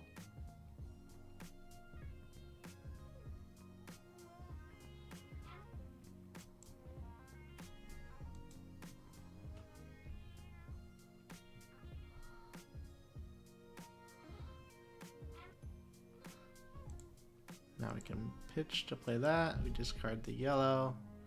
Leave a card that we might not be able to play in hand. It's not great. Okay,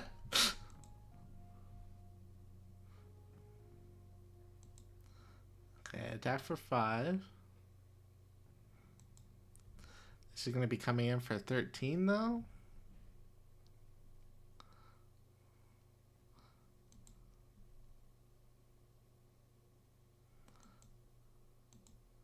A lot of damage.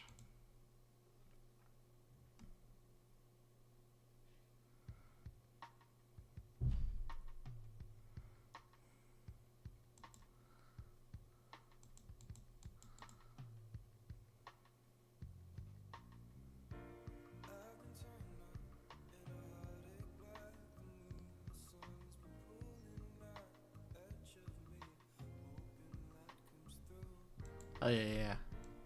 So we gotta attack for this one for 12. That's okay. Good point, good point.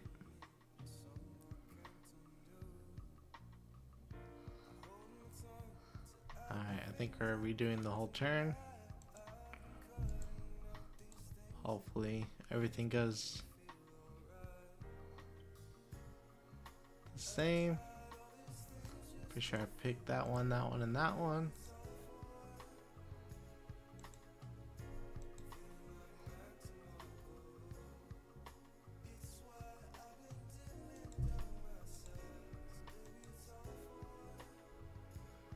Cool.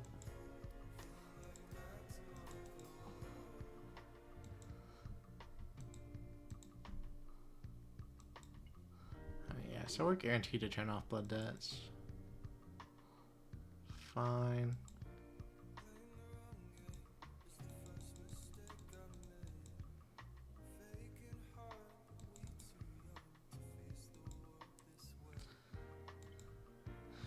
We could roll scabs here and try to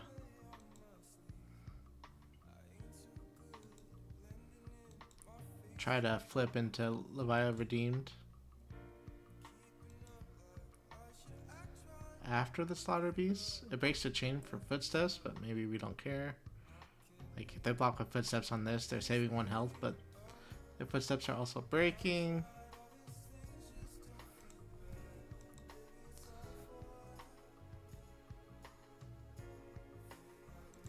Okay. That's fine. Everything is fine. Now that's our 3rd miss in there. Alright.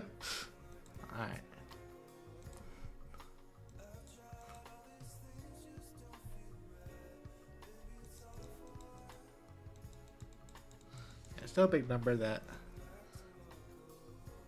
Enigma will sometimes have a hard time blocking. We know they have 2 Transcend cards in their hand.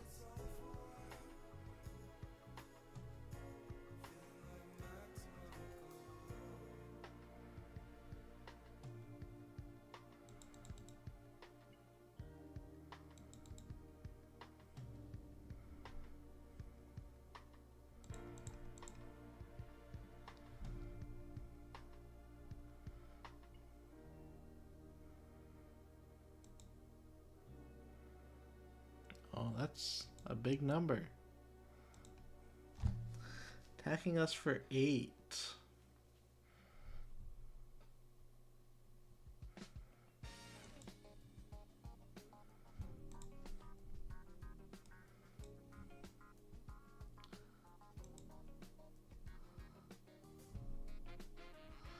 Yeah, might as well block 6. We can also be greedy and take 3 more damage to play the Ale Horn and pitch the barraging instead. Seems worse.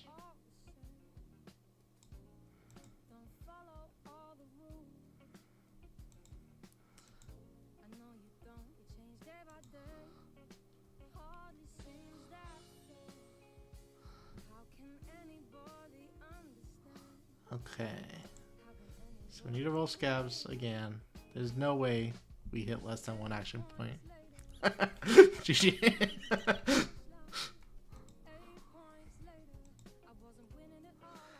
Ah, man.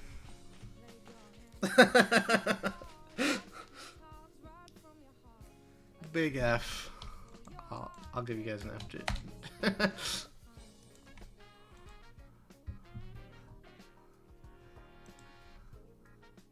Yeah, so you don't need Gambler's Gloves in this matchup. You're never gonna roll more than a 1 anyway. Yeah, like we could have just played Howl and attack with Boneyard Marauder. We're attacking for 9. We are very likely to turn off Blood Debt there. Are they blocking 9? Not easily. So we could have destroyed this.